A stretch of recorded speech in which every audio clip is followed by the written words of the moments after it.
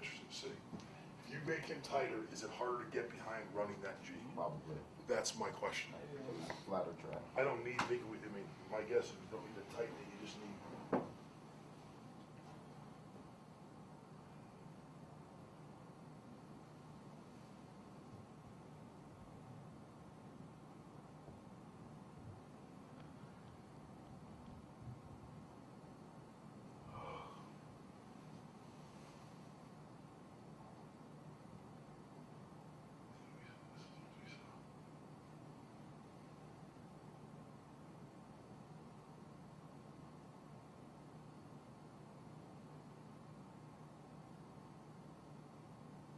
Full step goes left foot, closing off.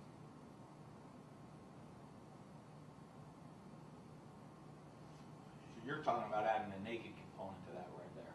Yeah, if we had Now two he, receivers over now he there, could keep it and go out and run a little concept out there. exactly right.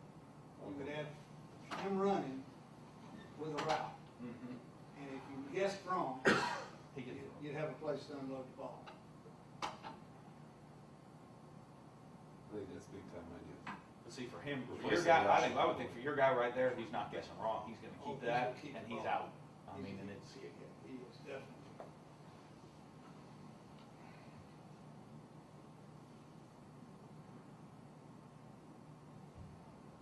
Well, the way we taught the play, we would hand it off, get that wheel on that edge. He got pissed off. but see, I'd hand that off, as a quarterback, I'd hand that off every time, because he's not playing, there's no shot of him tackling the back. No, because He he stopped his feet. He stopped his feet.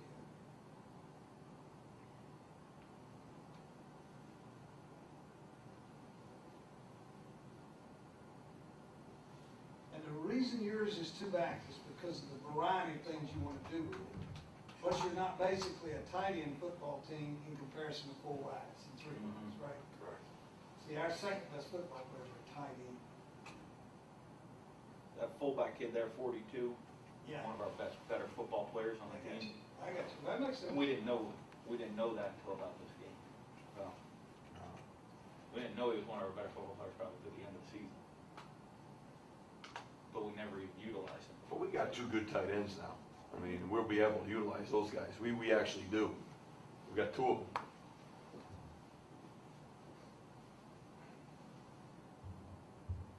This is what I want to do right here with naked. But the left tackle cannot go down for it.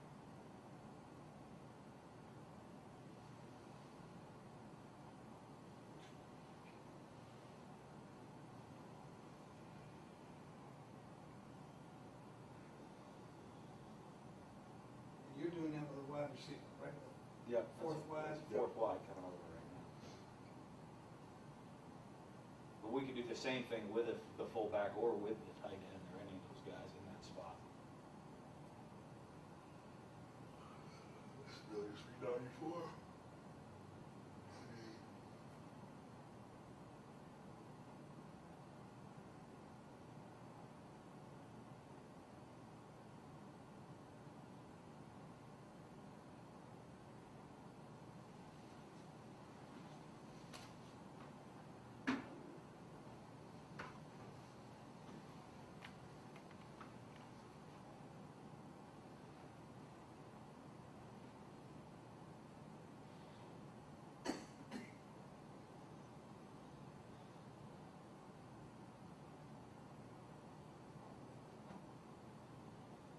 I start to see a little more G here.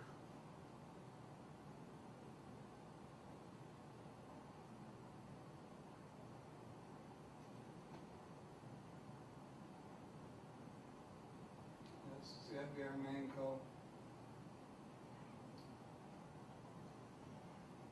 This would be 18 force for you, right?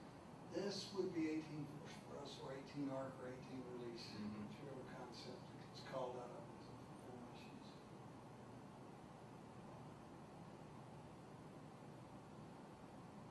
But with this personnel in the field, I don't know that we want to be in gun. See, they were rotating the other way prior to being most of this game. Great safety strong.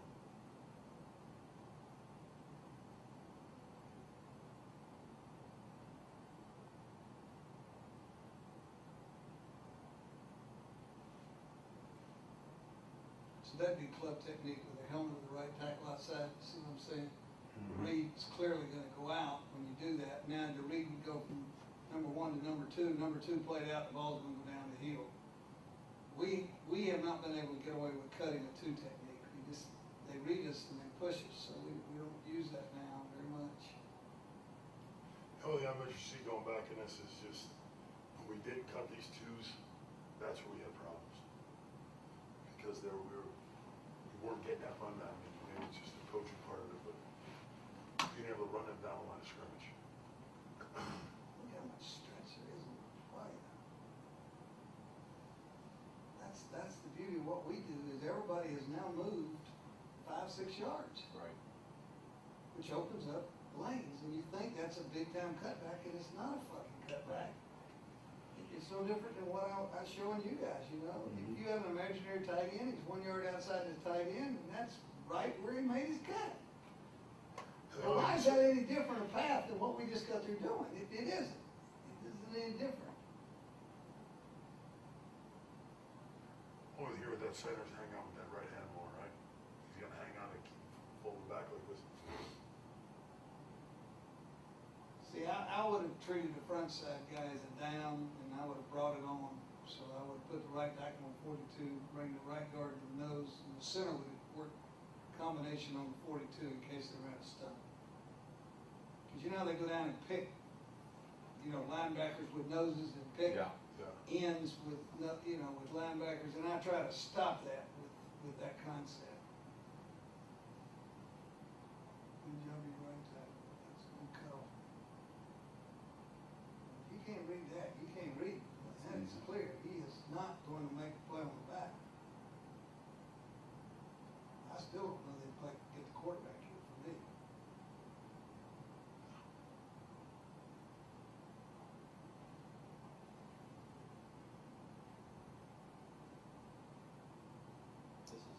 Now we're doing it with this, obviously, this is different ball handling, try this, see this course. It's the same Same side. So now they can't always say, well, you're always gonna run the stretch away from the back, we'll run 2 back Gotcha. right here. Gotcha.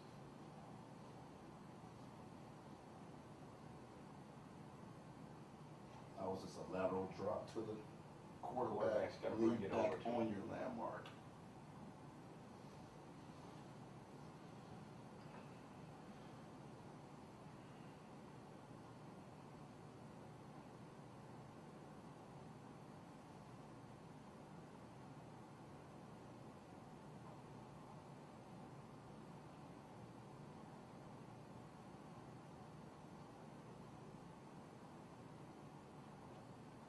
So the drop step stuff, so the right tackle's inside foot, Yep. the tight end not running his.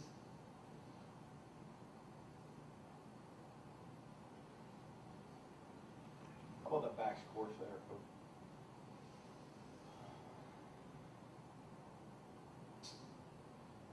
I don't know that well right there.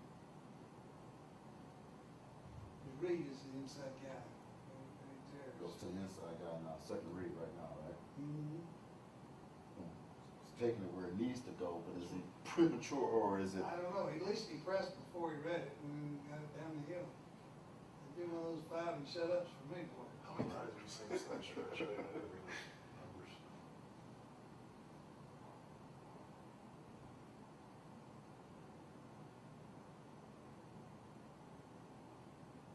I'm not sure this is the best steps. But I don't know that. Again, the width of the right guard, right tackle concepts will clear up your reads. Right. Left guard really can't leave that nose hanging there, right? I mean, No, we should really knock him out. we should knock him out of there. He did a hell of a job cutting that linebacker, I'll tell you that. They call us for that, and then we get penalty letters. That leg whip by that left guard, Yeah. it'd be minus 15,000. You would be? The player. We have to constantly talk about not leaving. Always. But I used to teach. I didn't know about that.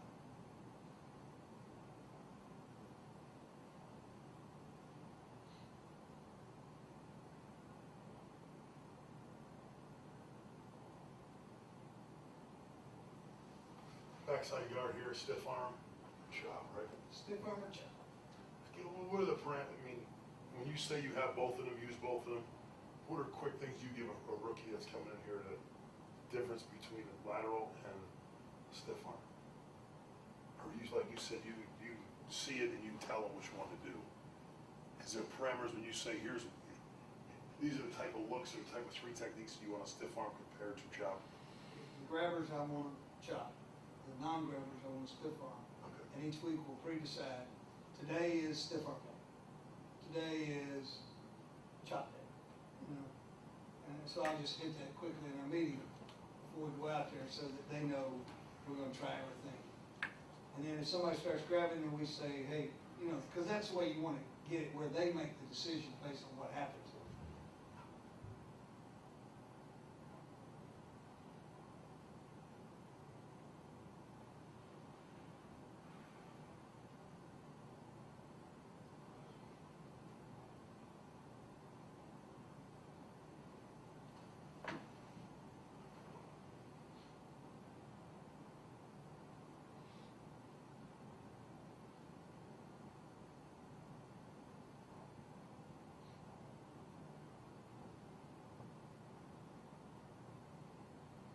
Well, I think I'll stay away from this. I don't think it has enough width for the play. It's almost like a draw, you know, where. Oh, I see what you're saying. This does not give you the stretch you want. Right, and the thing that would have to give me the cover up is that we do it in pass, he lines up both sides. So they gotta play, they'll know which way the run's going, they won't know which way the QB's going, but they'll know, they won't know run from pass, because the formations are gonna be identical to the concept. We just won't have 9 in there, or this guy will be on the edge. We wouldn't put him over here. So I'd love to run 18 right over there. I mean, I'll take all that I can fucking get. And you saw a lot of 3 wides in this, didn't you? I mean, 3-man lines. Do you think the thinking over here was to take the quarterback away with this one? You think that's what the defense's thinking was? That's what they're trying to do, is they're gonna try to be able to chase the back down from behind and have a quarterback player get 2 off the backside edge.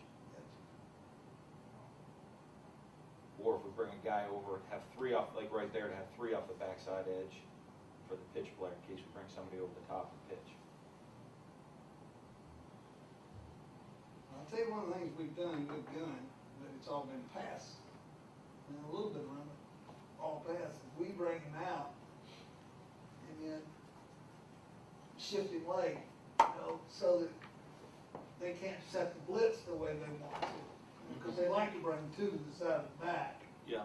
So if you're in turn protection, which I know, Steve, is another thing you want to talk a little bit about probably, is that concept of turn. And then by moving him like that, they can't change the blitz. They don't have time to. They don't have time to do that. So that could cover the back as well, right, in the running game. Yeah. You have a tight end set and a weak side set. Fly the back, moving. Yep. Slide him over there right after the quarterback gets up there. And then replace 42 with our tight end.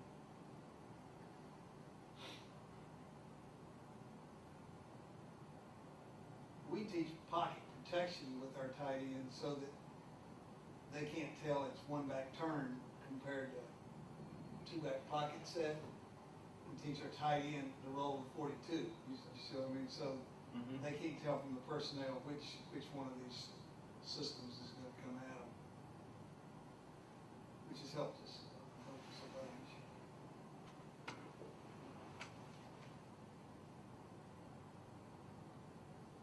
But these are pretty much playing it with base personnel on the field and playing without a 3-4. So many of these, and there's a 4-man. So you call that a G over here? Oh, no, it's gonna be going to the right, so it's just, G to the front side, 3 tech left side. Oh, no, we're running we're running away from the tight end. Yeah, G.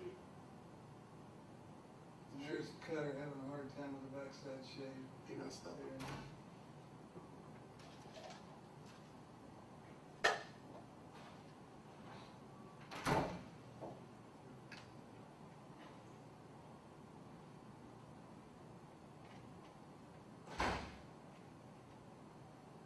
said, I just stay up on those. I can't get away with this. I wish I could, but I cannot. They read me too good. Good job, you're right back cutting it out. No, that's great.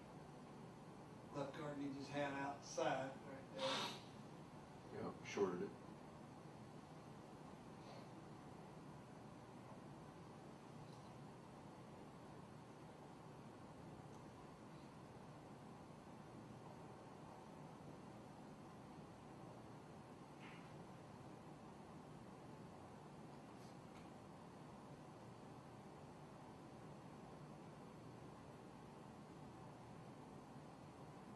Left guard's too wide.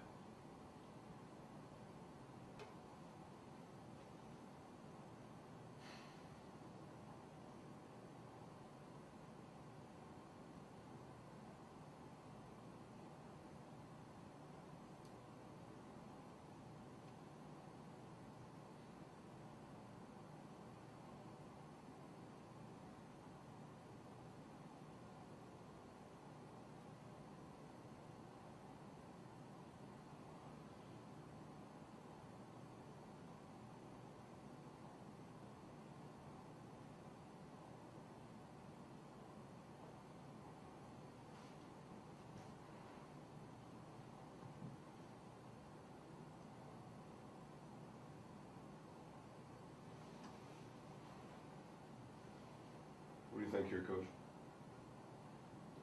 I think I'd pull this one.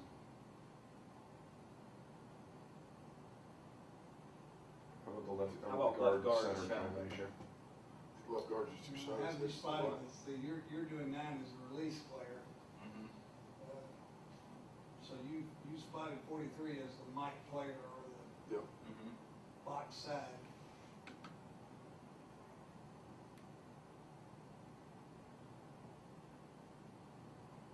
You don't like that? No.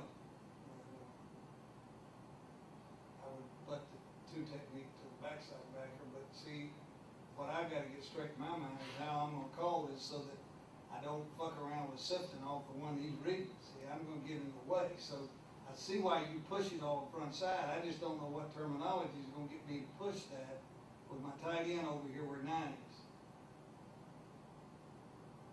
I don't know. So none of our systems do that.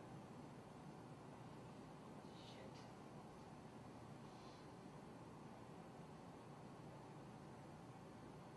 Isn't it Another 19? word. Isn't it like 19?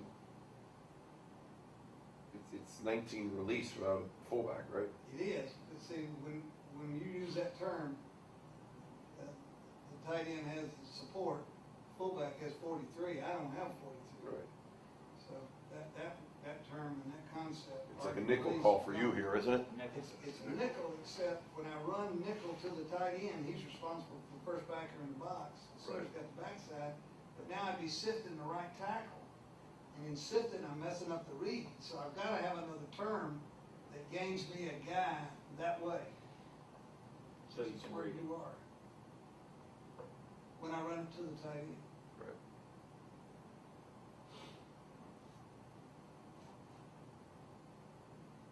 You can do it, I just gotta figure out what phase it fits into.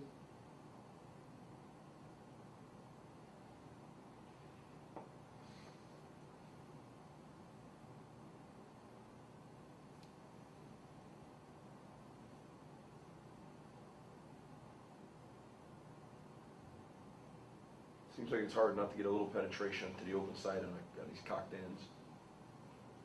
No, I live in that on 19 week, 18 week all the time, so my guys do that pretty good coming up. Is this bad here?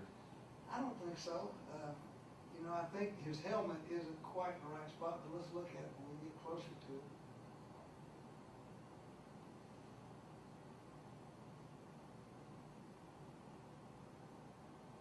Yeah, it's not wide enough. See, he's not stretching with that, and that's why the defender's pushing back to him. And I'd widen the G a whole bunch. Guard's gotta go.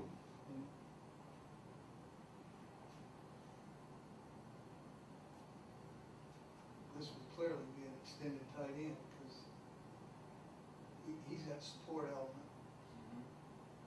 I just gotta come up with my term, how am I gonna deal with this backside? That's what I gotta do. I'm not sure my guy wouldn't pull every one of those fucking balls. He's not afraid of this. I mean, he's like, I'm sure you got into if he can't tackle the back and the ball off for his rules so that he's not pulling it. Because if you can put it in his hands, he might say, you know what, they can never tackle me. I'll just "Don't keep ever it. get me down like this. Nobody's gonna say.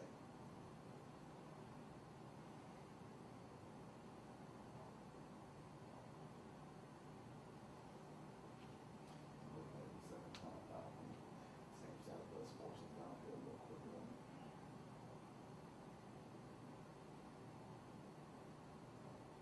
Not a bad deal though.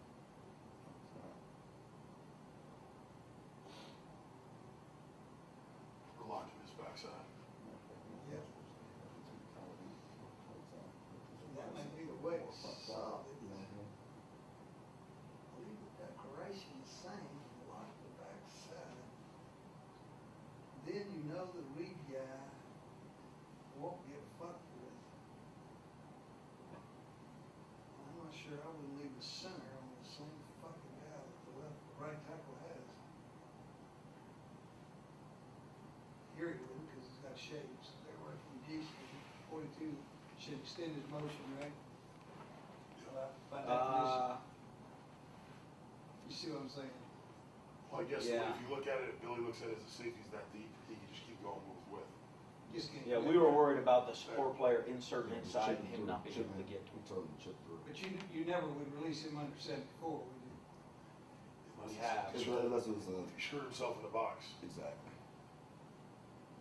If not, he had time and distance, so he would chip through. See, we never worked the Outside. combination on, Yeah, I know you didn't, because he wasn't a tight end. but I think that's what you We want to do wouldn't, here is we work. probably would not combination this either if we had our tight end extend his motions. Yeah. So the way we teach it, and I'll take you guys there soon. I know I'm sitting here getting all the info and you and shit.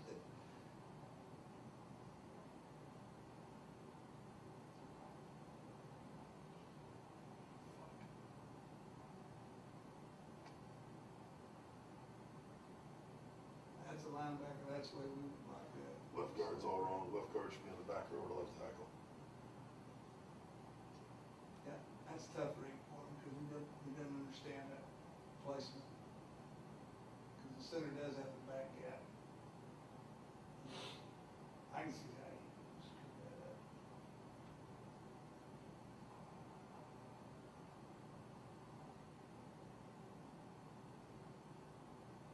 Who is that? Is that Arkansas or Mississippi State? South South Carolina. Carolina. South Carolina.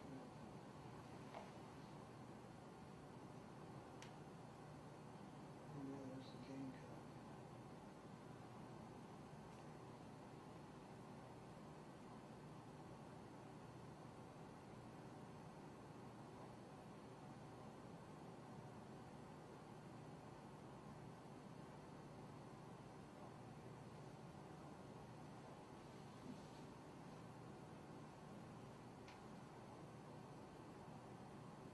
That one's clear.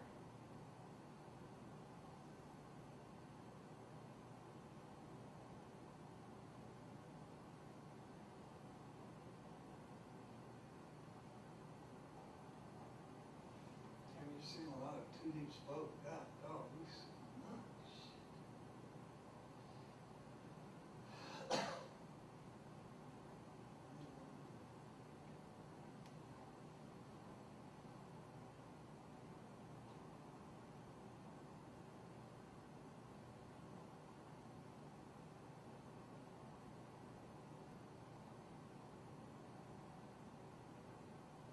More time for him, but ends on him.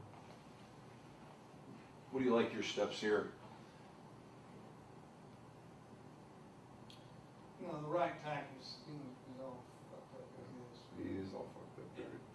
But the guard's hat's pretty close. He's a little wider, and I think the center's going way too wide. He got away with it because the guy stepped over, but I think he's got to be a tighter mesh. But other than, the right tackle, I think the rest of it you can live with. I'm always talking about, you know, the motion guy locking back in, put your hat outside, see how he's going over. And I know he's a wideout for you, so that's not fair, but we would put our hat on the outside and lock our back in, and he will skate to contain. Right. Mm-hmm. By doing it this way, you see, he fights back into it, he throws you out, falls back in, makes a hit. And we go through this with everybody, because it's just the way it happens. This is G on the backside here, good, we're good. Yeah. See the leverage, see the point I was making this morning? Yeah. It's the leverage of the step when they go to put their hat across, that they lose the leverage. See how he gets up under his pad? And I got the same problem. I know I've got to work awful hard on that. I've got to.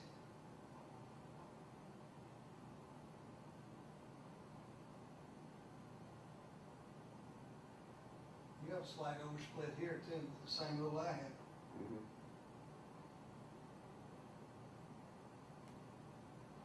The tackle and the read here. Yeah. I mean, he's in, But we, you know, as we were He just progressing gets- here, it was kinda like, hey, when you're man call man, make him man, open it up, yeah. Yeah. you know? Go to 2.5. I mean, he's got the helmet on the outside. I mean, you'd think right there, this could, right there could go outside, right? See, he's got, Or no? he's not. Or are you getting a no read on this and going to the next down lineman?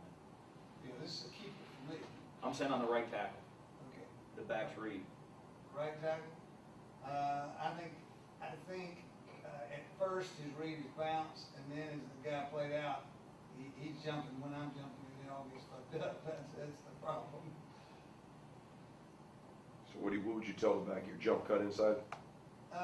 You know, I would tell him this: your first read is outside. If you then feel you've misread it, make a hard left, get down in there, and make me 2, make me 3, make me 1. When you do this, you just compound the problem, because usually the real good teams will get you for -4 here, you know. Mm-hmm. But the right tackle has caused the problem. That's the one I'm blaming. Right. His feet have gotten knocked back into the ball, right? And Yeah, so he ain't got- penetration, yeah. You fucked it up, right tackle. Now back, here's how you have to solve it. If you aren't sure in the read, get it north, get it downhill. Let's get up. Here's force. I don't think we got a club technique by the right tackle here. He's gonna fall back and make a play right there.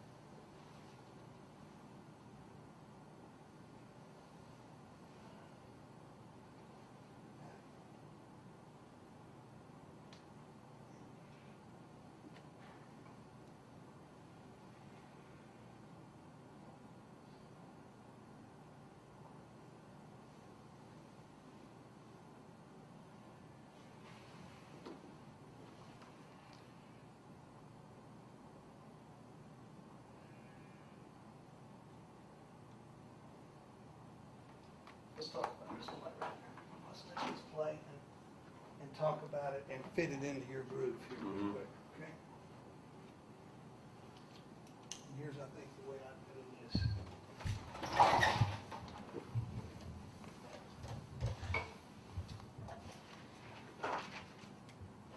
And it doesn't matter really whether this is under center or not, right? I mean. Nope. it's the Same play. it's the same play.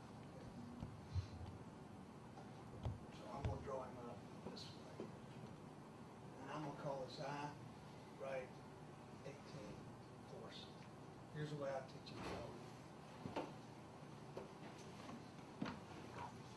No matter what the front is, no matter what the front is, if the weak safety's down, we're gonna respot. If the strong safety's down, we're gonna respot.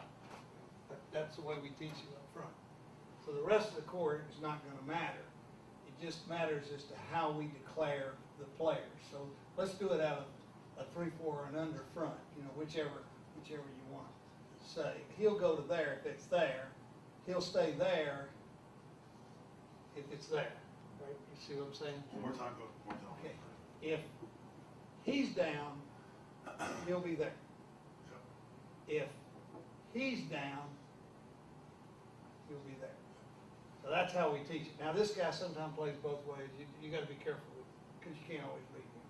But let's say we start with this one, and we have a backer on the ball. So first thing I would teach is backer on ball, course. And the safety is a whole issue. Which side is he on? If he's strong, he belongs to the fullback strong. If he's weak, fullback has might. The fullback, really in theory, never wants to get extended over here. Obviously, shotgun. You don't want to get far because you're going to enter off this read. And your read is going to take you in or out off of that guy that we're going to club. And we don't know when we get up there until the center declares that one. When we see it like this, we try to do that. If this is over, then we do it this way, we club. If we do that, there is no club because we're going to knock it out. Okay, and the fullback's going to enter on that one, or if it was this one, we're going to respot to there. Thank you, Rocky. Appreciate it. Hey, thanks very much. Again, I'll take it too tight. So that's the way that one's done with buck on ball, backer on ball, whatever your name is for that guy. Sam on ball. What do you call that outside backer to him? Sam. Okay. Sam on ball. Force is force. One question, Coach, just before we move on. When they bow it, minus the backers, strong safety down, okay? At what point does that right guard with a shade nose, at what point does he come off of that knockout technique on the 5 technique because the backer's so far back door? I try to push it if I can. The only time I come off of it fast. If he hits me in the chops. If he comes off, I gotta come off. So I never go back to him. I will try to stretch the play because he has got to come to me at some point. And when he comes, I gotta leave. Now it's out of this front that we always double alert this guy because it's out of this that world comes with that one down. So you got to be ready. So that center may end up on that side too, because he's got this one, but he may hit that guy on the way. That kind of clear up that issue. Now, if the backer is off the ball, Sam's off the ball. Here's the way Denver did it, and I think if I had to put in one way, this is that. And I'll take you through these. So now it's all of these other defenses. Where could be that, right? We've seen both of these today. Could be that. We've seen all of that today. Now the Sam backer is off the ball. Denver automatically arcs the play. Play was called force. But because they don't want to teach it 2 or 3 different ways, anytime the 7 is inside, he arcs to the force player. It's great for strong safety blitz teams and things of that sort because now the fullback doesn't have him and the tight end can eat him up right now. So I mean, with no penetration. So it's easy. And the fullback wants to stay as close to eye as he can now because he's going to go to that guy through that lane. Does that make sense? So what we like to do now is work the combination back here and read this one. So we don't really care because we're going to run off him. We're going to read off him as best we can. Sometimes some players make us triple that. We don't like to because it's tough for the fullback to read on the thing. So he's got 1, he's got 2, and he's got 3. So what was called the same way is blocked based on backer on, backer on. And a 17, Okay. If you have a 9, you can't release him because he can't get to the next level. So he mans the play. Okay? And these 2 pinch the play, and the fullback enters whatever he sees. And you run down the pipe of that hole.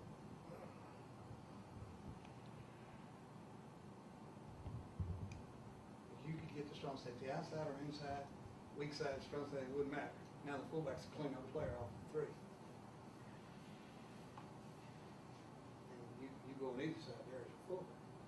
But what you're able to do when you do it the Denver style, because they don't want to teach it all the different ways, we have a set of rules for force, a set of rules for arc, a set of rules for release. And release and arc have to do with motion or no motion. So they call it force and they adjust it to the defense.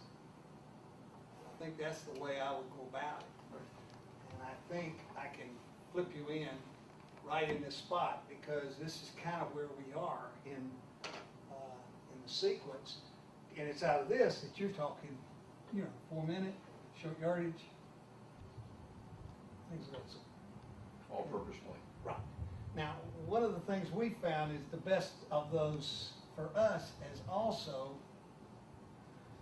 to do it this way. Because now, the extension of this is just like the wide zone reads.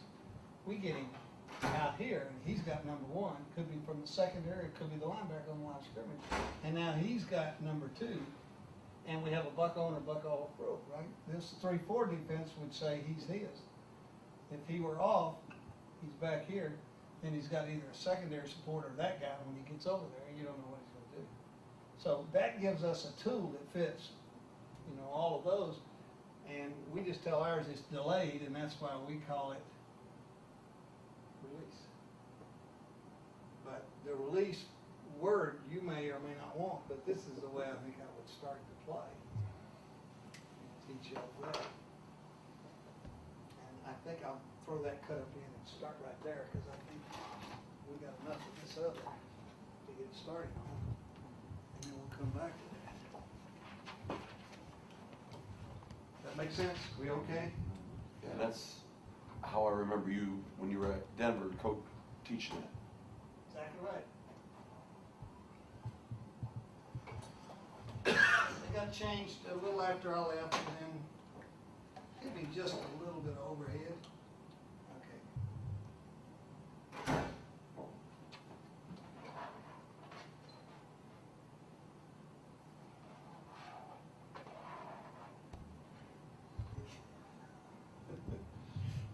Okay, let's take us through the segment. Now, So you're all we're off the trying ball. to do is decide, is he on the ball or not on the ball? He is now on the ball. The buck is on the ball, right? So it is a forced element, so the right guard can go through. The fullback's gonna enter off the fiber. He extends because he got the buck to extend, right?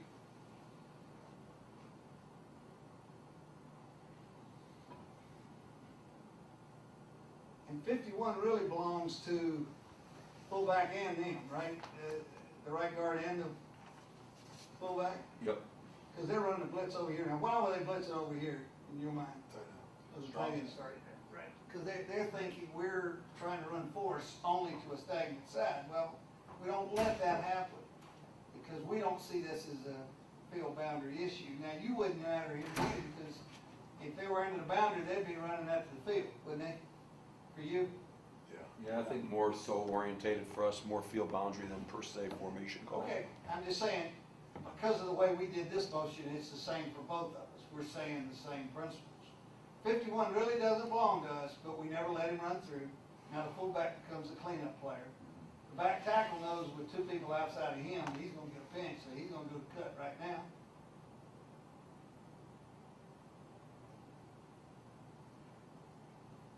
Is that fullback looking all the way back at 54? He would have had the three played out, but the three really started in there. So, his mindset doesn't tell him to do that. Would you agree that that's a strange looking zone dog? Yeah, it's just. Because they're trying to get a three guy to be the container from where? Inside. Yeah. He can't get there. I mean, he eventually gets there, and the fullback ends up hitting him, which is fucking being a football player. Yep.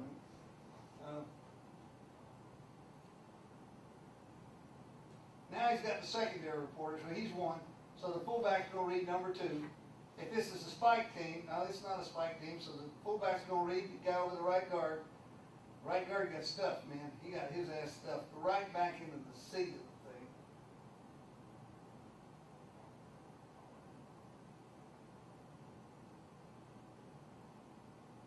Tough to read that fullback, isn't it? I mean, that's tough. That's the right guard's fault, man. He's my best player. So, that's life. Here's the club out technique from an up. We use it on weak, we use it on release, we use it on arc, we use it on everything from up and down. So He this is didn't leave the, his ass in too long. this is the liability for letting the center work backside and putting the guard on his own right now. Exactly right. A mismatch that you can have happen. Now luckily, the fullback made a great fucking decision. He said right there, I'm in trouble over there, penetration, I'm gonna get up under it, the back followed him. He pushed on into the lane, and we played hard, and the back went down the hill, and we made 7, and guess what? We shot up, went on back to the fucking huddle. Now you got a backer, oh, nope, now we did reverse. So they think we're going across here, right? Even with the boundary, they think we're going across, we're not, we're coming back over to here. The tight end would work combination, because there's no secondary player down. You guys would arc this, correct? Your tight end? Chip the end. See, we would double him up to the next thing to ensure no penetration. Now the right guard gets it done, so it's an easy read for the back.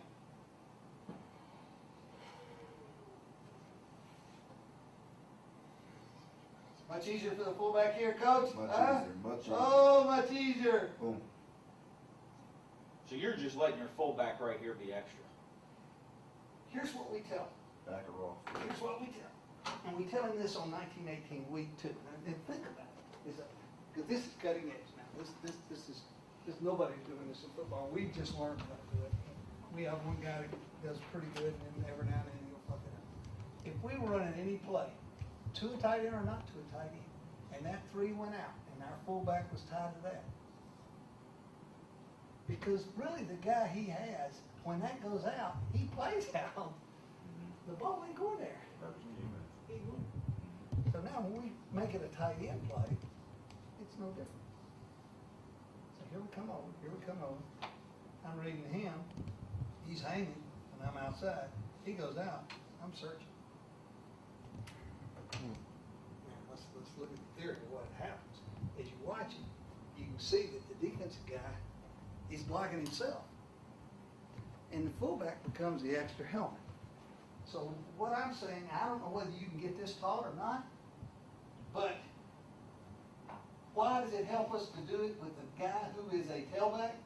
Right here, if you were the tailback, where would you go on wide zone? Outside of that or inside of that? It don't matter, but you're reading it like a runner. He's actually blocking a guy that's already blocked. How about the guy that he's got? Does he know whether this tackle and tight end had him? Because there's no secondary player, and that's because of blitz alignment. You know, they're blitzing off the back edge with 2 guys. Same backfield, actually, tailback was tighter here. Let's see. It's just, It does look strange. It looks strange. Because he's running the bend route right there.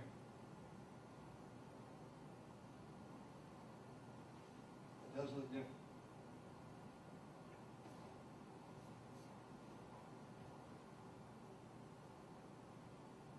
Clear for the tight end now? In your case, the other back, right? Could be you. Club technique.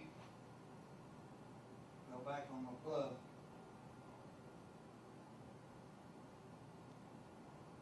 They're in trouble on the back door for you though. We had QB on right here. If we were reading this, you shouldn't be. And there were 2 against this team. So, I mean, how are they gonna, how do they defend you? well, If you're in the gun reading that. yes, you know, athletically, if you knew how talented those 2 guys are, they're both #1 draft choices.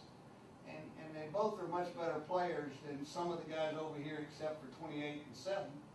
You know, they figure, hey, he'll get them both.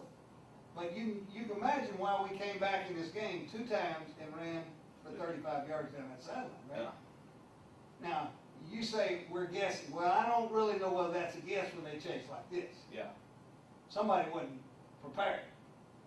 How about the club out over here? He doesn't really help me, does he? He got his helmet too far under it? Yep. Did you say that? Yep. yeah.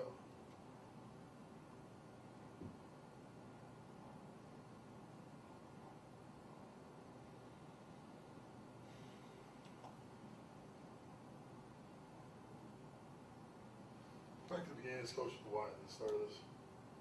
Center coming out knowing you're doing this, knowing you're motioning this guy across. Word release is what told me. It's a delayed call. Now, say they run a, just, Sam's over here. Okay? Okay, what's your tight end? Doesn't matter. Okay? Where's that center going? Is he I automatically? am Mike. Mike Declaration. So he's here. Yeah. So even if he runs, now the Sam runs when you're tight end man-to-man. Okay? I got Mike Doesn't declaration. change it. But your Mike, realistically, Sam here, your Mike declaration's still here. Even in this look right now, where you. Exactly right. Would not matter to us. Wouldn't matter to us once we make a Mike declaration, that's the middle of those three. That's the guy we have. Now, because it's released, this is treated as buck off. So number two now belongs to the fullback. Now the center's going to the back safety. Yeah. The guy there humping to is the weak safety on the cut line. Again, have they got the quarterback dealt with here? No.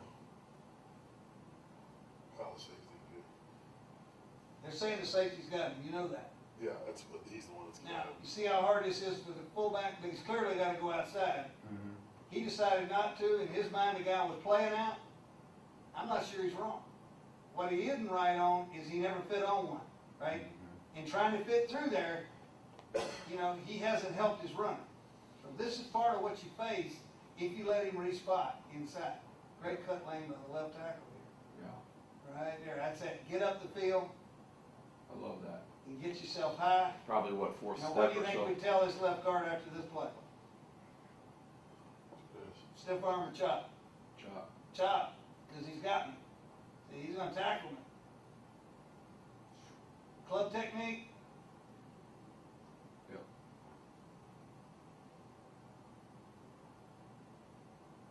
Good.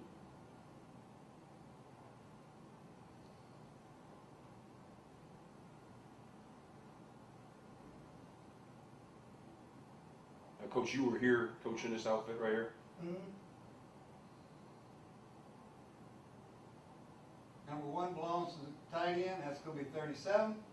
That makes 57 belong to the fullback. The center couldn't stay on him because the plugger came. Remember you thing you were talking about getting from Florida State? Jump him. Great job, tight end on the backside, sifting from 94 to 26, because once he could discover which one of those two.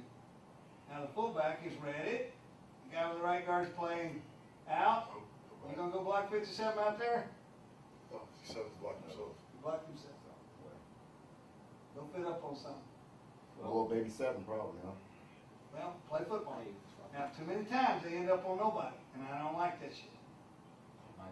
We tell you, you're gonna spot. Now, you're gonna be a searcher, and search the system. Search Now, the would way you- the system is. Would you consider him, say you go back in that and he blocks 87, helps that backside guard with Could that? you do that? Don't Is matter that, to me. is that a good job for him? Don't matter to me. As Just long fit as- on somebody with his Exactly double right. with a, Fit it, make that thing stay in that 3, 4, 5, 6 category. Yep. And away we go. This was a clear read for him because the guy with the right guard goes in, right? Nice You club, huh? Clearly go out and take on the next level. Wow, I like that right tackle there. Boom. Does he finish it? I think where his arm is, he's going to. But maybe not. Back had to go a little bit wider than. He's fighting to lock that arm, isn't he? What That's is- tough for him right there. you guys didn't play Denver, right? You won't play Denver, or We played them last year. what do they do to you knowing this is your deal? And they do it, you guys are the two probably majors in it. What do they do to You know, kind of they screw up? didn't, when they played us, I think they didn't feel, we had played really poorly the week before and had lost the game in Kansas City badly. And we went to them and we were like, 5-2. Played pretty good, but we played poorly the week before and they came out and tried to play pretty vanilla, 8-man fronts. And we just mauled. And they weren't prepared, they just weren't prepared. What will you guys do to, like, when people come to you and say, what's the best way to defend this? What's, Well, what we're hurts you? finding is they G the front side guard and they 3 technique the backside guard, and that keeps the cutback lanes a little more restricted. Okay?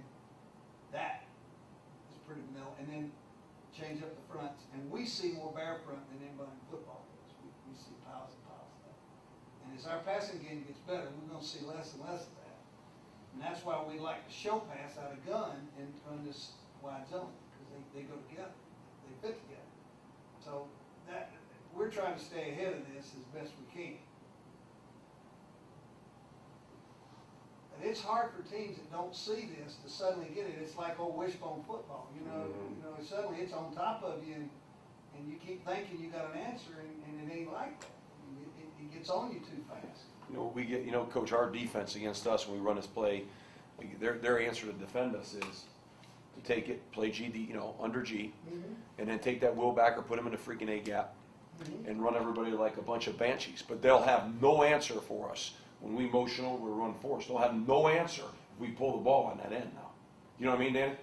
When our defense defends us, they want to play over G, under G defense, which is essentially, you know, putting everybody over there, then putting a 3 with a will inside, running the will, and they got too much defense for us. But they'll have no answer for a pull.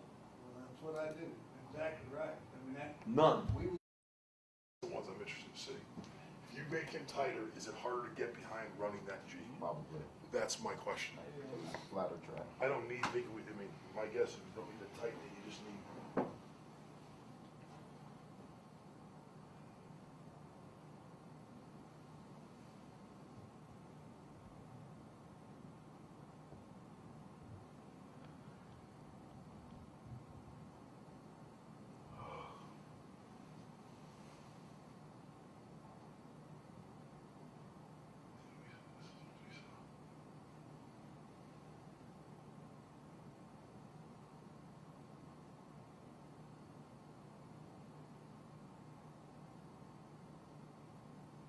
Full step goes left foot, closing it off.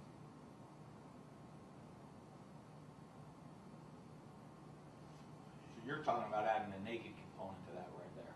Yeah, if we had Now two he, receivers over now he there. could keep it and go out and run a little concept out there. Exactly right. We would have him running with a route, Mm-hmm. and if you guessed wrong, He could, you'd have a place to unload the ball. I think that's big time idea. but see, for him, for Replace your guy, the I would think for your guy right there, he's not guessing wrong. He's gonna keep that, Keep and the he's ball. out. I mean, and it's, Yeah, he is definitely.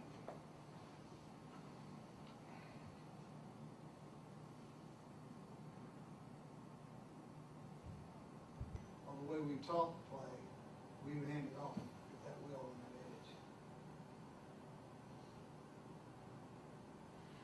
He got pissed off.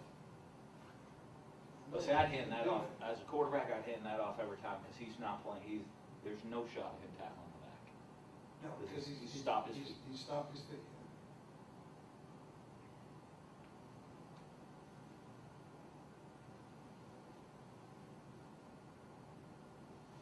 And the reason yours is two back is because of the variety of things you want to do with it. But you're not basically a tight end football team in comparison to four wides and three wides, right? Correct. See, our second best football players are tight end. That fullback kid there, 42, Yeah. one of our better football players on the I got you. team. I got you. That makes sense. And we didn't know that until about this game. Well, we didn't know he was one of our better football players probably to the end of the season. But we never even utilized him. But we got two good tight ends now. I mean, we'll be able to utilize those guys. We actually do. We got two of them.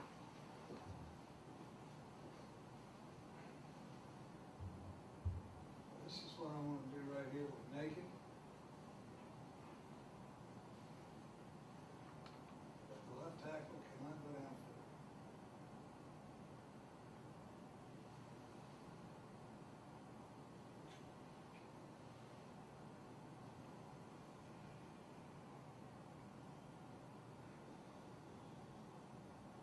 And you're doing that with a wide receiver, right? Yep. Fourth wide. Fourth wide coming over right now. But we could do the same thing with the fullback or with the tight end or any of those guys in that spot. This really is 394.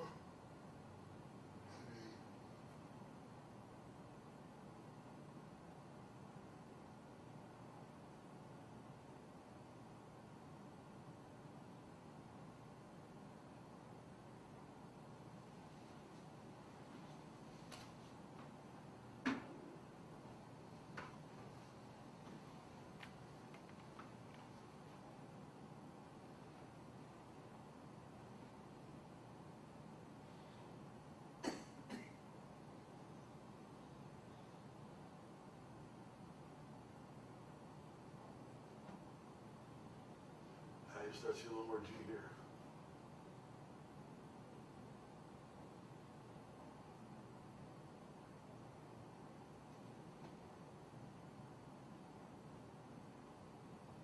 See that Gary Manco? This would be 18 force for you, right? This would be 18 force for us, or 18 arc, or 18 release, Mhm. whichever concept it's called out of these formations.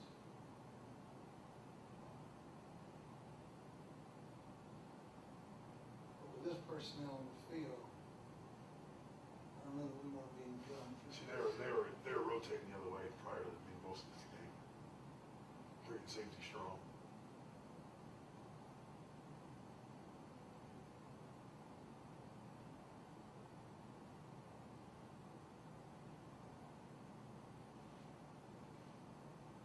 So that'd be club technique with the helmet of the right tackle outside, see what I'm saying? The Mhm. read's clearly gonna go out when you do that. Now the read would go from number one to number two played out, the ball's gonna go down the hill. We have not been able to get away with cutting a two technique. They read us and they push us, so we don't use that now very much. The only thing I bet you see going back in this is just, when we did cut these twos, that's where we had problems. Because we weren't getting that run down. Maybe it's just the coaching part of it, but being able to run them down the line of scrimmage. Look how much stretch there is in the play. That's the beauty of what we do, is everybody has now moved 5-6 yards, Right. which opens up lanes, and you think that's a big time cutback, and it's not a fucking cutback. It's no different than what I was showing you guys, you know? Mhm. If you have an imaginary tight end, he's 1 yard outside his tight end, and that's right where he made his cut. Well, why is that any different a path than what we just got through doing? It isn't. It isn't any different. Only here with that center is hang on with that right hand more, right? He's gonna hang on and keep folding back like this. See, I would have treated the front side guy as a down, and I would have brought it on. So I would have put the right tackle on 42, bring the right guard to the nose, and the center would have worked combination on the 42 in case they ran a stunt.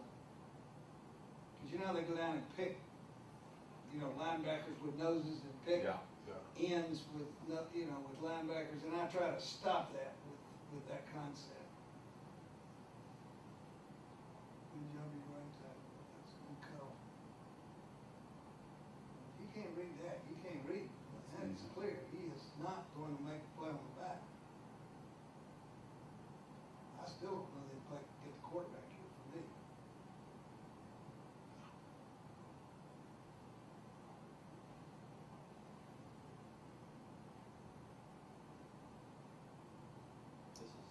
Now we're doing it with this, this is different ball handling, try this, see this course. It's the same Same side. So side. now they can't always say, well, you're always gonna run the stretch away from the back, we'll run two back Gotcha. right here. Gotcha.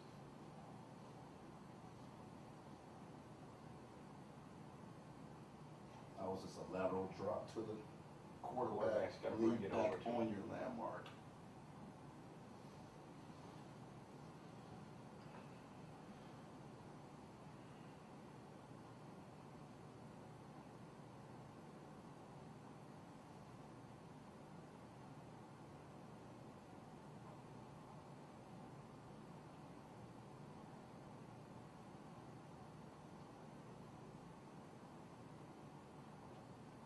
So the drop step stuff, so the right tackle's inside foot, Yep.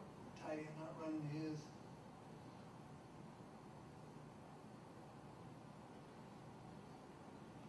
How about the backs course there, coach?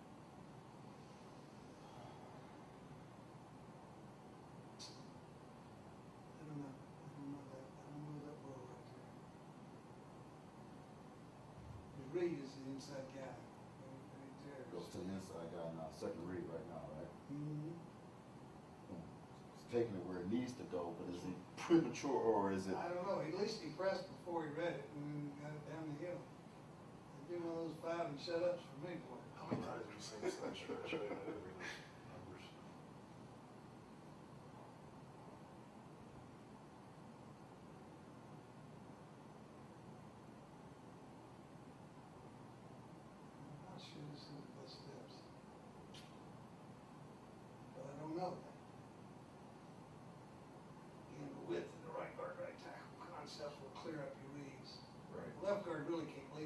was hanging there, right? I mean, No, you should really knock them out. we should knock him out of there. He did a hell of a job cutting that linebacker, I'll tell you that. They call us for that, and then we get penalty letters. That leg whip by that left guard, Yeah. it'd be minus 15,000. You would be? The player would. Have to constantly talk about my leg whip. Always. Well, I used to teach it. I didn't know about that.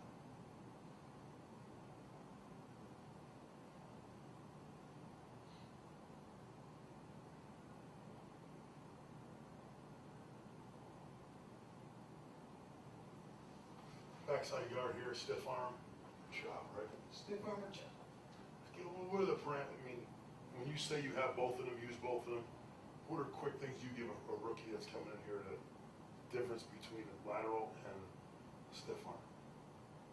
Or you, like you said, you see it and you tell them which one to do. Is there parameters when you say, these are the type of looks or the type of three techniques you want a stiff arm compared to chop? The grabbers I want to chop. The non-grabbers I want to stiff arm. Okay. And each week we'll pre-decide. Today is stiff arm day. Today is chop day. You know? And so I'll just hit that quickly in our meeting before we go out there so that they know we're going to try everything. And then if somebody starts grabbing, then we say, hey, you know, because that's the way you want to get it, where they make the decision based on what happens.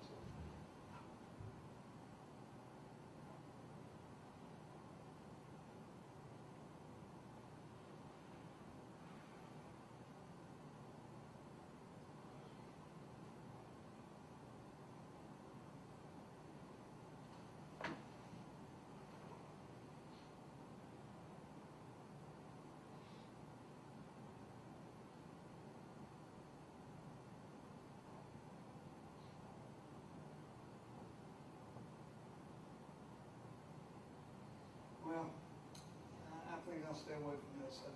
I don't think it has enough width for the play. It's almost like a draw, you know, where. Oh, I see what you're saying. This does not give you the stretch you want. Right, and the thing that would have to give me the cover up is that we do it in pass, he lines up both sides. So they gotta play, they'll know which way the run's going, they won't know which way the QB's going, but they'll know, they won't know run from pass, because the formations are gonna be identical to the concept. We just won't have 9 in there, or this guy will be on the edge. We wouldn't put him over here. So I'd love to run 18 right over there. I mean, I'll take all that I can fucking get. And you saw a lot of 3 wides in this, didn't you? I mean, 3-man lines. Yeah. And you think the thinking over here was to take the quarterback away with this one? You think Yes. that's what the defense's thinking was? That's what they're trying to do is, they're gonna try to be able to chase the back down from behind and have a quarterback player get 2 off the backside edge. Or if we bring a guy over, have 3 off, like right there, to have 3 off the backside edge for the pitch player, in case we bring somebody over the top of the pitch. I'll tell you one of the things we've done with gun, but it's all been pass. And a little bit of run, but all pass. We bring him out and then shift him leg, you know, so that they can't set the blitz the way they want to. Because they like to bring 2 to the side of the back. Yeah. So if you're in turn protection, which I know, Steve, is another thing you want to talk a little bit about probably, is that concept of turn, and then by moving him like that, they can't change the blitz, they don't have time to, they don't have time to do that. So that could cover the back as well, right, in the running game. Yeah. You have a tight end set and a weak side set. Fly the back, moving. Yep. Slide him over there right after the quarterback gets up there. And then replace 42 with our tight end.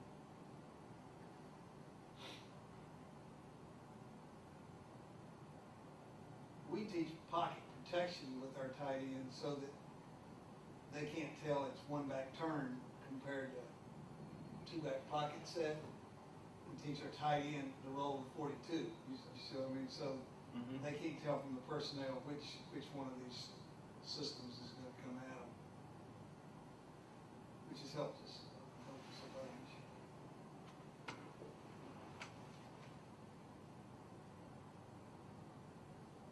But these are pretty much playing it with base personnel on the field and playing without a 3-4. So many of these, and there's a 4-man. So you call that a G over here? Oh, no, it's gonna go up to the right, so it's just, yeah, G to the front side, 3 tech left side. Oh, no, we're running to, okay, we're running away from the tight end. Yeah, G. And there's Cutter having a hard time with the backside shade. He messed up. There.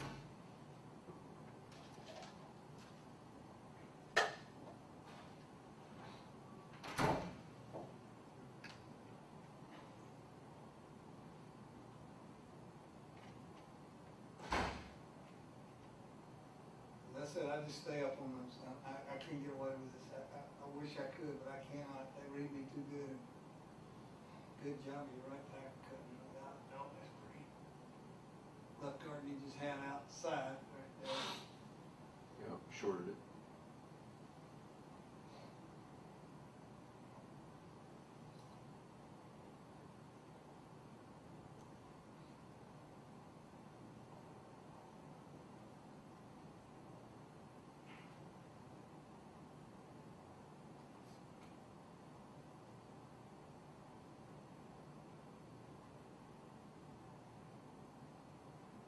Left guard's too wide.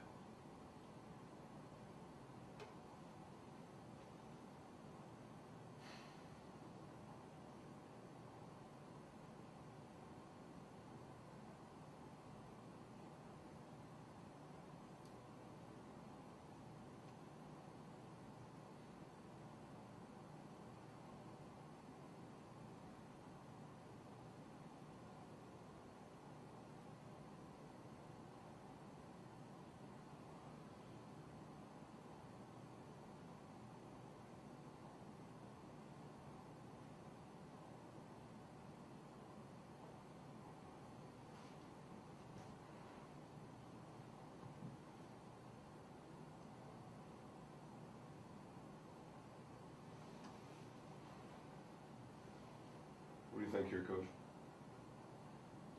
I think I'd pull this one.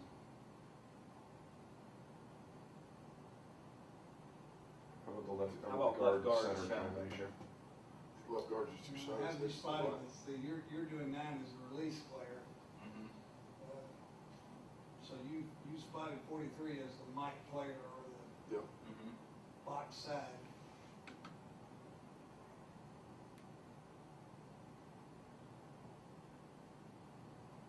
You don't like that? No. I would butt the 2 technique to the backside backer, but see, what I've got to get straight in my mind is how I'm going to call this so that I don't fuck around with sifting off the one he's reading. See, I'm going to get in the way. So I see why you push it all front side. I just don't know what terminology is going to get me to push that with my tight end over here where 9 is. I don't know. So none of our systems do that.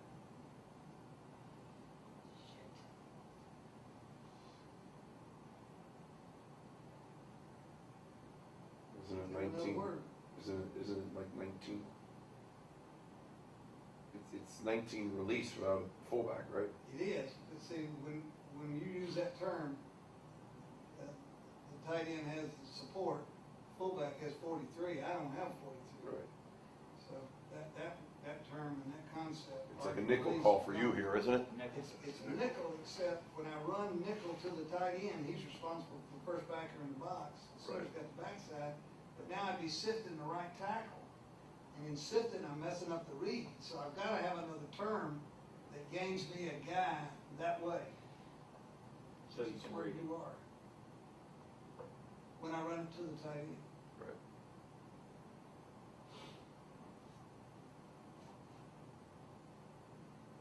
You can do it. I just got to figure out what phase it fits into.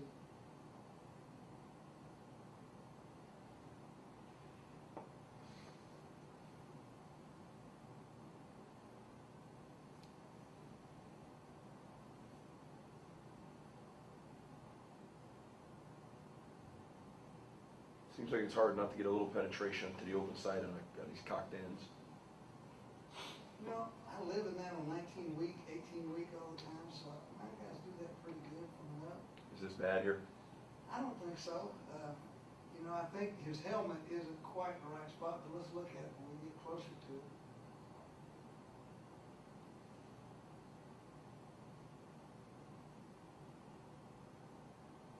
Yeah, it's not wide enough. See, he's not stretching with that, and that's why the defender's pushing back to him.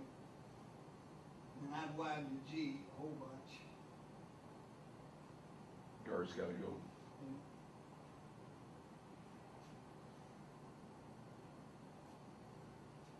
This would clearly be an extended tight end because he's got support element. I just gotta come up with my term, how I'm gonna deal with this backside, that's what I gotta do. I'm not sure my guy wouldn't pull every one of these fucking balls.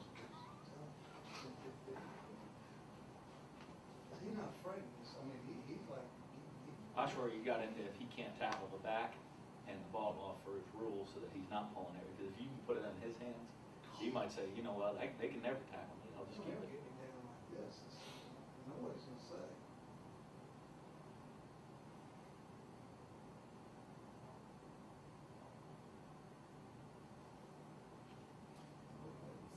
Same side does force it downhill a little quicker.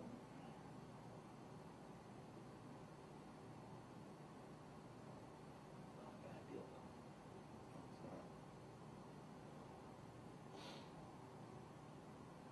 We're locking his backside. Yeah. That may be the way to solve it. Leave the declaration the same, lock the backside. Then you know the lead guy won't get fucked with. I'm not sure I would leave the center on the same fucking guy that the right tackle has. Here he would, because he's got shapes. They're working deep.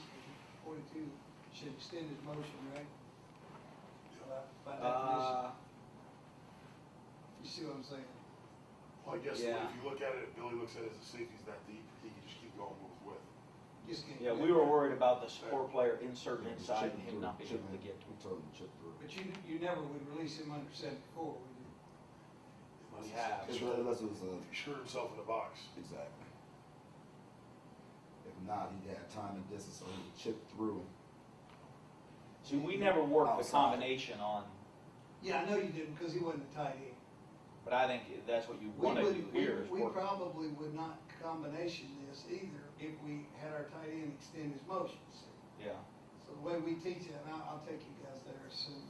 I know I'm sitting here getting all the info and you and shit.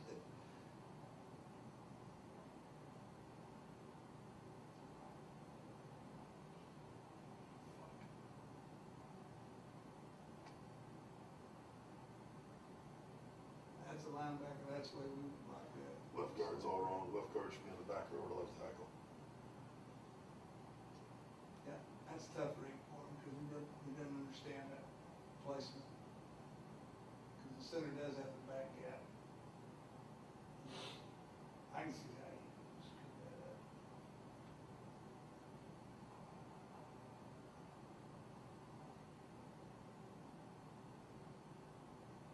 Who is that? Is that Arkansas or Mississippi State? South Carolina. South Carolina.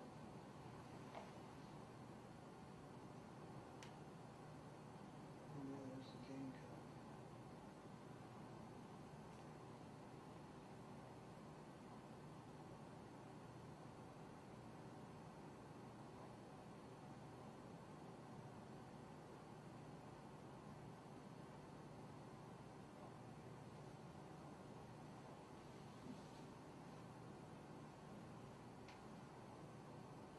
That one's clear.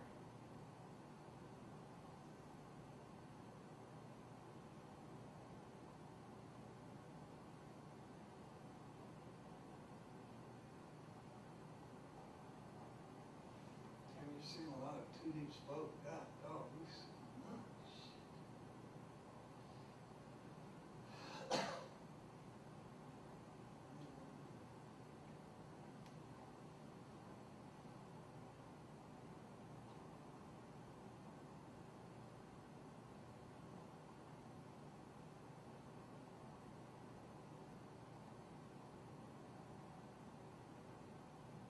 more time for him, but ends on him. What do you like your steps here? You know, the right tackle's, you know, is all fucked up like this. He is all fucked up, dude. But the guard's hat's pretty close, he's a little wider, and I think the center's going way too wide. He got away with it because the guy stepped over, but I think he's got to be a tighter mesh. But other than, you know, the right tackle, I think the rest of it you can live with. This is what I'm always talking about, you know, the motion guy, locking backhand, put your hat outside, see how he's going over. And I know he's a wideout for you, so that's not fair, but we even put our hat on the outside and lock our backhand, and he will skate to contain. Right. Mm-hmm. By doing it this way, you see, he fights back into it, he throws you out, falls back in, makes a hit. Mhm. And we go through this with everybody, because that's just the way it happens. This is a G on the backside here, good, we're good. Yeah. See the leverage, see the point I was making this morning? Yeah. It's the leverage of the step when they go to put their hat across, that they lose the leverage. See how he gets up under his pad? And I got the same problem. I know I've got to work awful hard on that. I've got to.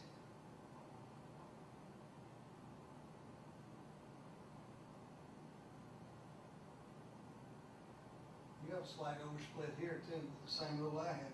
Mhm.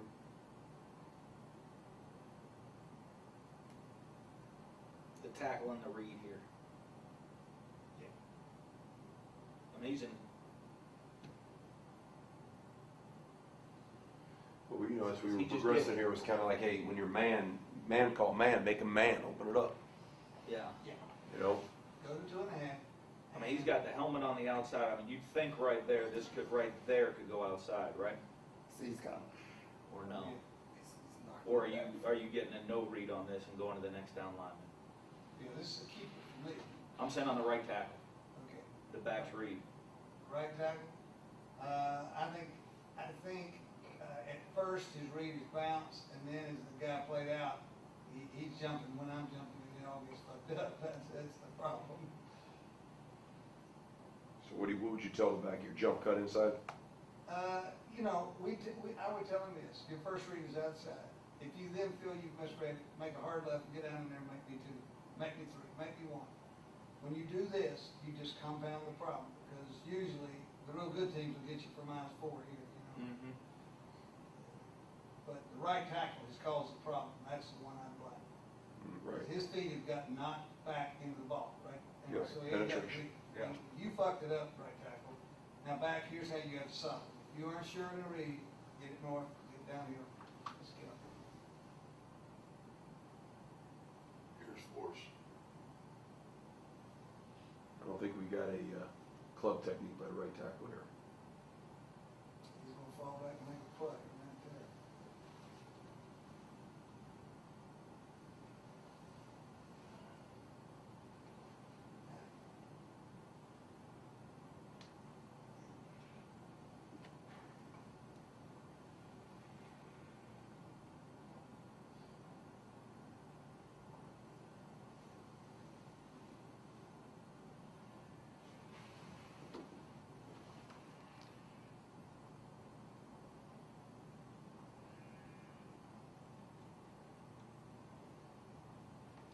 Let's talk about this play right now. Let's take this play and talk about it and fit it into your groove here real Mhm. quick, okay?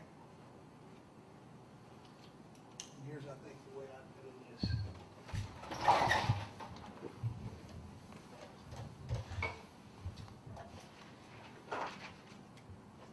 And it doesn't matter really whether this is under center or not, right? I mean.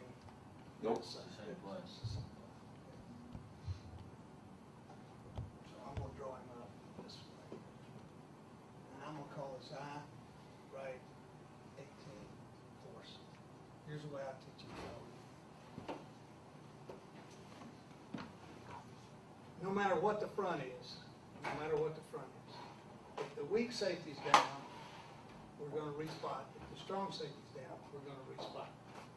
That's the way we teach you up front. So the rest of the court is not gonna matter. It just matters as to how we declare the players. So let's do it out of a 3-4 and under front, you know, whichever whichever you want to say. He'll go to there if it's there. He'll stay there if it's there. Right? You see what I'm saying? One more time, go, one more time. Okay. If he's down, he'll be there. If he's down, he'll be there. So that's how we teach it. Now, this guy sometimes plays both ways. You gotta be careful with, because you can't always beat him. But let's say we start with this one, and we have a backer on the ball. So first thing I would teach is backer on ball, force, and the safety is the whole issue. Which side is he on? If he's strong, he belongs to the fullback strong. If he's weak, fullback has might. The fullback, really in theory, never wants to get extended over here. Obviously, shotgun. You don't want to get far because you're going to enter off this read, and your read is going to take you in or out off of that guy that we're going to club. And we don't know when we get up there until the center declares that one. When we see it like this, we try to do that. If this is over, then we do it this way, we club. If we do that, there is no club because we're going to knock it out. Okay, and the fullback's going to enter on that one, or if it was this one, we're going to respot to there. Thank you, Rocky. Appreciate it. Hey, thanks very much. Again, I'll take it too tight. So that's the way that one's done with buck on ball, backer on ball, whoever that, whatever your name is for that guy, Sam on ball. What do you call that outside backer to it? Sam. Okay. Sam on ball. Force is force. One question, Coach, just before you move on. When they bow it, minus the backers, strong safety down, okay? At what point does that right guard with a shade nose, at what point does he come off of that knockout technique on the 5 technique because the backer's so far back door? I try to push it if I can. The only time I come off of it fast. If he hits me in the chops. If he comes off, I gotta come off. So I never go back to him. I will try to stretch the play because he has got to come to me at some point. And when he comes, I gotta leave. Now it's out of this front that we always double alert this guy because it's out of this that world comes with that one down. So you got to be ready. So that center may end up on that side too, because he's got this one, but he may hit that guy on the way. That kind of clear up that issue. Now, if the backer is off the ball, Sam's off the ball. Here's the way Denver did it, and I think if I had to put in one way, this is that. And I'll take you through these things. So now it's all of these other defenses. Where could be that, right? We've seen both of these today. Could be that. We've seen all of that today. Now the Sam backer is off the ball. Denver automatically arcs the play. Play was called force. But because they don't want to teach it 2 or 3 different ways, anytime the 7 is inside, he arcs to the force player. It's great for strong safety blitz teams and things of that sort because now the fullback doesn't have him and the tight end can eat him up right now. You see what I mean? With no penetration. So it's easy. And the fullback wants to stay as close to I as he can now because he's going to go to that guy through that lane.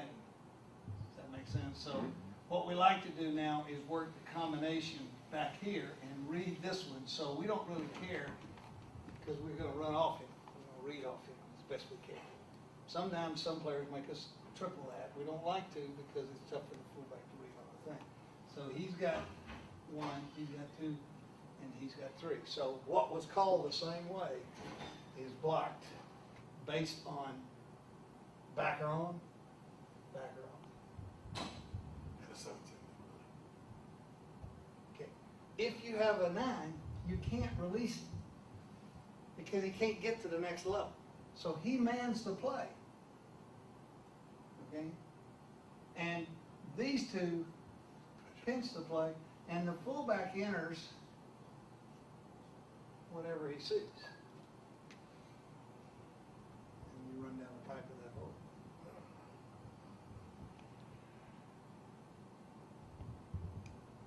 You could get the strong safety outside or inside, weak side, strong side, it wouldn't matter. Now the fullback's a clean up player off the three. And you go on either side there as a fullback. But what you're able to do when you do it the Denver style, because they don't want to teach it all the different ways, we have a set of rules for force, a set of rules for arc, a set of rules for release. And release and arc have to do with motion or no motion. That's the way ours is. They call it force and they adjust it to the defense. I think that's the way I would go about it.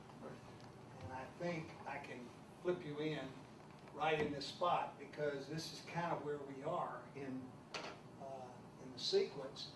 And it's out of this that you're talking, 4 minute, short yardage, things of that sort. All-purpose play. Right. Now, one of the things we found is the best of those for us is also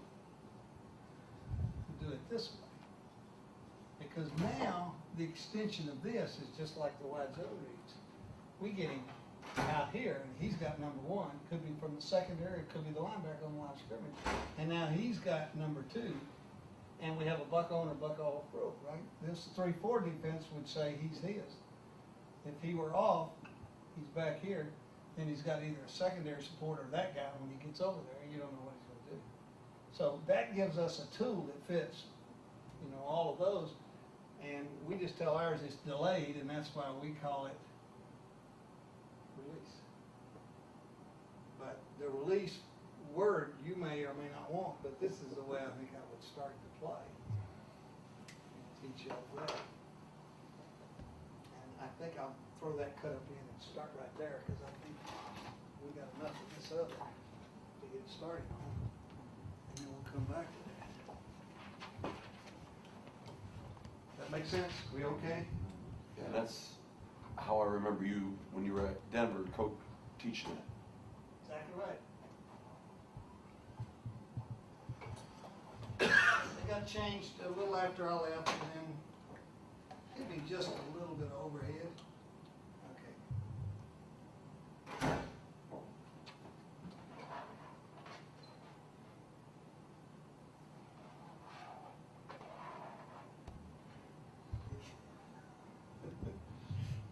Okay, let's take us through the segment.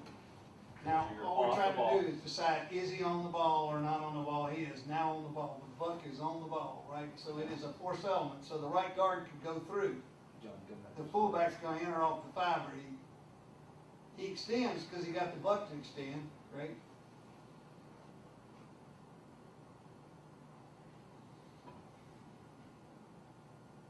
And 51 really belongs to fullback and them, right?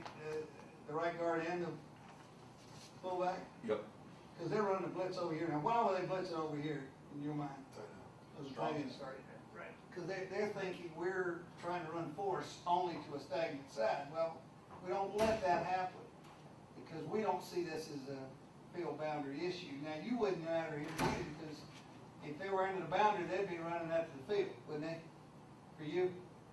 Yeah, I think more so orientated for us, more field boundary than per se formation call. Okay, I'm just saying, because of the way we did this motion, it's the same for both of us. We're saying the same principles. 51 really doesn't belong to us, but we never let him run through. Now the fullback becomes a cleanup player. The back tackle knows with two people outside of him, he's going to get a pinch, so he's going to do a cut right now.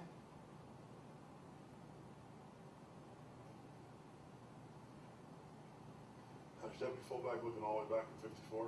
He would have had the three played out, but the three really started in there. So, his mindset doesn't tell him to do that. Would you agree that that's a strange looking zone dog? Yeah, it's just. Because they're trying to get a three guy to be the container from where? Inside. Yeah. He can't get there. I mean, he eventually gets there, and the fullback ends up hitting him, which is fucking being a football player. Yeah.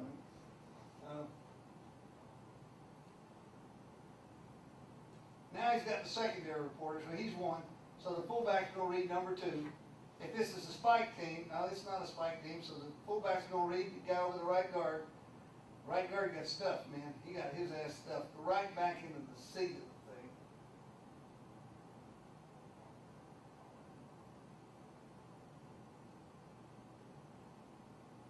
Tough to read that fullback, isn't it? I mean, Coach? that's tough. That's the right guard's fault, man, he's my best player. So, you know. That's life. Here's the club out technique from an up. We use it on weak, we use it on release, we use it on arc, we use it on everything from up and down. So He this is didn't leave the, his ass in too long. this is the liability of, for letting the center work backside and putting the guard on his own right now. Exactly right. The mismatch that you can have at. Now luckily the fullback made a great fucking decision. He said right there, I'm in trouble over there. Penetration, I'm gonna get up under it, the back followed him. He pushed on into the lane, and we played hard, and the back went down the hill, and we made 7, and guess what? We shot up, went on back to the fucking huddle. Now you got a backer, oh, no, now we did reverse. So they think we're going across here, right? Even with the boundary, they think we're going across, we're not, we're coming back over to here. The tight end would work combination, because there's no secondary player down. You guys would arc this, correct? Your tight end? Chip the end. See, we would double him up to the next thing to ensure no penetration. Now the right guard gets it done, so it's an easy read for the back.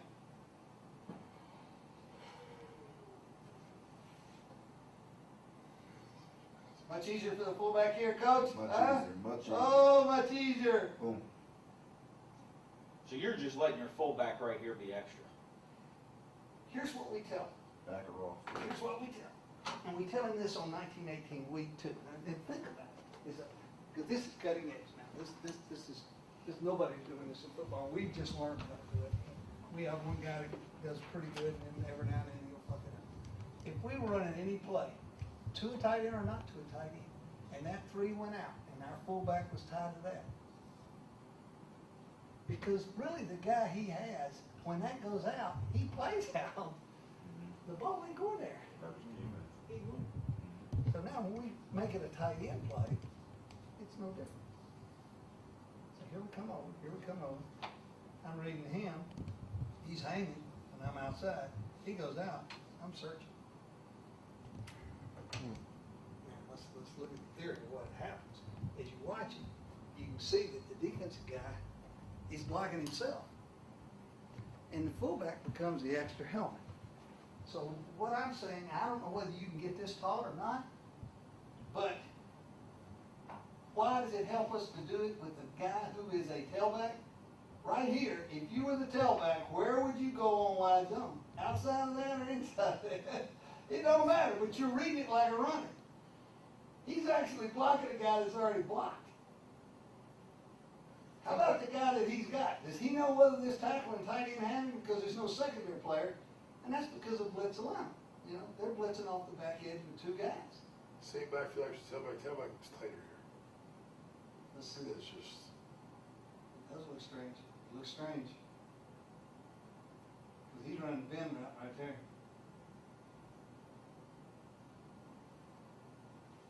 It does look different.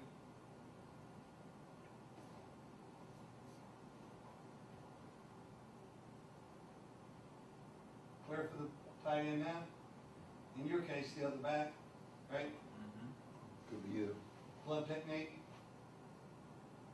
Go back on my club.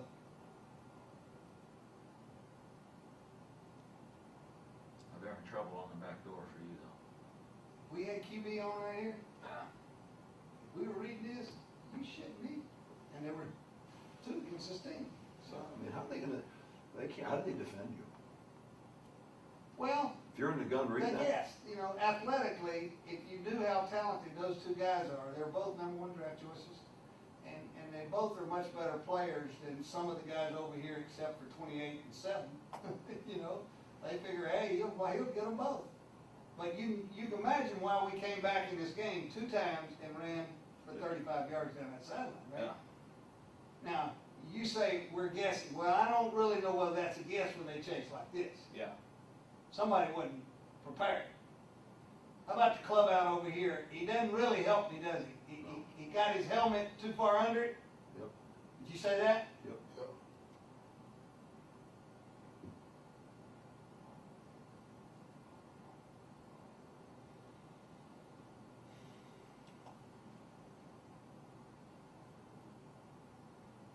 Back to the beginning, this coach was wide at the start of this.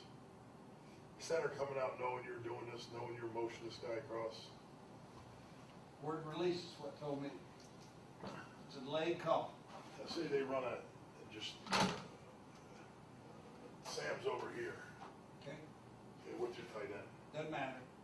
Okay? Where's that center going? Is he I automatically? am Mike Declaration. So he's here. Yeah. So even if he runs, now the Sam runs with your tight end man-to-man.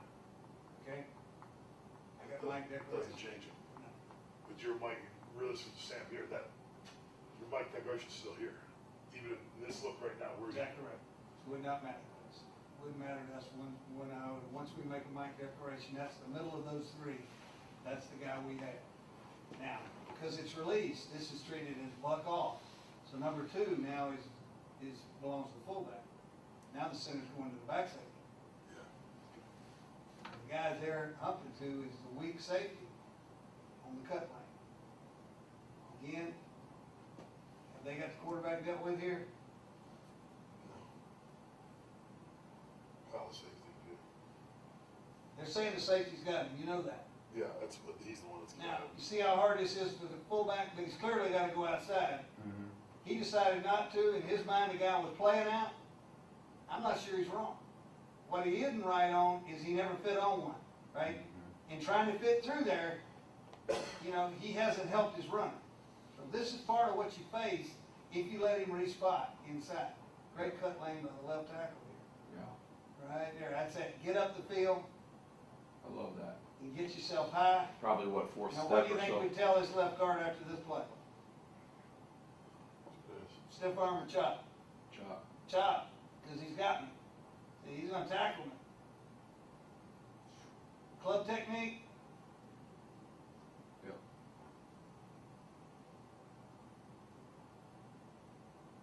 Good.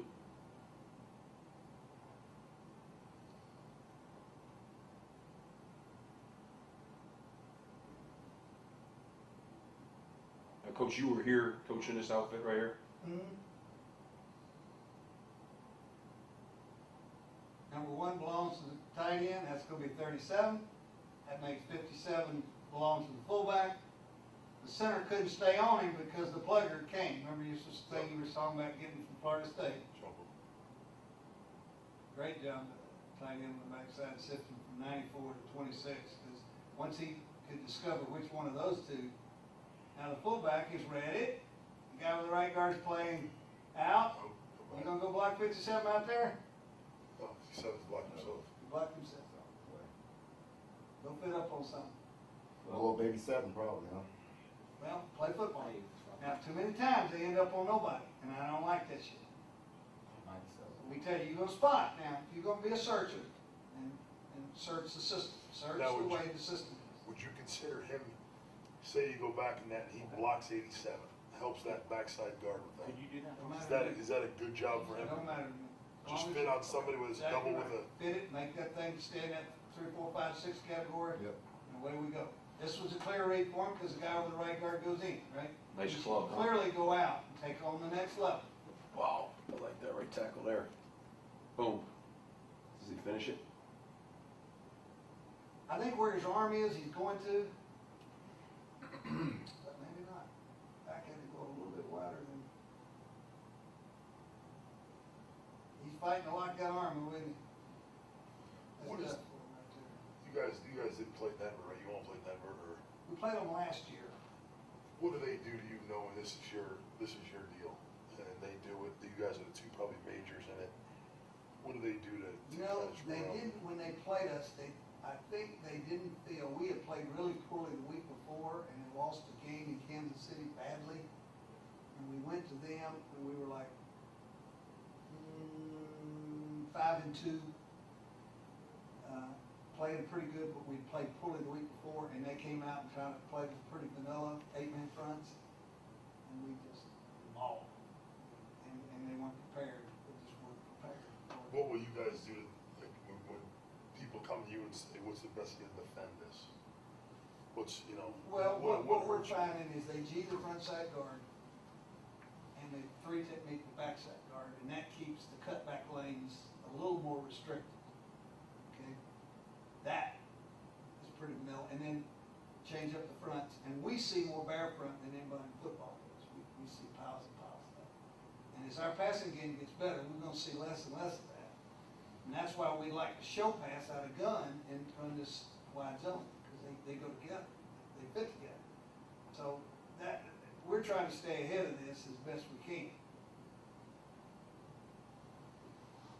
And it's hard for teams that don't see this to suddenly get it. It's like old wishbone football, you know, suddenly it's on top of you and you keep thinking you got an answer and it ain't like that. It gets on you too fast. We get, Coach, our defense against us when we run this play, their answer to defend us is to take it, play GD, under G, and then take that will back or put him in a freaking A gap and run everybody like a bunch of banshees. But they'll have no answer for us when we motion over or run force. They'll have no answer if we pull the ball on that end now. You know what I mean, Dan? When our defense defends us, they want to play under G defense, which is essentially, putting everybody over there, then putting a 3 with a will inside, running the will, and they got too much defense for us. But they'll have no answer for a pull. Well, that's what I do. Exactly right. I mean, None. Yeah. We don't get in there. See, with us, a lot of people will play us because we're all in gun. They'll always put the 3 technique to the back in the gun. See, you keep, to him. Yeah, They don't want if to run, they don't want you running Well, they put into the G away from the If back. you're and putting the 3 quarterback away here, to back here, they're always gonna have the 3 technique to this side. And that makes Squeeze sense. all this, and to make it a harder read. That makes sense. And I can see how this fullback did this. I mean, I can see how, just because he's trained as a runner, he just said, fuck it, I can see where this guy's gonna go. Have you done it offset eye? Yeah, we call that, as I said, a line. Yeah. You'll see some of that. It's more off of another reel, but, Used to seem like you did that more in Denver. well, no, you're only getting the release reel. See, this reel is all line. I got you. That's right. Let me flip it, because I'm gonna be teaching somewhat the same sequence, especially the buck on the ball. Because you're gonna learn that way, right? You're gonna learn it.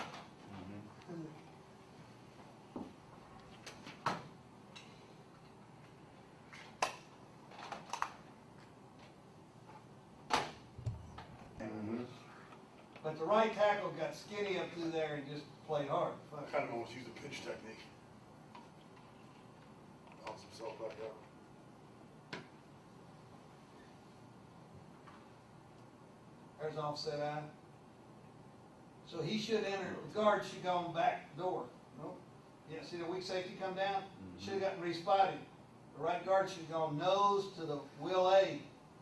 Sometimes this ends up being the case, and guess who ended up going back there? The searcher. Yeah. Well, I'm telling you, this is the way I would do it. If I were you, buck on ball, I'd run force, teach respot, buck not on the ball, make it release. That's the way I do it if I had to do one way, just one frigging way. This center's playing as hard as he can. He's Now, just you not worry good about enough to do respotting this. it that fast with the motions and all that? I tell you, they do a great job. It's been amazing for 2 years how well they've done it. It's been amazing. It's been amazing. I'm just telling you, it's not been as hard as I thought it might be. And that's only started the last 3 or 4 years, guys, just so you know. Because see how the safeties are making it hard for me, right? I mean, they're making it hard. Because right there, do you know? Do you think we know? I don't even know whether they fucking know. Now I need to make it. Need to make it. Need to make it. You didn't get it made. So you risk on that right guard going back to the backside, left inside linebacker. Yeah, I'd like to see him get him declared, and both of them, those 3, wall off those 2 to keep this nose from making this stunt. Why is this nose coming hard here? Well, I mean, you got your formation pressure coming. Because the pressure's coming from back here. And why was it coming back here? Your original formation. Because the original formation was dictated to be that way. So the center and the right guard could have shut this nose off, put the fullback up in there, and we would have gained. Now luckily, because we taught search, if you're 33 and a runner, what are you going to do when that nose does that right there? What's a runner going to do? Cutting it back. You're going to cut behind, right? Now the fullback goes back and hits one that's coming free. Is that his guy? No, not a fucking bit. But he's a football player, and a football player goes and finds guys that he's got. Now here's offset eye, because the buck was where when it started. Okay? So what I'm telling you, I'd run a release right there if I were you. Now, when he moves up, what's the play? Force. Force. Now, who's got the backer over the right guard? It's back. The back, and you would recount it there. Exactly right. Back's got him in a recount system. Let me ask this, would you ever, okay, just in our thinking of the smartest guy being the fullback right there for us, dumbest guys being up front, Okay? would you not recount the line and bring him back, let him be the one to do it on his own? Could very easily. Because I guarantee you, if we fucked it up, he would have adjusted. Because if we'd have fucked it up, what would the center done here? On the mic. He's going He would have tripled this thing over to the one back, right? Yeah. Okay, then what would the fullback done when the three played out? Going all the way back. He went all the way back. Now, because they spotted it correctly and lived with it, the right tackle shouldn't have left right there. He's trying to block too many people. You know, he needs to block his because the right guard didn't get the combination call to go there. You'd say, well, if the right tackle stays on that, fullback will take the next one. But one thing they're doing, and that I like, is they understand the system and they know that everything isn't perfect, right? Mm-hmm. And you don't see a sense of anybody not going full speed ahead trying to hit somebody on the other team. It don't matter whether they're wideouts, fucking tight ends, it doesn't matter. Because they have that wide open mentality. And I think that's what you have to have, that quickness and suddenness that comes from drill work. That last one, Coach, do you think they recounted that? Just the way that right guard. I don't think the right guard did, but I think the center did. The right guard is my albatross, and I have to coach around him, and the center and the right tackle have to help. This was so easy for us because what we did was we just released it. So it never made a shit of difference. We knew that fullback was going to insert on that backer. Even with the backer on the ball, because see, he's moved over here on this ball, see? Yeah. He's moved over here on this ball. When we had backer on ball and under defense, to me it was like, well, fuck it. We won't chase that Mike with the guard. If that Mike bails, we'll just come back to the backside backer. The fullback will handle him. That's just simple.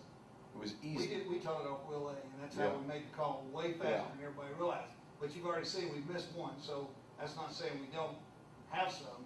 But I mean, you know, and the fullback was great at filling, compensate. Now, why do you think the fullback stayed in high formation? Because the backer is on the ball out here, right?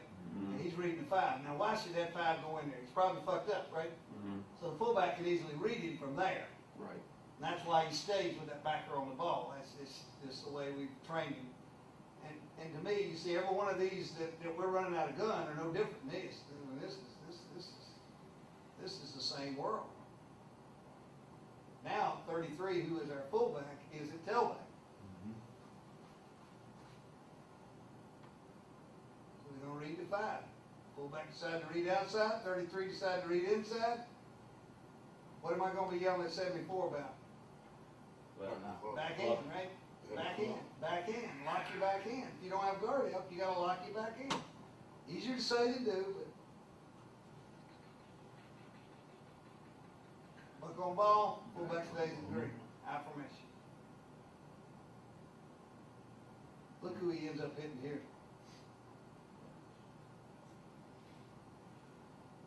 By definition, he has none of those players, right? why wouldn't you? There's no safety down. There's no safety down. We don't know where they're coming. Gotcha. So we could get a late one over here or a late one over there, so we stay in You're six. just gonna stay with Once it. we see it, we Yeah. respot it. So, you know, you were asking me how wide the right guard goes. You see how much wider that G is than what you're doing right there? Why? Nose, huh? I think what we didn't do is we didn't have a good, it's your helmet placement. Well, the right tackle isn't right. for the See right his guard, helmet? right? See the right tackle's Yeah, helmet? the way I always coached it was get your screws on his screws. Did we? So the right guard, the right guard's helmet should be on the five techniques helmet, right? Yeah, but he just feels 54 He jumping. feels so 54 jumped coming. 54. Now you get off it, but I mean, The I'm right saying this tackle initial, I don't know if our initial steps last year were that wide. Yeah, I don't think yours are. I don't think yours are. I They're think not, yours- but that I was think you because will that get- was part of the evolution, Yeah. putting the thing in. You can't learn that during the season. I think that's That's gotta part come. of, that's part of our mentality of Our kids know inside zone. So inside zone's no color climb. Different than this is push. Towards the Georgia week and starting to go on, that coaching point was being made. Go get your hat on his hat. We'll knock them out. I don't know that we ever got that done, The but that's fullback's where it was over, at. because we're not running release here. See, we're running force. So force tells 33 he has the edge. This is why I wouldn't do this if I was you. I would make all these with the tight end arc. Release, you see what I'm saying? Yep. I just think it's an easier system. If you only had one system, I wouldn't put all these in. But this is how You're it works. boxing this and Yeah, then putting them up. it's a whole different thing. And, The only thing good about this, coach, though, right, is that with a 7 technique, if you box it, you have a chance to get the thing bounced out a couple more times. you got a lot See, of but I- fucking better chances of putting the game away by knocking that 7 up the field. But Denver uses it in every phase so well that they've said it isn't worth that. It Right. isn't worth teaching a whole new concept. Right. And then when we started moving our tight end, they've also not gone in that direction because they didn't want to invest the time of tying up the motion. And I'm having some troubles too, because I haven't got my technique cleaned up, but it's also, how many blitzes have we seen where that somebody started? I mean, it's been fucking over and over. So you gotta get what you get, and you gotta say, well, what is the way we're gonna do it? And you've got enough going on right now to say, I do it one way, back row, that's bad. I'm just telling you what I'd do if I had to start from scratch. And- See, I see battles we fight, Steve, of the tight end, trying to ask our 2 tight ends to ever be involved with 7 techniques is a waste of time. But what if Well, you're I doubling think- the sevens? Double. See, you ought to win that. But don't think in terms of a year ago. You know, as we move forward, those guys are going to be more than capable to double team a 7 technique. I mean, they're no different than the other tight ends out there. They're going to be 255 pound. Tate won't quite be, but they won't quite be yet. But they're not that much different than a lot of guys. But in a back, you know, I mean, wouldn't you be better served with the personnel we have, yeah. putting our tight end up on a safety there and let Billy go sort that shit out as the fullback? Yeah, I'm good with that. I like the Denver system. Keep it simple. Release it. You know, Be done with it. I don't think that's bad. I think it's good. I think that's the way I go. If you're adding on a package and really wanting it cleaning up to do all these things, that's the way I'd go. But if you were living in the world we're living in, well, you have, this is my world. This is the Mhm. world we come out of. And so we're gonna marry all of this to the gun mode and stay with this. This is what we know and understand, but it's taken a lot of reps and a lot of time. You know, I mean, for that fullback to learn to search and go through all those crazies, that took a lot of shit invested there. I think People still don't know where a fullback's Smart from. enough. we have a fullback, I think. It's smart. Yeah, and if you Great want- football player. If you wanted to every once in a while, I mean, that's what our box call was. Every once in a while, you make a box call. I know it's not quite the same as your box call, but No, every, it is. you know, We're make- already out there. yeah. We're already out there in trips. I mean, right here, yeah, just go ahead, widen them out. Now you see the tackle combination with the right Yeah, I shoulder like and center that. going clean up through there. Because you have no safety, well, because you had no pre-snap safety down, you're leaving it on. If you felt this guy was down here, then you could redirect it. Yeah, we would never release though a tight end that has a wide nine. I'm saying back, is your center redeclaring here, This is pitch. or no? Would you want to redeclare this No. because the safety's No, down? there's already one running with 83. There's somebody running with 83. That's his guy. Mhm. One And guy's the taking- tight end at the top's got the big one. He's gonna, We're gonna take number 2. The fullback's gonna clean up whatever we don't That's take. the one that you, when you really see the stretch, we got killed up because of Jet 3, Jet 9. The He's cases gonna be back a- to the J. when would that get redeclared? It would take a different front for that to get redeclared. Because usually if the safety had lined up right there, let's say he lined up right there, Mhm. then where would those backers all be? They should be back over there, but they're playing base front man-man coverage. But I can't get that educated. I can't get it that educated. So the right tackle, So even though they're bringing a weak safety down because the backers haven't changed at all, exactly right. you're not gonna Nobody responded because the Mike is still a Mike. We say if he's inside the box, he is our guy. He goes plus, and that's our term. When he goes plus, he becomes a Mike player. He now is the fourth element in the scheme. Mhm. And that's all the time we've invested in that system. Mhm. The center would go man here, we get a pinch call, but I would never release the tight end if I had a wide guy. Yeah. Because there's a hole already created. Why the fuck try to get in? Denver still tries to release him from right there. They can't get the cocksucker out. Can't get him out of the So way. you're just taking your fullback to be extra, right? Yep, he's gonna be the cleanup guy and run us down the path. Worst case scenario, if they blitzed you off the other strong safety, you pick them up. Oh, yeah, yeah. But would you line up a 9 and strong safety blitz? No. And they don't go together. If they're gonna bring a strong safety, they're gonna put him in here beside 59 and bring him in that hole, you know. Most they do is fill the strong safety inside, and you pick them up with a fullback. Yep. All right, here's gonna be a plus. Backer on ball. Or no ball. See, to me, the fullback should never have gotten there. Or is that a DB? Oh, that may be a DB, guys. Yes, it is. So that belongs to the fullback. So now the tackle tight end are working T to the inside backer. If I were you, I would convert this to Release. To release. Right, no doubt. Arc it, whatever the term's gonna be. Easy. Or just put the tight ends going out. You're So the right. fullback Sure. could stay in I formation or Search back. slightly offset and read the 3. 3 goes in, you go out. Here it's already predetermined.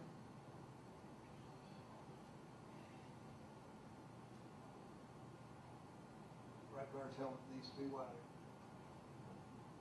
See why the read isn't good for the back? When you do that as a lineman, it just does not make it have a chance.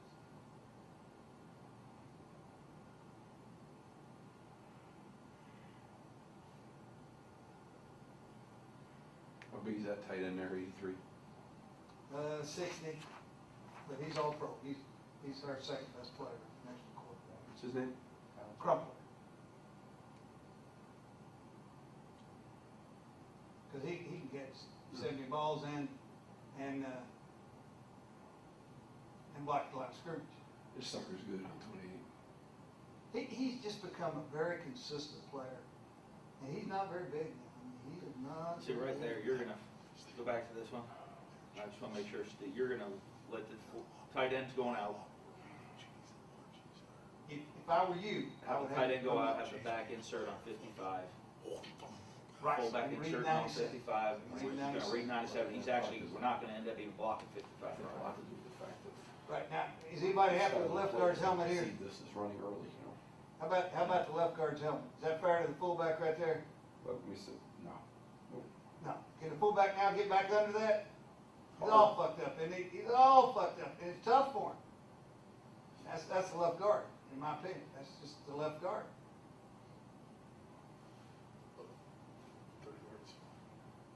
Yeah, I just get on. All that hard work just to get them the line of scrimmage is what the game is about. Anytime we get, that look in any defense that we're running toward, we always turn it out.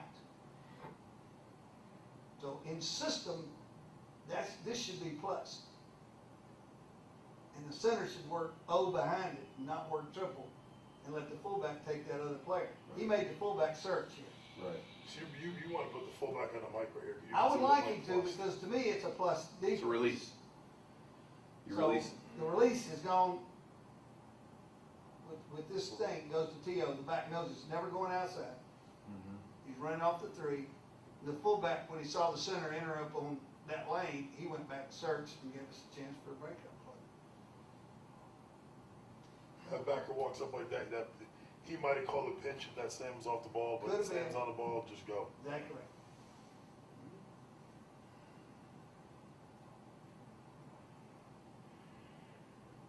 Should be pinched. It is.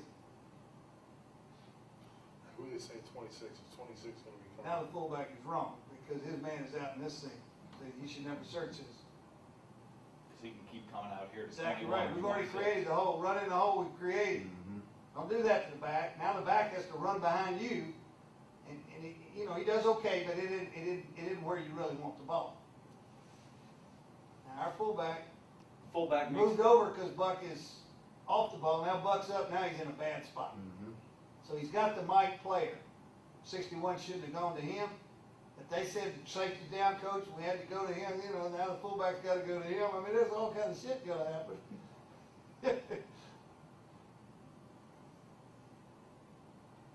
And 55 is straight down the bike. So They declared him. Why You want to declare, go back to that one. Why You wouldn't want- it See, I would've thought when that guy moved up and 55 moved over, that 24 would never come down. I would've bet 29 was coming down. I mean, just look at the defense. Do they need him over there or do they need him back here? This is why, But it's over front, right? oh, it's overed and Boss. plus and Support. safety down. Yeah. God damn. This is where you want your QB call started. Yeah. It is downhill running to Jesse. Positive runs. He has understood the system and has become as effective in it as I've seen. Led the league in average per carry. Who's the best guy coach you've had? Well, Terrell Davis and Clinton Portis were much better players than this guy. Much better players. But the season he just had ranks up there with some of the best those guys had too, so. He just wore out. We need another one to replace him because the guy we got, that's what he does. He goes in there and falls down. What do you look for in the back? What's your, when you, I don't think size has anything to do with it, but I don't want him too far behind the blocking scheme. Get into the damn hole, read the hole, and get up the field, and let's make positive yardage. You don't need to go down right there. You don't need to go down. Now, I know he's not trying to, but that's why he's our fullback. He isn't good enough to be our tailback, 33.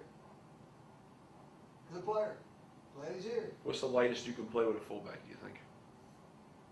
What's the I lightest think that? that guy's pushing it, 220, 218, 219. I think he's pushing it. Because if he has to blunt now, he struggles. He struggles.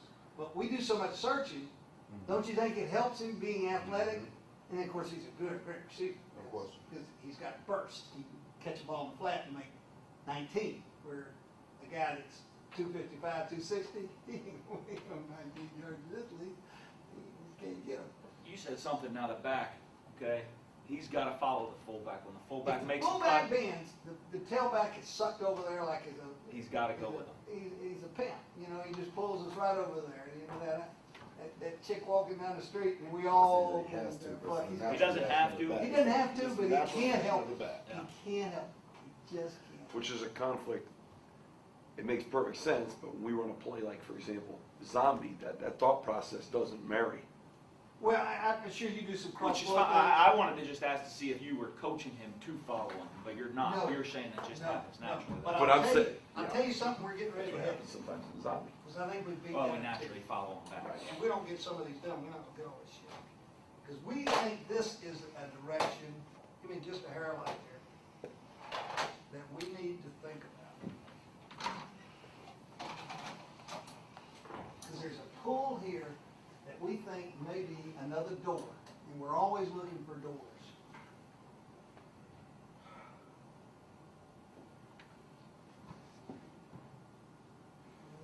Let's see here.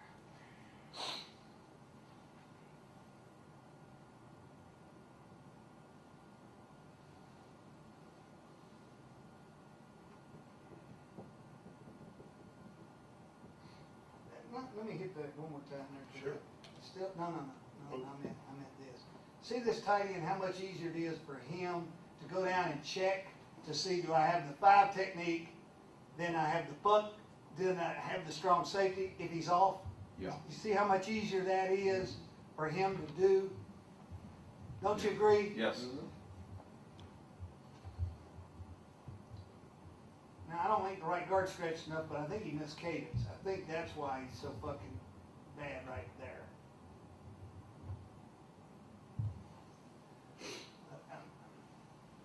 Just- On that note, off the beaten path, you have a silent cadence, coach? Oh, yeah, we live with that world. The whole game. What do you I'll do give for you that? that one. Let me finish here, 'cause it's some good shit there too. Players taught me this one here. I've never seen one like this. As a matter of fact, when we get to a away game here, I'll just let them do it. Okay.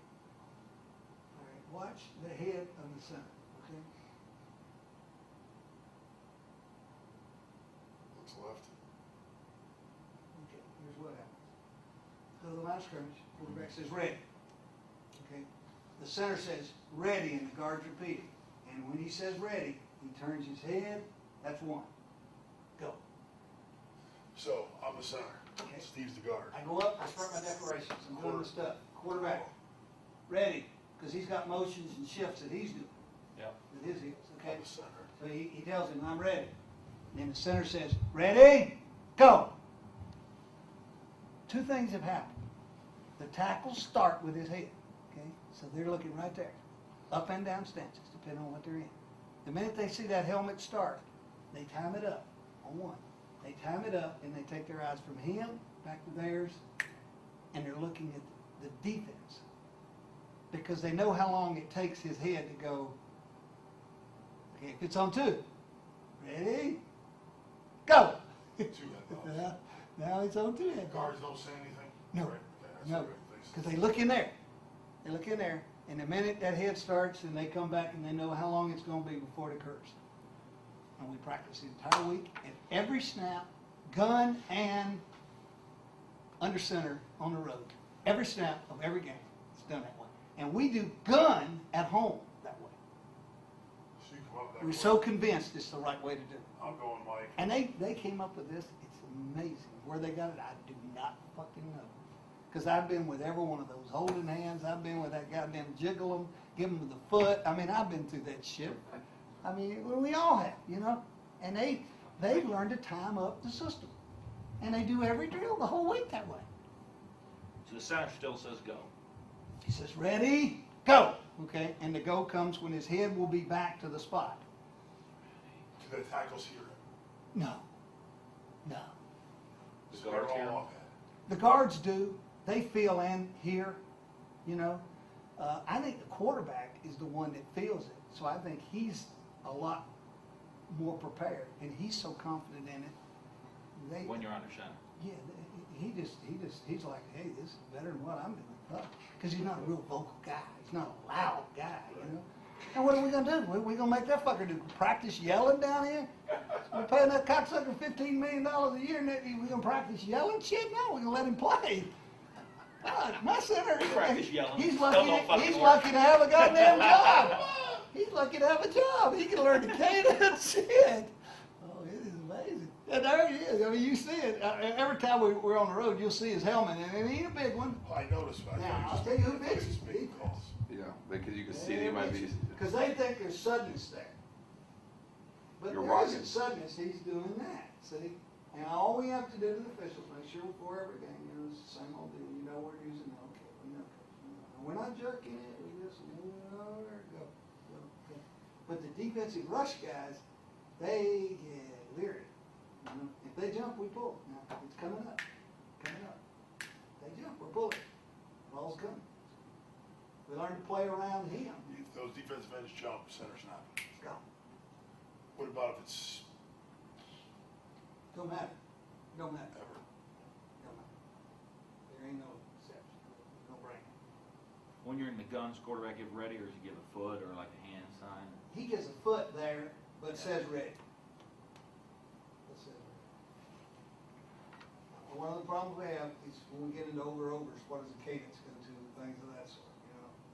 And so we have to work that out each week as to how we're going to do it, if that's in the game plan. Obviously, we have less of that when we're on the road. But it is what it is, guys. I mean, you don't want to beat yourself.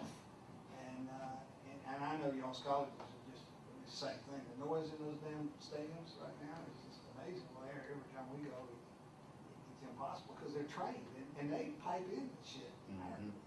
So, I mean, we know we're going to get it. It's just a matter of when it comes. And this is the best I've ever seen. I mean, system-wise, that I've ever seen. I'm trying to get to one. Here it is.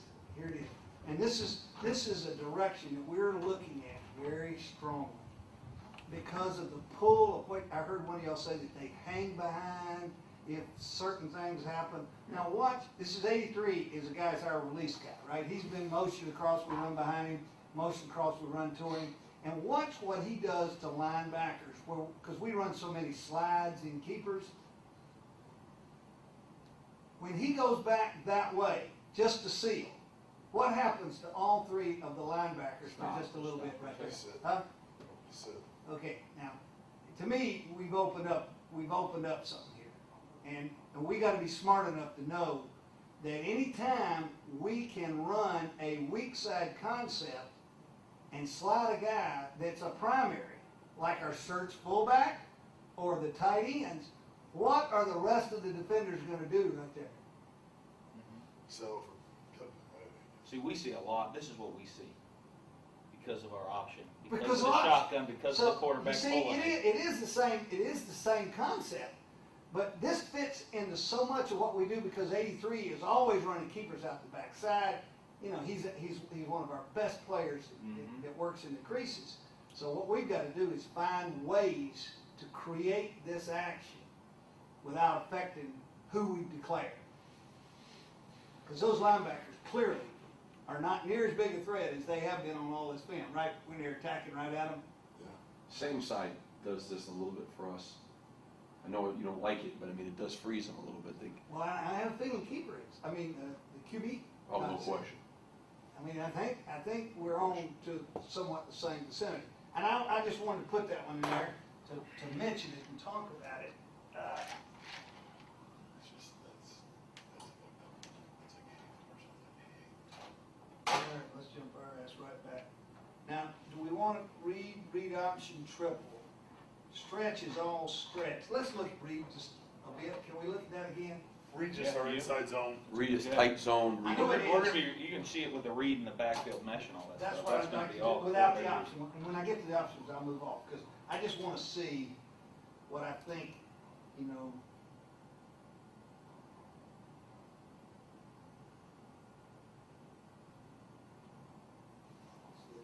I This mean, is read option. you'll have even more pull. You're gonna have even more pull with this guy coming over here than you got right here. Because if you stop to think about it, they're not stretching the inside players like they did on the wide zone, No. correct? No. No. So they're in a better position to reset and go back to your quarterback if he pulls this ball. No question. We saw a lot here, and I don't know where it's going to stay. With our play here, we saw a lot of backdoor by the front side linebacker. That's where stretch is going to help us. That front side backup wouldn't go anywhere. He would not run, and he backdoors us a lot. Not in Mississippi State, but a lot of the other ones he backdoors us. You're up about 4.5 here. You know, you're getting on up there a little bit. I like that. Man, get this thing. And you're at 5.5 or 6 back here. 6.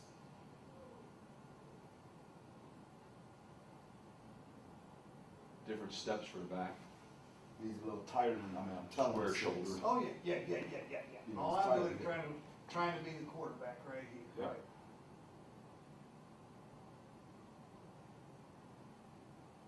I know my guy is gonna take off right there, boy. There is no doubt in my mind.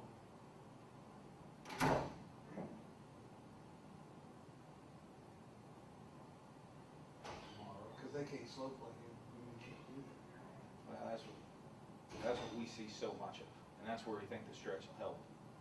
That he's gonna have to get up the field. He's gonna either have to go to the back, or he's not gonna get there. You're in there. This is where the tight one can get down, and this is the way it looked at Buffalo, the Thurman Thomas days.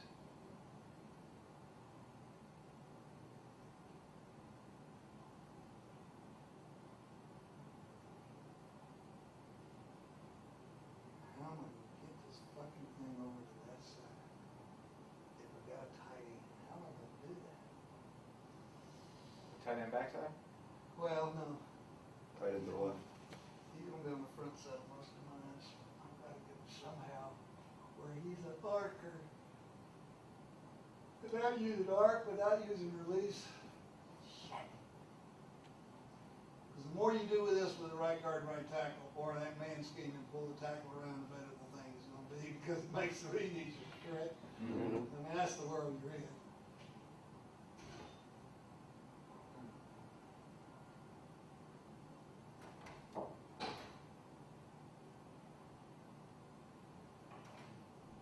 You shouldn't have stalked that one, right? Tom?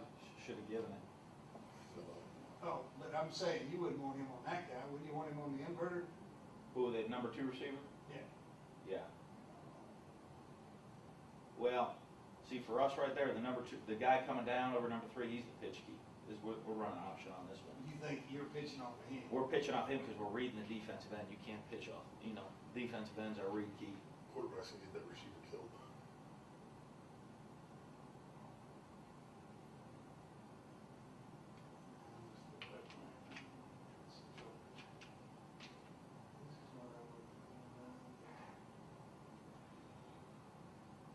And we'll do two things, either pitch it here or we'll throw it out there. They're gonna uncover out there on you. Throw it. He can hand this one, please. They should really be, You if should- they play defense right, we should be looking at this thing anyway. I wouldn't. I'm I saying think, if- I'm just saying, within the stretch, this is what I'm looking at, within the stretch concept, I'm not sure all that other stuff exists anymore, loops and, you know what I mean? To me, I'm just saying, On I'm a looking at, stretch play or on the On- option plays? I'm just saying, on the stretch with a read component, like, how you had odd defense, I'd read the Will backer. Where you have this kind of front right here, I mean, Thank you. that's what I Appreciate would it very read. much. I would incorporate all those calls in there. Thank you. Not Is a it- stretch. 'Cause Not we're a not gonna stretch. lose the triple and all the No, other. no, I'm talking stretch, I'm Mhm. looking at it through those eyes right now. Keep it simple.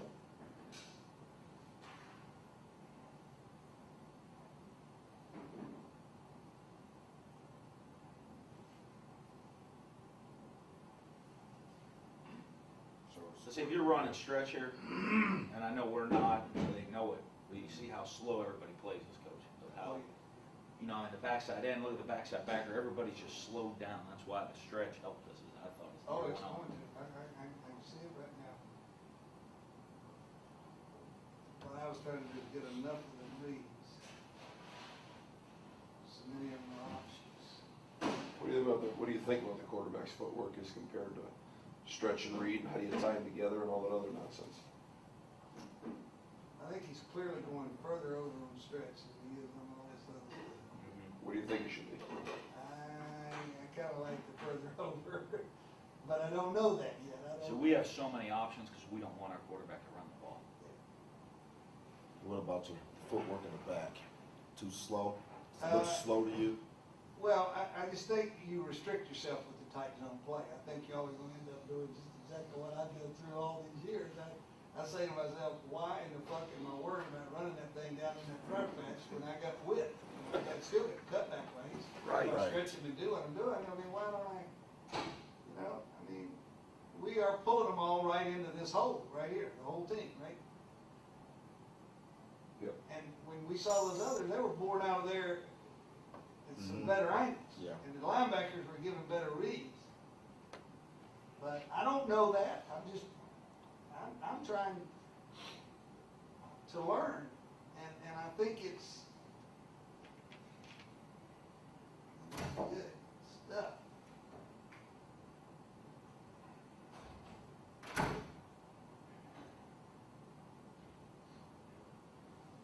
It's a bad read here.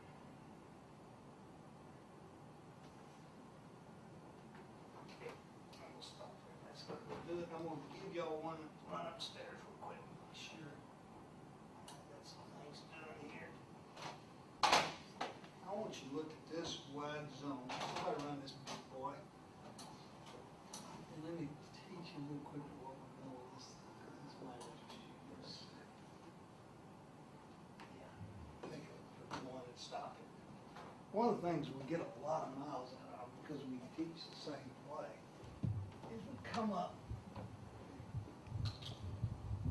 in one of these two formations. And this may not fit your people, but it may change up.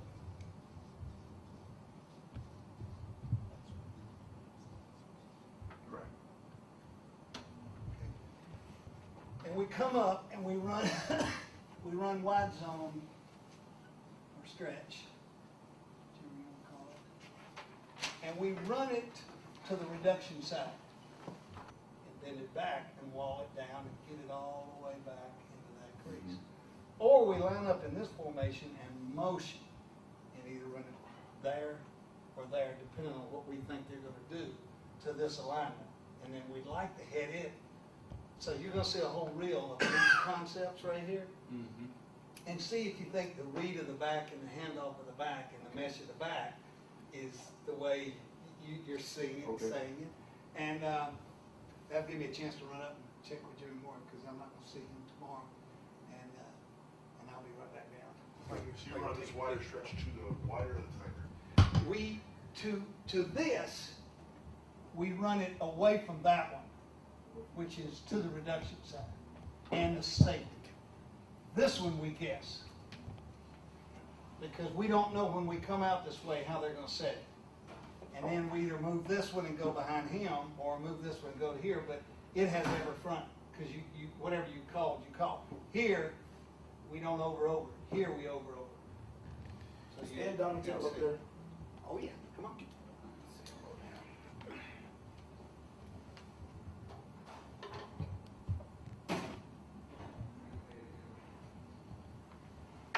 It's up there, shitballs. Yeah, I love it. It's all come, in my mind, it's come, you know, I mean, I'm saying it's like I see the right, I feel like I see the right direction in my mind. I'm not necessarily saying it's everyone else's, I just, in my brain, I feel that way now. It's helping me pull it together. I agree with him, I do. I just like the stretch play and the read off of it, because I see it as a better pull on the whole deal. I think it stresses the defenses more. I think the defenses have caught up with the running back read. But I think they're gonna struggle like a bitch with that read off of that stretch. I just don't think I just think it's harder on them. That's my gut feeling. My gut is they will, but my gut is also, you know, where the inside read, and I see, but kind of got it, we do have it to a science, the backside tackle, married with the quarterback reading it, the stretch I don't feel comfortable with. Oh, we have As to comfortable as I feel, obviously, with just the read. right. We just have, but we as a staff have not looked at the read. Yeah, yet. no, I mean, no, we no, haven't, that's you know. why it's just, it's no man's land to say. But I know this, you conflict that defense with that stretch play, you widen, you make that you stretch that defense with that stretch play, and it's still a downhill, that's why it's a cross-dresser. It's still a up-your-ass play. Whereas the tight zone to me has become more of a sideways play, and you're not getting the stretch you want anymore. I think you can do, I think we can grow it any way we want to, you know, and be okay. So what are we doing here? This is a true wide outside zone. And I don't like this. And again, without him explaining to us, but he's saying this is to be a bounce. I don't. Maybe it is, I don't know what he's telling. He's calling this wide stretch, wide zone, wide stretch. That's what he calls stretch wide. It's all out of 12 people so far. It's the same play, It is, it's all doubles. same play that we've been watching.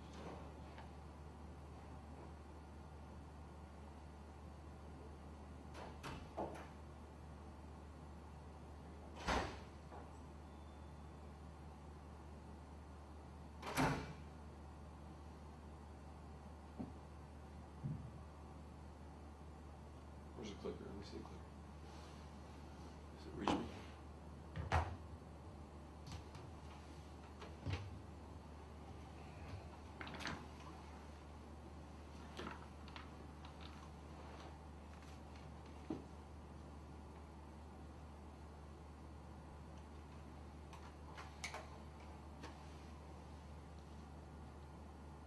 We wanna look at some of the pass game on all this stuff, Yeah. Naked, I think we gotta talk. naked or boot or whatever you know, like you said, Close keepers. there's a naked, and then there's a protected one, and then there's a quarterback keeper. What does he call it, keepers? Because it's 311. We want to get what we want to get that way too, you know what I mean? Mm-hmm.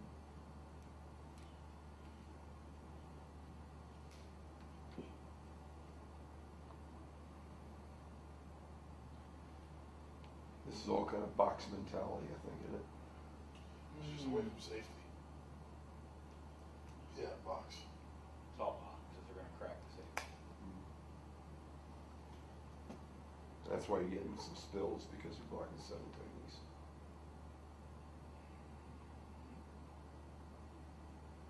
I think this is a great formation, 2 out of gun.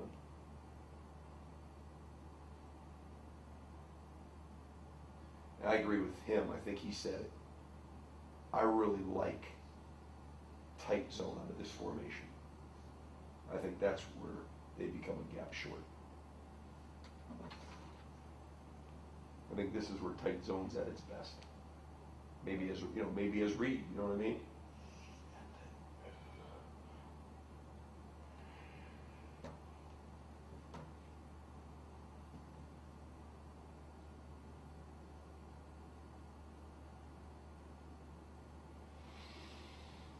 Oh boy. How's this week catching up with your ass? Hmm?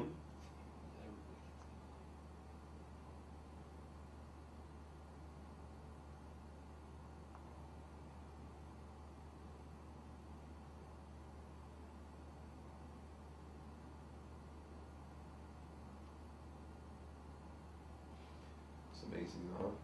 We're playing with balanced safeties.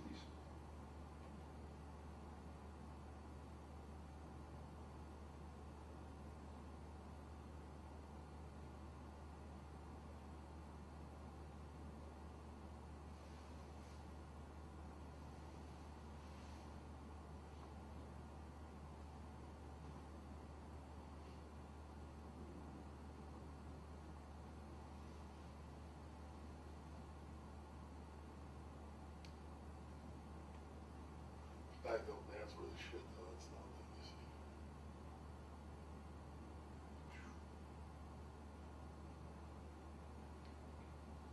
He's a little shit too. Coaches in there this way because it's how they were in fucking Denver too.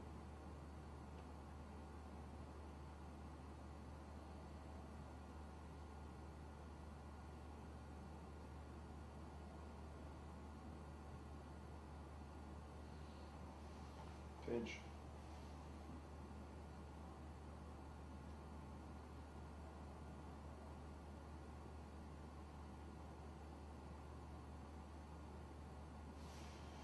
See, that to me is one of the biggest things getting out of today. That eliminates that down scheme. I like it, but I mean, I'm just saying, going with the down scheme, What's that? that pinch.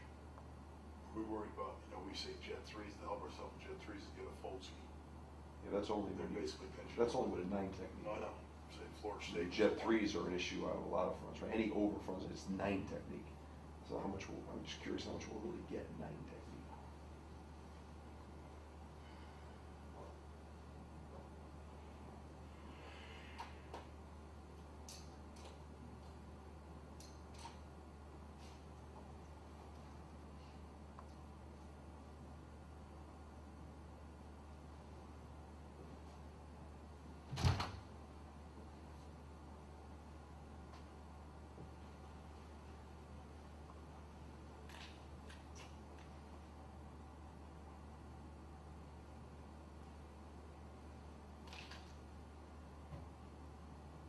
Whoa, whoa, whoa. What are you doing? What are you doing, Steve? What are you doing? What are we doing?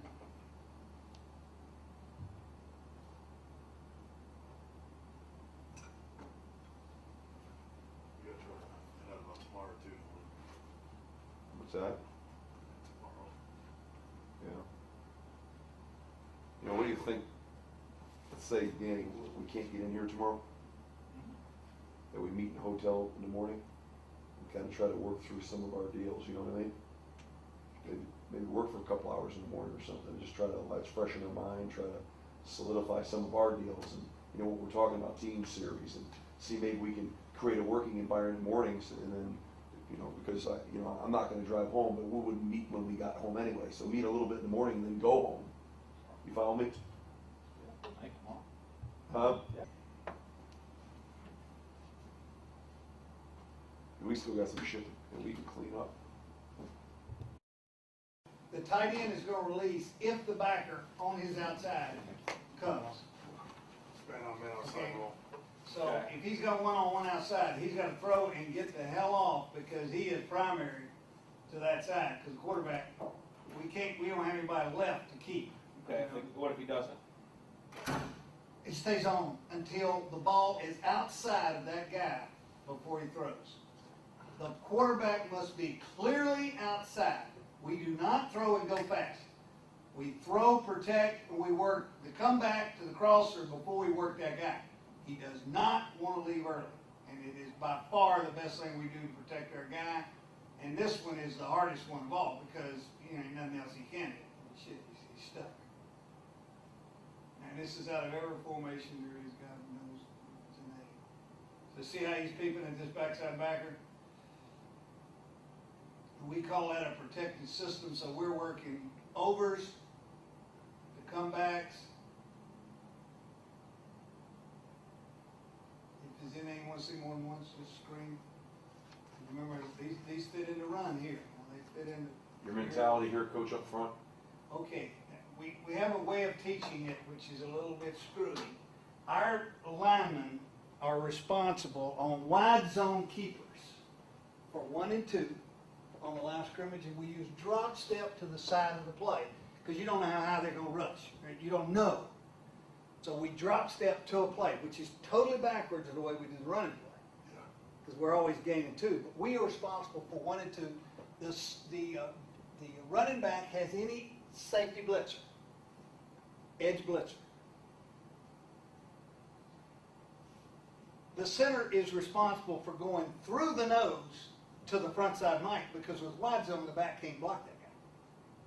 So we bring the back guard with a quick bounce step to the nose, and the back tackle pins the 3 technique because we don't want that 3 ever looping out to be the contained rusher into the keeper game. So we have one way we're tight, one way we're wide, and we don't care whether it's 1 back, 2 backs. We don't care about any of those rules. We only care about who we're responsible for to the side of the play and away from the play. If it's tight zone, the back has the inside backer and the strong safety. Because now the center doesn't go by the nose, because now our backside is trying to pull the linebacker on. Now, we get away with this, and it's something that we get bitched at a bunch. But it is amazing. Give me time. As we run these keepers, if we get this look, how many times I get this guy Turn green light. and I pull him to me. And then the crosser, who he spins on, he can't get there. To do that, our center has to stay on that, which says now the back has that one and that one. If it's wide, we don't get a pull on guy there. Drop step, drop step. The thing that's different about ours is this guy never lets that go until this one is outside of his body frame. And we tell him, if he ain't sure, then you stay on that motherfucker. Because the big one is when our guy gets on that edge, and then he has deep comebacks, takeoffs, he has all that combination plus the ability to run plus the crosser. That's the way we go about it. We go about it different than everybody else does. You get that underfront tight zone, centers on nose, guards on the end, tackles on the center, well, back on the ball. That's how you count that. Front side tight is released. Yes, I go 1 and 2 to the play side. Center stays on the nose. You can And see the here. backside tries to get to the wheel.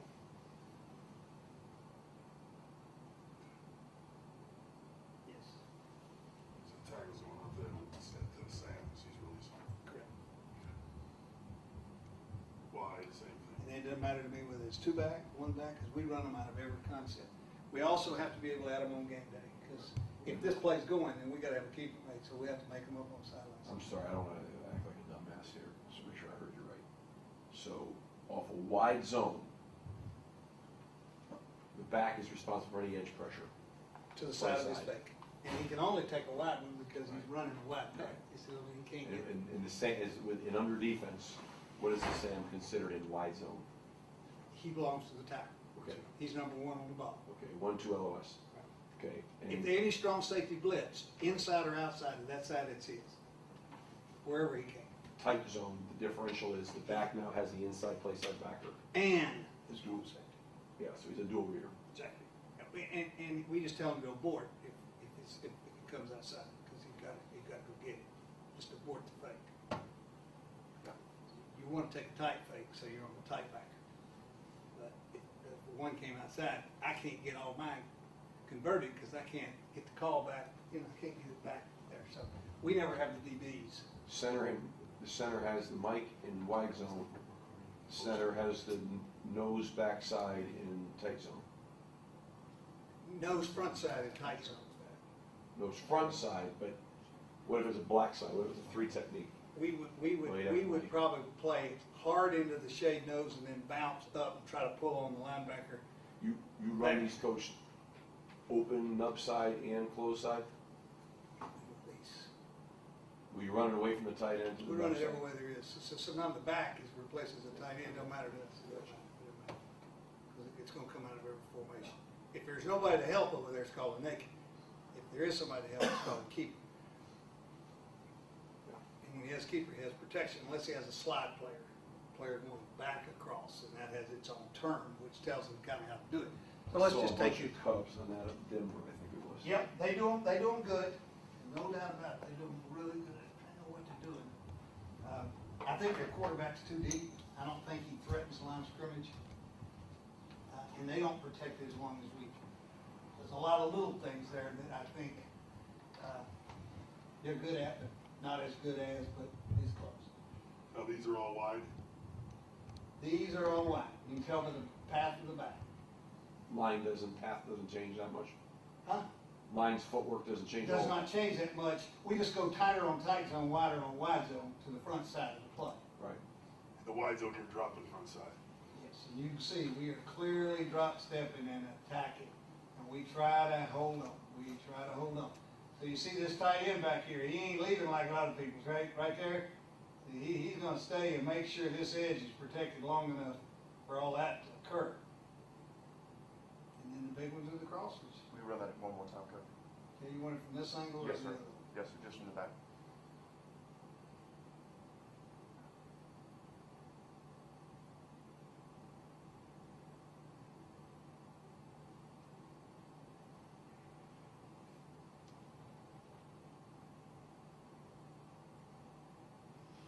Sometimes the crossers is wide, sometimes the receivers, we got them every way there is. It's like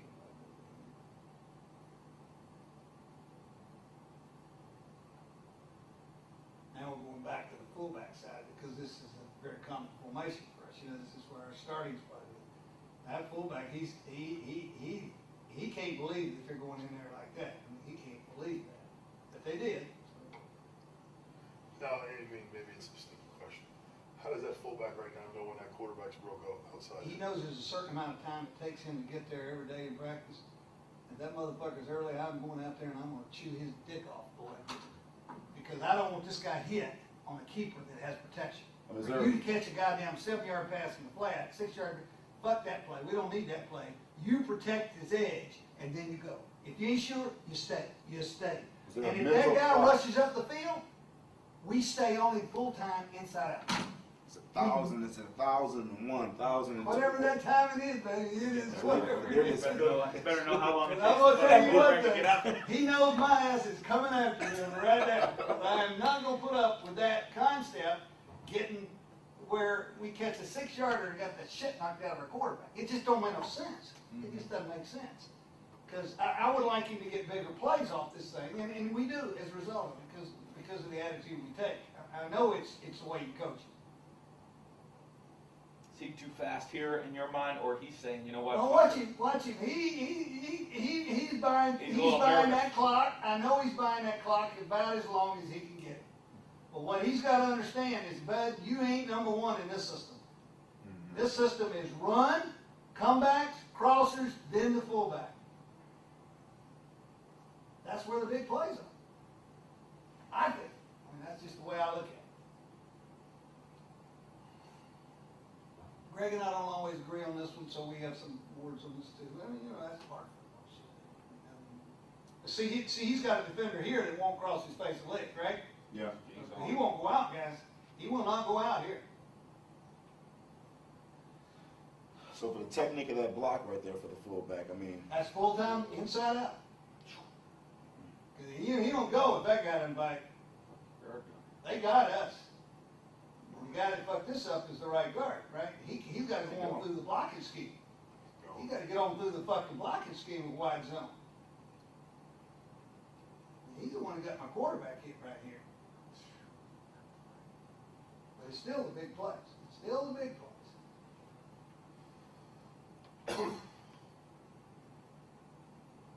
Now he feels pressure off the edge, he's gonna hot release it. Fullback, right?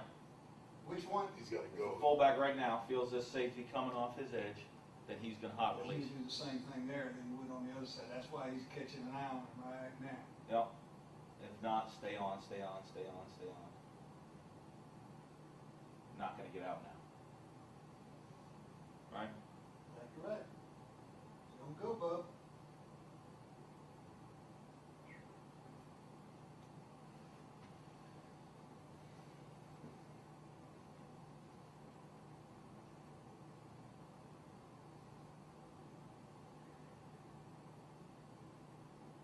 Or juice in that throw.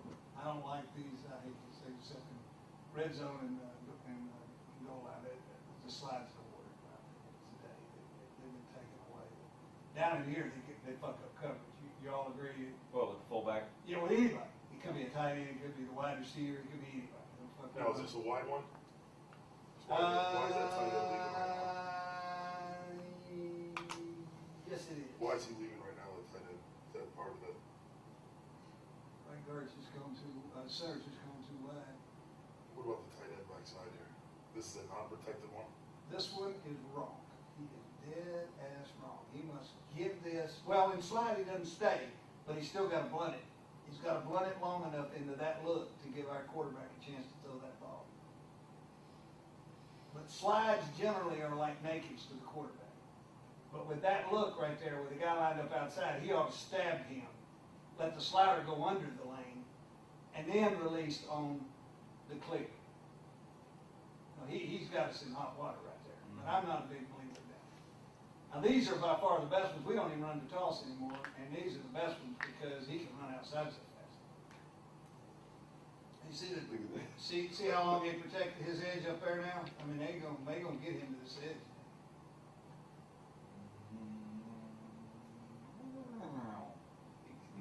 That's better than passing scores. You go back. It's amazing how fast the body mechanics can do that compared to the other. It is amazing, and I don't know why it is.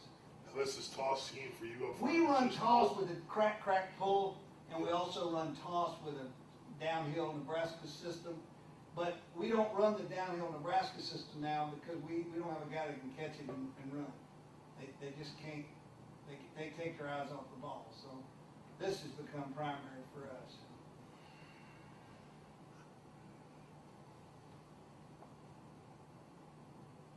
It's gotta go, man. It's gotta go. Gotta go crosser. Should that fullback have released? I don't know right there. That one's so delayed. I'm not Kinda in the sure. gray area I'm right not there. sure that one is systematically within a system. They're pretty there. I just don't like slide. No, these are nakeds.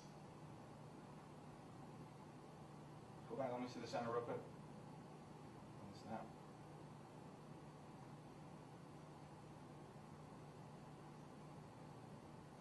It's fast. Yep, it's too fast. We can't get through the slide there. They're in a bare front. We had a cut up reel of all the, these slides. Oh, man. I can't get that out of the San Francisco guys. It's just driving me nuts.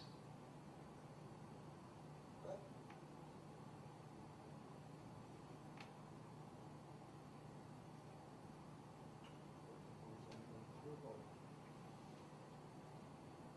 I know there's a wide zone concept going on right here that we need to take a look at, right? Is something not happening to those linebackers? That's kinda like the play I showed you the one of, and I just have a feeling.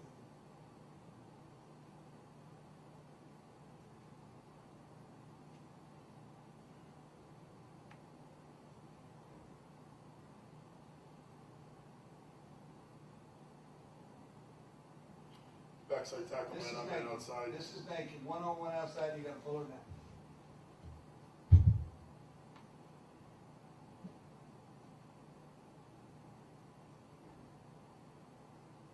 It's usually the slot, but it can be to a single receiver side.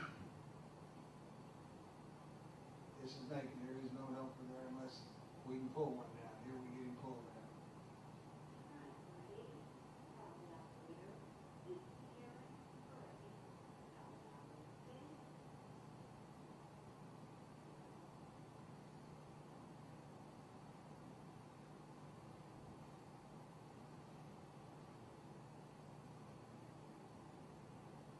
I don't like this. I don't like this shit. I'm telling you that right now. We're gonna get that fucking hit. I'm gonna get him hit with a play that makes some sense. Sorry.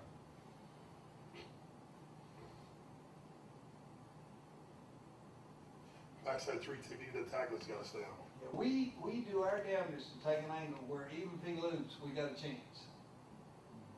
Because of all the zone dog, right? All the pressure over here is gonna create that being, now they're in blitz, but he doesn't know that. He doesn't.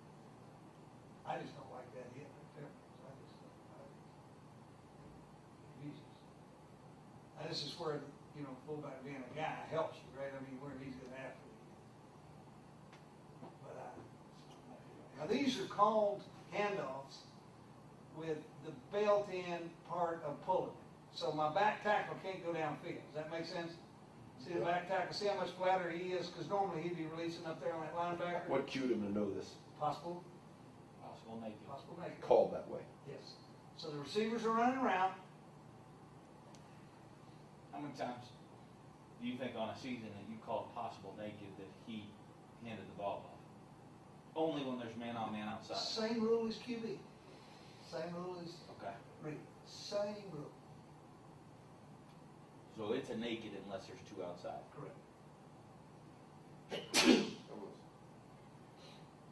Or if you ever got into reading it from a gun right here, you could hand that off. You probably could decide. So let me ask you that backside tackle, you're just telling him to run flatter. I just tell him, whatever you do, you must do it on the line of scrimmage, and you gotta think about cutting when you aren't sure. When you're not sure, go cut. But that right tackle, tight end, fullback, they have no clue of whether this is given off or not, because they don't know. They do not know. And I think this is just the cutting edge, and it's just gotten started, and it's gonna get bigger and bigger and bigger.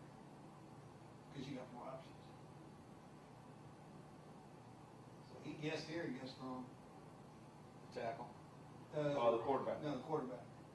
The tackle's in that vicinity where he can't be wrong. Because he's Yeah, flat you on got a right. good advantage here with a quarterback. You know, I know they're great athletes too, but Look at that. Now that's an all-pro, great athlete, Simeon Rice here too. Look at that fucking guy. We shouldn't. And we're gonna get 15 more. I know we're gonna. In our league, if you even touch the quarterback anywhere close to the sideline, boy, that'll get over here. How does this, I mean, I know they're different players, but in Back terms over of time, coach. ability to lead the team with Elway, Huh?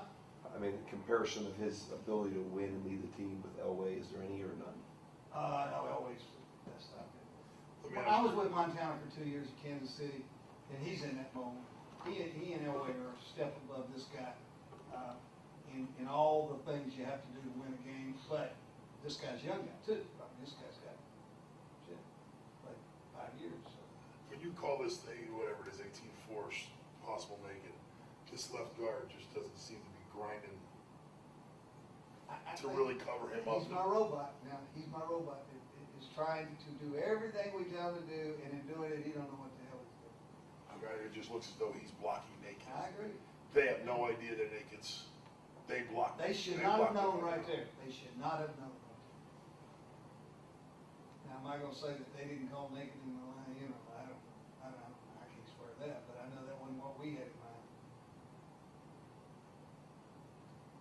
Still not happy with these. I'm just not happy with these.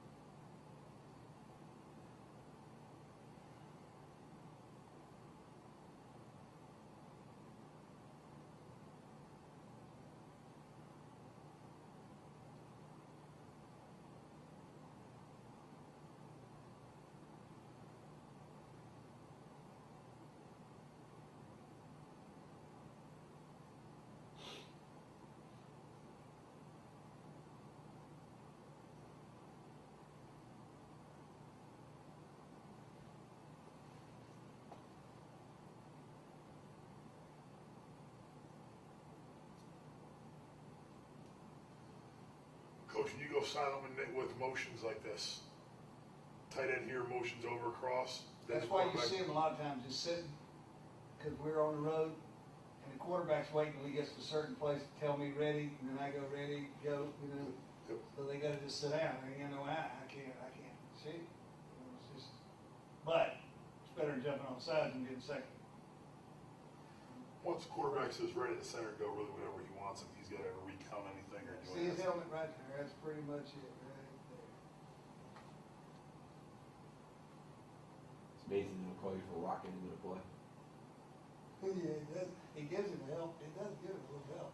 Yeah, does he, It bothers the shit. does he always go left with his You head? know, I don't know that. I almost asked that the other day at a meeting, and I never got around to it.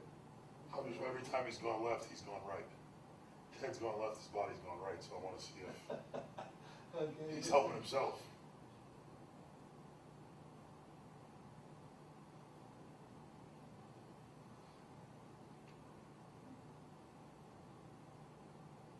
We don't practice enough of people being up in his face where he's got to jump and slide. You know, we do it too vanilla. We protect them too much in practice. I don't mean collision. I mean, we don't give them a hard Just don't shot. have people there.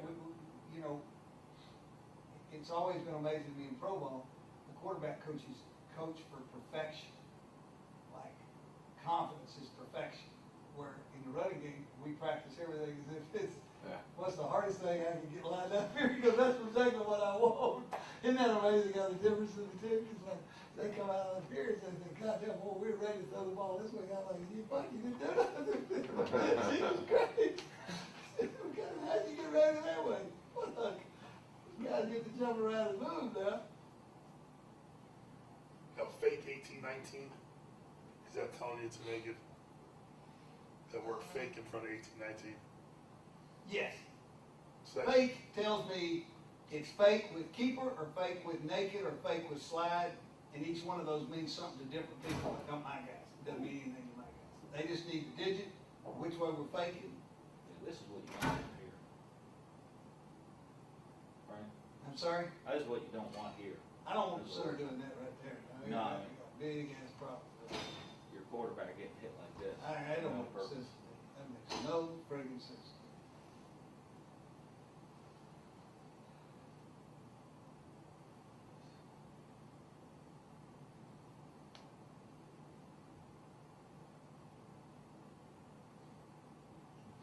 So you only like, you don't like the true naked passes then? Yeah, I like the nakeds, I just don't like the slides.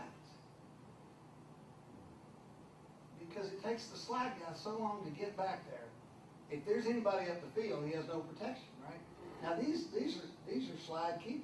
Right. So these are different to me, because now he's protected on the edge. Well, shit, well, I'll take all that I can get.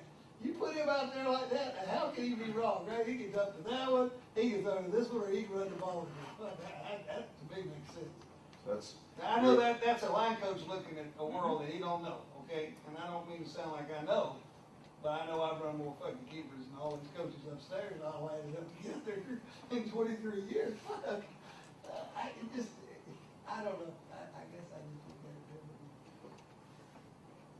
So you're into keepers and keeper slides. Yes. I don't mind true naked, because he'll open and he'll get his head around. And I love the toss crack stuff, where he runs How down. about when you're running nakeds with any sort of overhang on that backside? Just be nervous.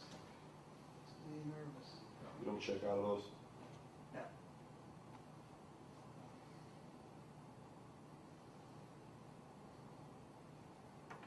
This is. See, this I understand, this makes sense to me.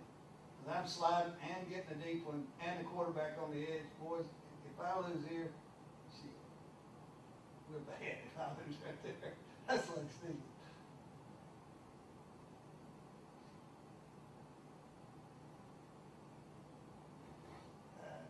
That makes sense. But these are my favorite of all, these tosses. How do you like the toss run play? You know, when we were Denver, we really made it go. We've struggled here, but now we got some young wideouts. I think it's getting ready to come on. It's crack, crack. Yeah.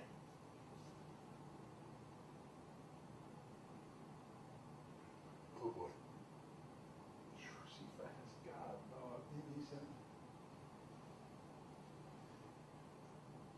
see, to me, I've given him a better chance doing what I'm doing over here. Would you all agree or not agree? I mean, I don't, you know, you don't tell me what I want to hear. I ain't changing whether you like it or not. But what 83's doing right there makes sense to me, because now I've given him a chance to do whatever he wants to do. When I do that, good things are gonna fucking happen. It's when they get up in his face before he's ready that have been the ugly ones, correct? I mean, is that what I'm seeing on film? Yes. That's what I've seen on, in this, not here, I've seen it for my whole career like that. It doesn't make any sense.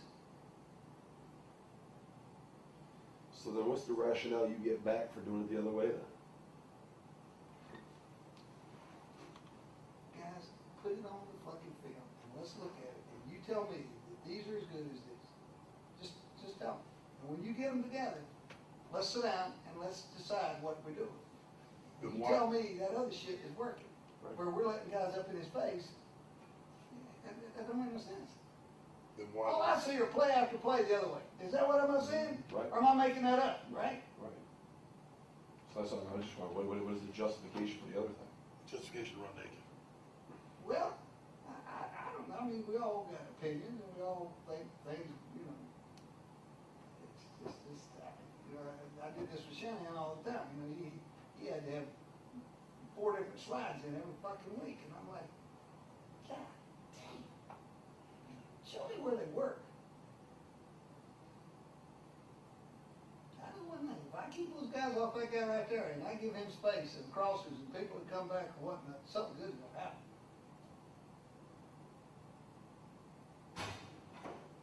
Elway was the same way. He wasn't as fast as this one. No way. But, shit.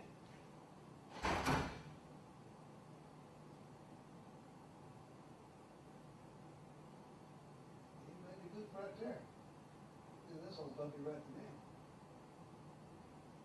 Now, he didn't need to go out of that pocket, right? That look right there. How much of this, go back just on this for me, Coach, how much do you do any of this of now, of calling it a pocket? Right here, fake the toe, I mean, like in this particular have- look, we we're gonna have have a the pocket ability- right here. We do and have now the ability add more of to a call drop it back, so that we can throw it back over to that segment.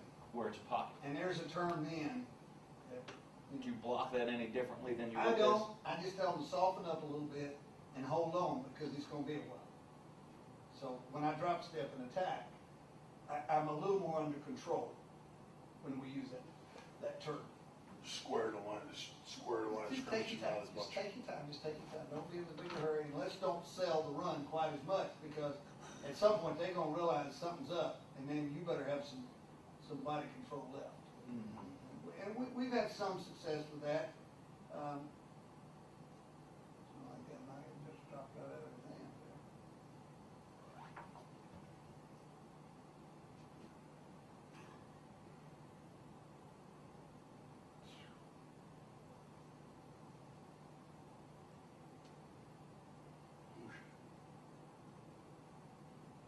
He can freaking moves that ball now. What's that? That ball gets out of hand fast.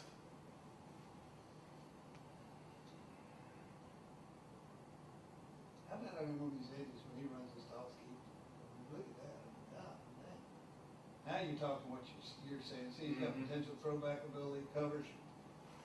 Well, I just think in deep coverage, you know, especially with him, and we talked about that the other day, the naked, Yeah. everybody turned naked dropping, and they're giving up drop back coverage to the Right. field, back to the Now, field. we run that pass as a pull-up, and we also run that pass as a 7-step drop that sits under the guard tackle. Okay. It's pretty good for us. It's not as good as Denver's. Denver's is much better than ours, but their throwers are thrower right now.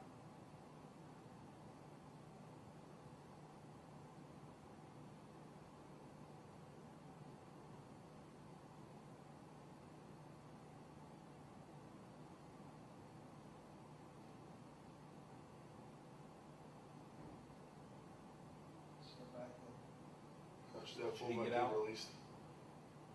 I guess he felt like the guy tackled him, he couldn't get out of there, he had to throw the ball away. Let's take a look here.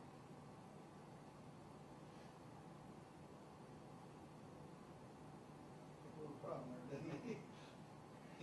He can't get off this one, he get out.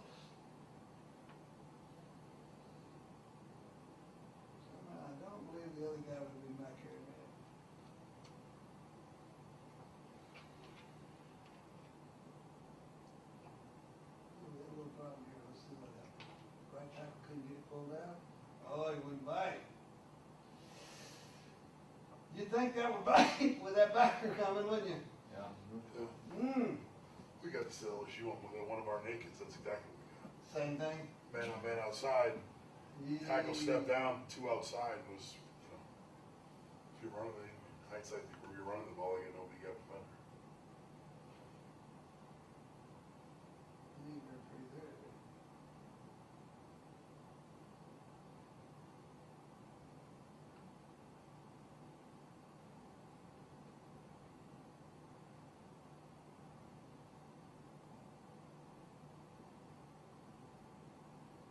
I tell you, not releasing the ball here.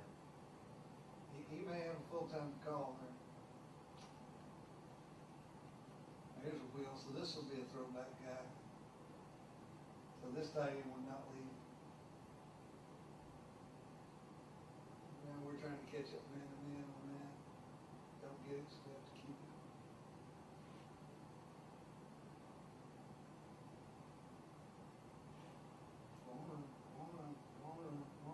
Get out of bounds.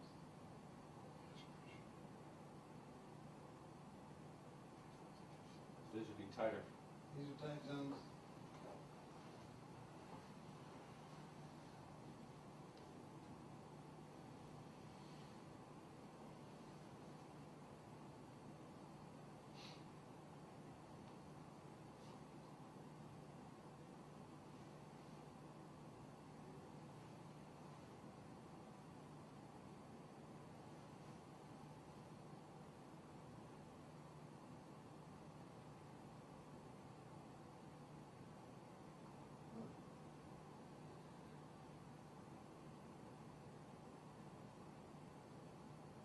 He's still a bad ball there, because he got hit something too.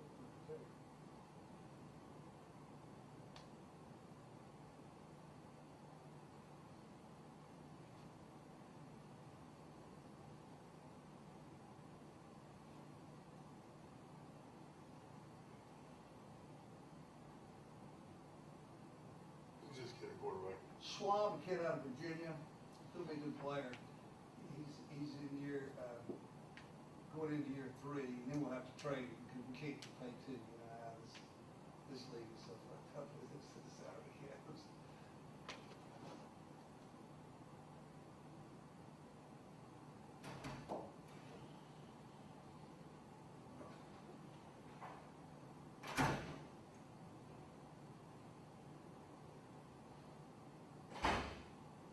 Same thing, the right tackle.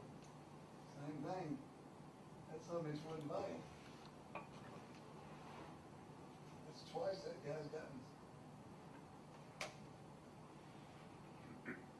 No play there.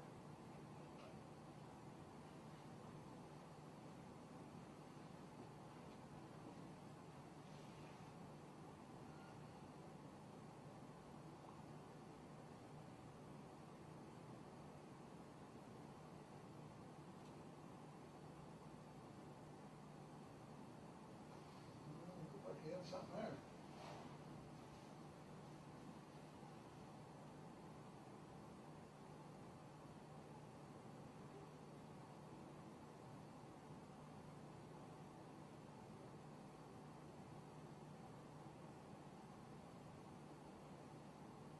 This drills every one of them, as you can tell.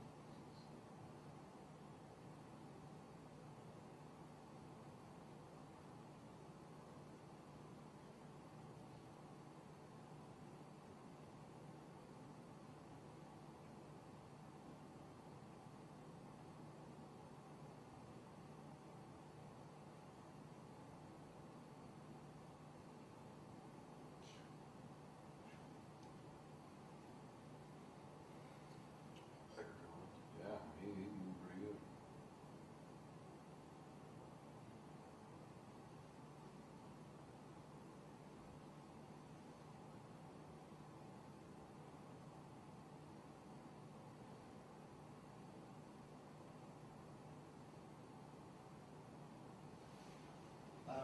Anything revolutionary, it's just, I think, the different philosophy, and after you finish the meal, that's all I try to judge is what actually took place, what actually took place, not in the practice drills, but in the real stuff. do you have any other break, contain, play action passes, boot, waggle type stuff?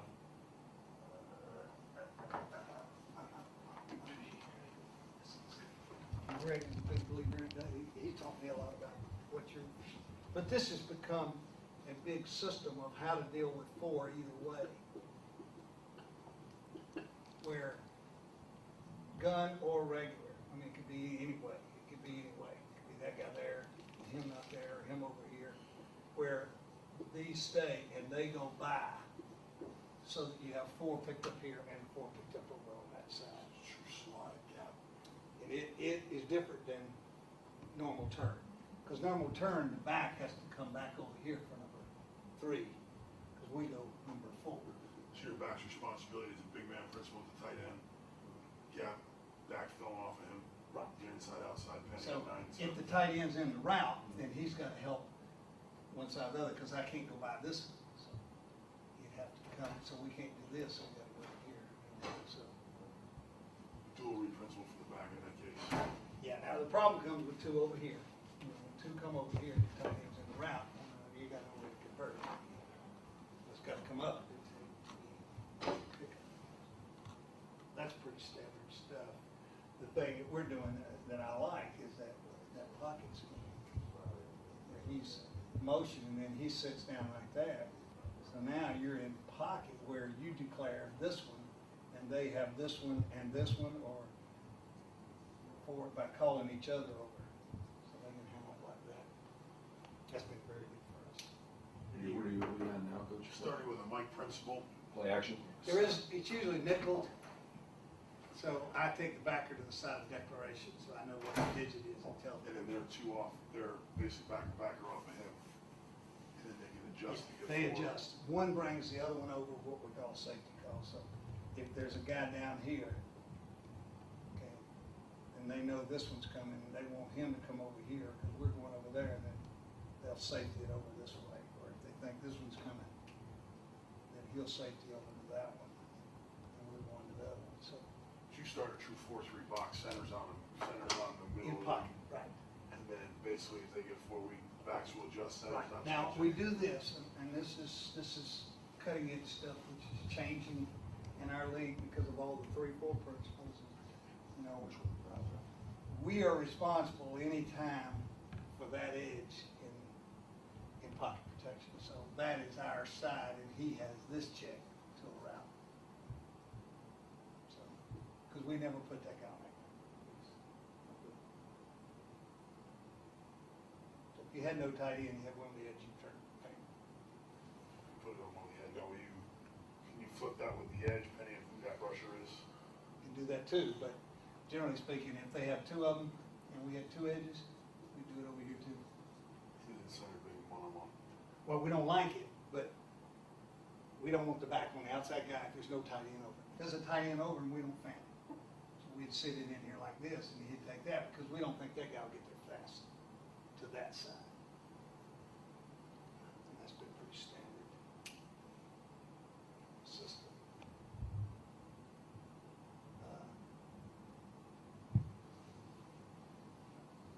And in gun, we'll put him here and step him over there to keep it, so they don't know which way we're sliding. We do that a lot of times.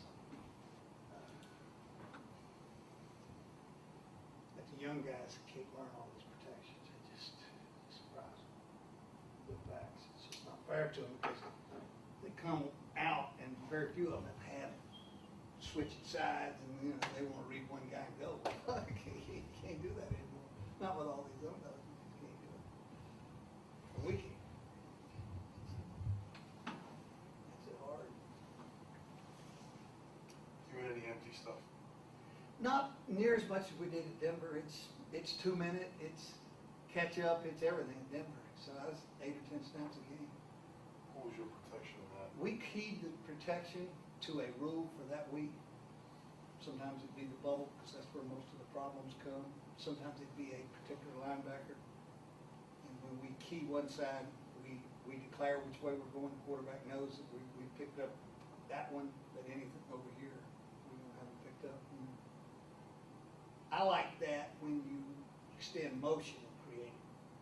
I don't like it pre-aligned, because defensively, I think they can make a check and get you there. So you like motion I out, like you to like- start as a back there, and then motion them out. Because then they don't know it's there. Does that make sense? Yeah, well, that's, And I'm not saying it's a perfect quarrel, but, I mean, they start calling stunts and they start calling blitzes, and, you know, the minute we go up there when they go the other way. And Denver does it all the time. I mean, it's, they believe in the width of the system. So the other quarterbacks be good at it. But overall, that's tough on those linemen. God damn. Whew. And then some people end up starting empty and motion back the back to do it the other way, you know. get them in their empty check and then go on the one. Or protect. You're sliding. Get into the bottom. And I think you have to do everything. I mean, I don't think you want to ever say, you know, you don't want to have the ability to do a lot of these different concepts. But we'll go in with 5, 6, 7 protections. You know, let me go up here and see if I can get somebody to tell me what this number is. I'm very good down there. I'm in another room down there.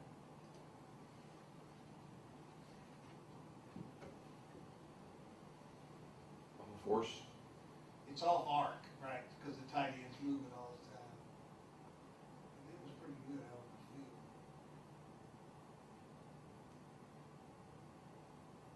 See how the linebackers don't know how to react to that, right? They don't know whether to play drop or pocket. Do you agree with that? I mean, they're trying to roll back to handle it. And so you got second level players. See, he went for the big one and he had the crosser coming across here as where it really should probably. What's this up front for you? I'm sorry? Up This, front? this is cell front for me, and I've got to handle 1 and 2 on the line of scrimmage because the tight end's going to release. Center's going front side? And the center is going to try to sell off the back. That's not near aggressive enough. That is not going to do it. And I know what he was worried about. He's worried about Mike being away from the call. See, he's worried about that. Tailback's on 58. Tailback has 58 or Sam on the ball Mm-hmm. or strong safety. So you're really comboing, you're really, in this case, back, you're here, these two are here, that is back. Right. But it looks like what we've been doing in the run, right? I mean, it fits into this groove. There's those things, except they're roll off three.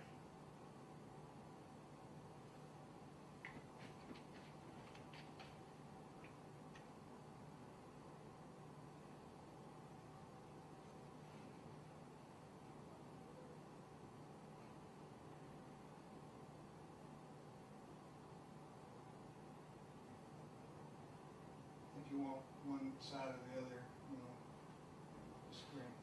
One more time on the other. The other one or this one? You want wide angle? I'm good with this.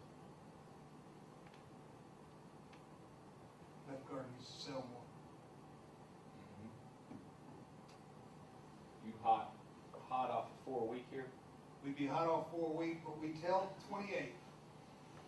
If you feel there's any threat back there with the safety down to a corner on the line, go back. Abort and go back. And it just becomes a drop back. And then it pass. comes a drop. 28's, we're looking for that Sam outside. Yep.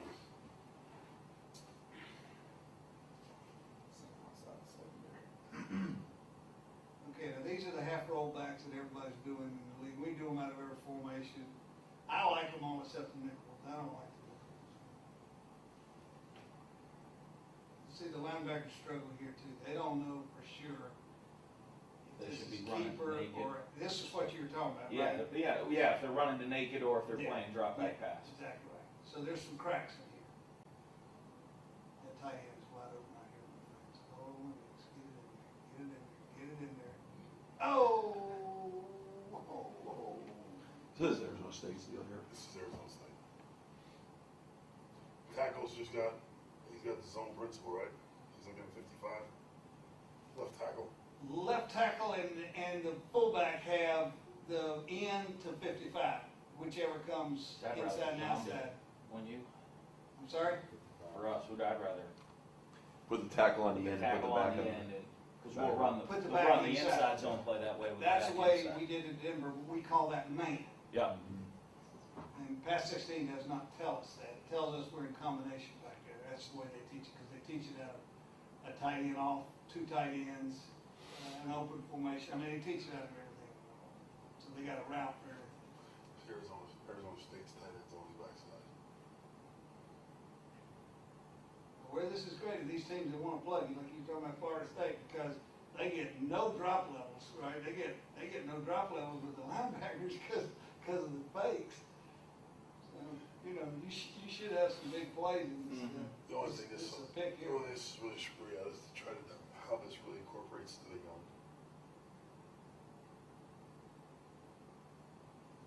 Because it's really off the same side ball handle. Some of the zone dogs are a problem, man. They're in problems. You know what I'm saying, Danny? From the gun, this is a little, how much play action they can. It's the,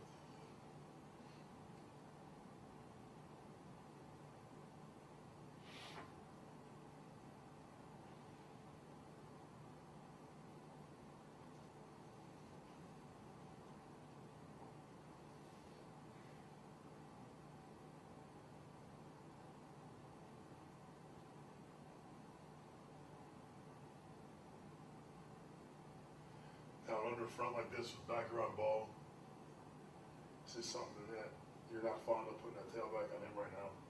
Well, to the tight end side, we have no choice. But to an open edge, we do not do that. We fan it and he go inside. You don't want this matchup. You know, you're asking for trouble with this matchup. But if I drop step and fan out, it don't look like a run either. So we do one way to a tight end side, one way to the other, you know, as best we can. Left guard should have left there either.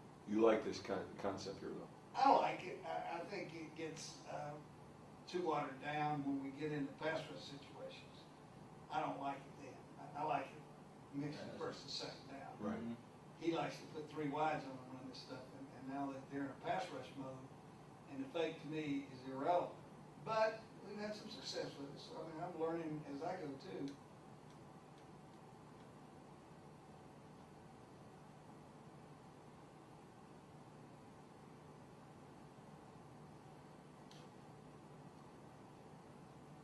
You got a match problem over there. Sorry. Oof, God, he took a shot. He took a shot. I couldn't have fanned this anyway with the guard cover. You know, I couldn't have done it there.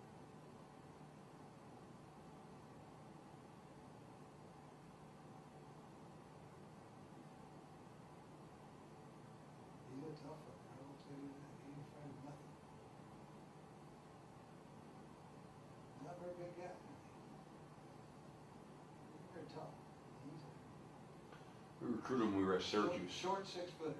Yeah, Short I was shocked. I was shocked on his size when he came up to our place. Boy, he could be. His brother's bigger than him. Yeah. It is kind of great work ethics. Players respond to it. I think it's all improvement. But I think you got to fit your system to it, and that's why we're always trying to find new ways to do things to help him be all he can be too. But there is a little measure there. Is it drop back? Is it spin back? You know, they have a little problem. mm-hmm. Well, just the backers running, turning, and looking for cross. They aren't sure which it is for just a second. Seems like But it's- everybody in the league is doing so much of it. So now we're gonna run it to the top. So we would fan that, you see, because we wouldn't put him on, and now we had to. Left tackle on too wide. Running backs on the inside backer to safety. Yeah, he's going inside backer safety. Seems like you need a couple of these in a game. You know? Arizona State's cut up, you're gonna see. It's tremendous. I mean, the number of deep balls they completed.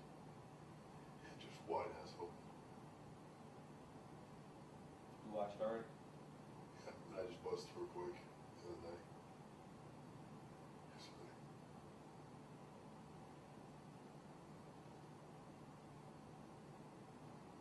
There's some shit coming on here. This is Bear Front Blitz.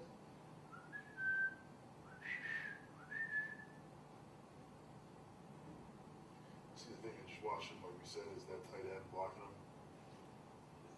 That defensive end's kind of caught the same way. Is it naked? Is it not? Yeah. So he's not just beating the shit out of a tight end that's not a one-on, pass rush guy. We have one tight I end that's think pretty that's good what the pass keepers, blocker. He those can't, keepers help. can't run downfield, so everybody has one of those in our league, and then you have one that's an athlete, and then whatever your third is usually you don't have three, sometimes you only got two in the game. That's all you got.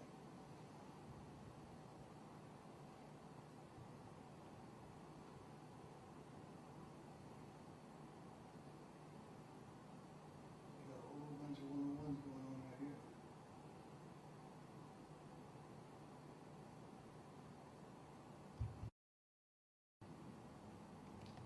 Just got beat right there's a whole bunch better than ours.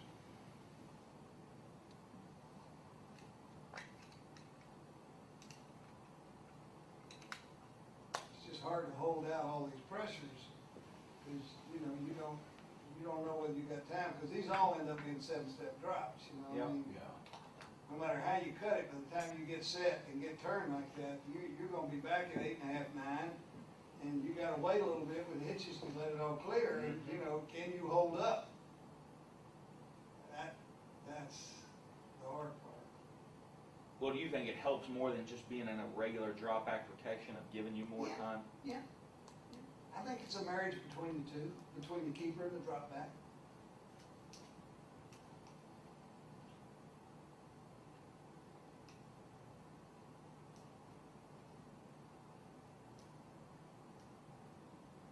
Like I said, we would fan that side, because there's no tight end. We can't fan the other side, we can't go both.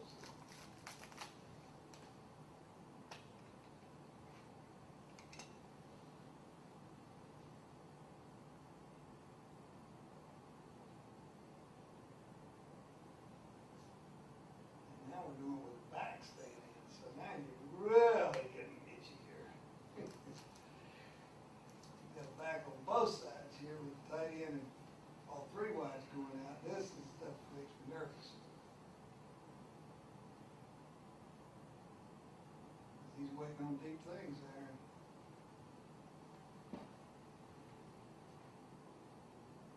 Do you think really the right guard and right tackle can sell it any more than that and be Nope. safe? Huh? Nope. No. I mean, you go any harder than that, you get ready to get yourself in hot water. So you'd say, well, it ought to be gone. Yeah, it ought to be, but fuck, they get to play coverage too over there.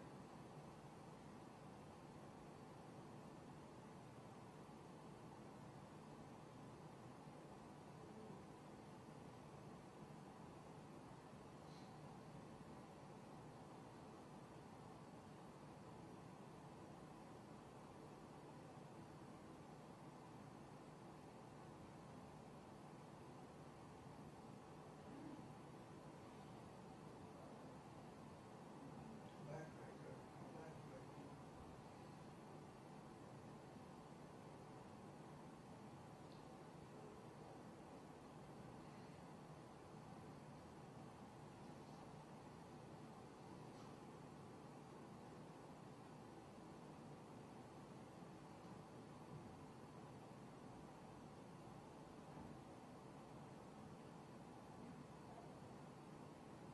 Seems like at times the line really comes off the butt. Doesn't seem like the quarterback in the back though would give you much of a, doesn't seem as hardball by the quarterback in the back to me. No, I don't think it can be, because he's gotta get set up and start making his reads, and we're gonna cave in eventually. It's gonna, when they realize it's not a run, it's gonna turn into a rather hostile process. Shitstorm. It is hard.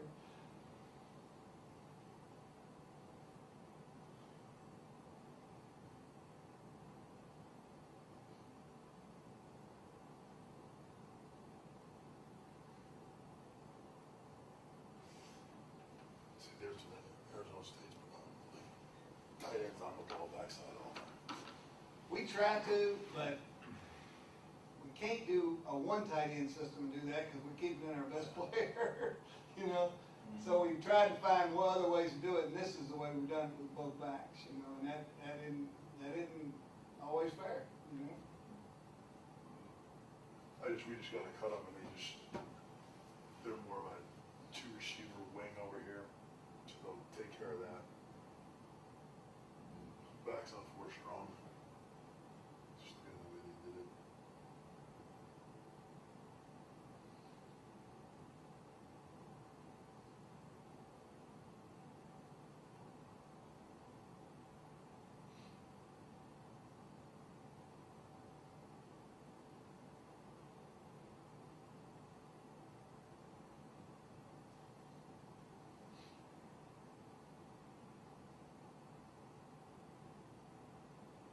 Just a straight drop back up.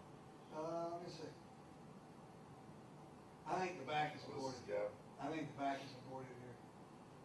He was supposed to go right, and he saw this coming back here, see how he just aborted. and Quarterback's out of it too. Yeah, he just drifts away. He takes his drop back and drifts away, so he gives the back a little more room to work with.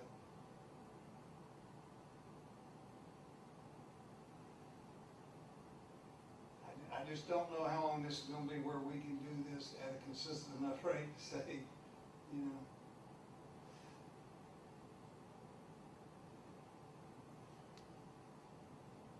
You hope you can, but that ain't easy.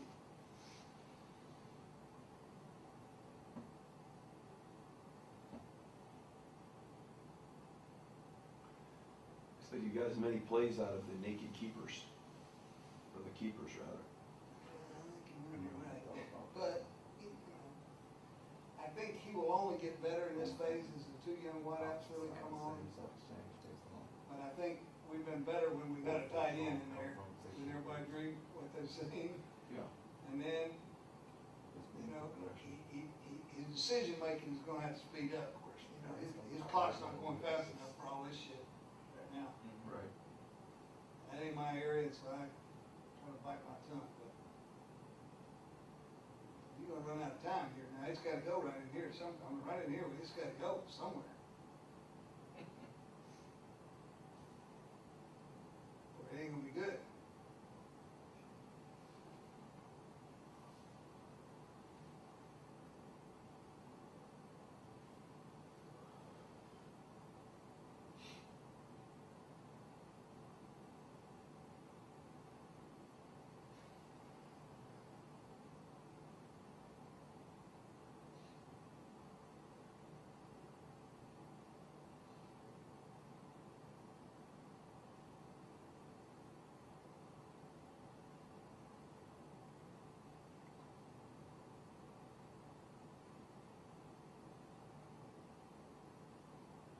Gotta get out, get into that thing, get under that thing.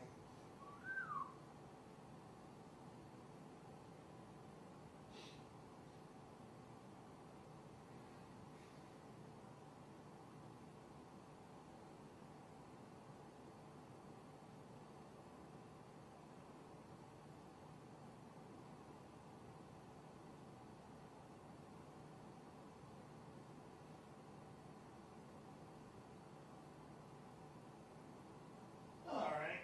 I don't love Big that. boys. But I'll float my boat right there. But yes, we do it. Is it good? No. Needs improvement, but I think it will improve. It's kind of thing I think is so hard that you gotta take some time in that. I mean, you don't learn to do that stuff Right. till you work it. You're not gonna put it off for next year and think it's gonna be better, because it's gotta be worked. It's just gotta be worked and cleaned up, and everybody knows the little pieces of what we got. Right. All right, what do we gotta get, what do we want to get down to such a small thing? We'll carry one run and two passes, and that's all we have. We only had 3 running plays and 4 pass plays in goal line in the entire season. Wow. With 20 games. Are they stretch oriented, or are they totally different? No, it's all stretch. And we just. You don't run gap schemes, right? we call it double force, so that this guy follows.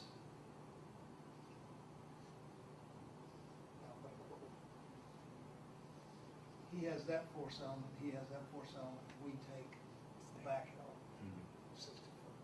So we're still running my zone with an edge blocker and a force blocker. That's it every week, and then occasionally we'll take him across and still run it single force. But everything in that 4 minute, everything in that short yardage all comes out of that. And by far, best short yardage is to move our tight end and run release. 2 tight ends? Either way. Sometimes we're better off with a hold off wide out and a tight end, something like that than we are the. But you do need to block the back edge. You need to block the back edge because they'll be unsound. And if you don't block it, you won't make the 1 yard, 2 yards, you see, because they'll make you play from the backside. And 2 back? Yeah, we're almost always 2 back in short. So the starting point for you is some concept of force. Force release or with release. Open edge has more opportunities because the 3 technique will generally play to the straight side. So, we probably have a better chance of being, if we were in 2 backs, 2 tights, of coming like that and running release into this segment, because this segment has more softness in the defense setup here. Now, we always have the ability to still run force, arc, and release over that side too. But this has been the most consistent.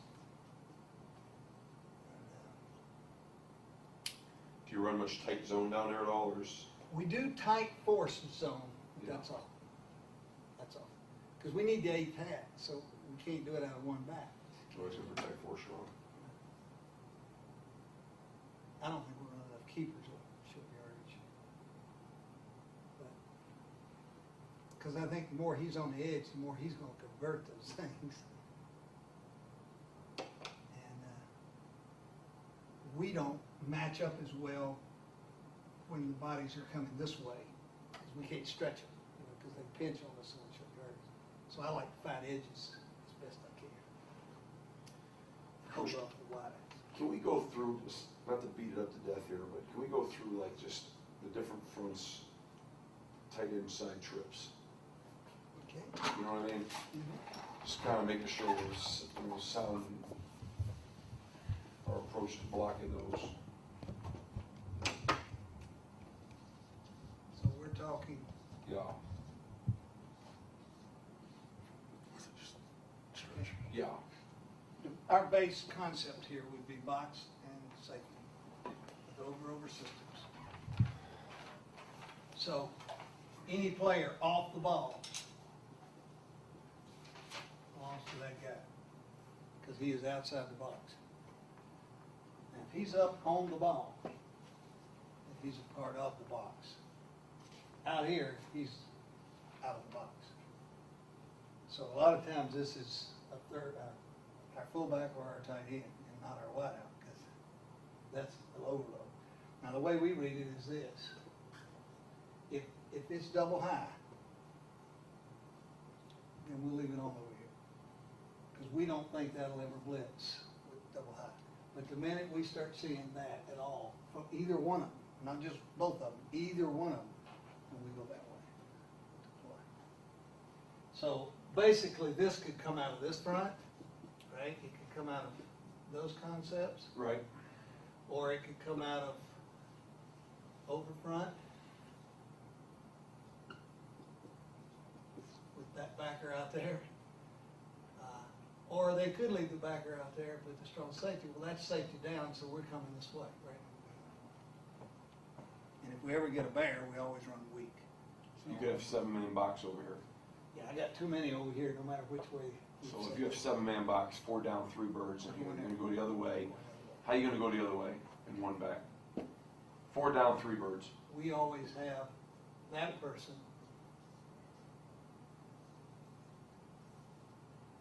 Aren't you He's missing one? blocking late support. Aren't we missing one guy though? If they put the safety down Over here, Yeah, they put the strong safety the down, backer here, 3 backers in the Mike's box. in there. Yeah, so if you go weak side right now, Mhm. you're just gonna take those, okay. Yeah. You're all right with those blocks right there? Well, I know that odds are that they're gonna be more kicked than that, but, you know, you just gotta live through that. You gotta live through that and create some alley and running lane, get the ball, get the back to the line of scrimmage and count on him to get you 2, 3, 4. And then every now and then he comes out for 14. You know, that's just the way. But you can't come out -2, or you don't run the play anymore.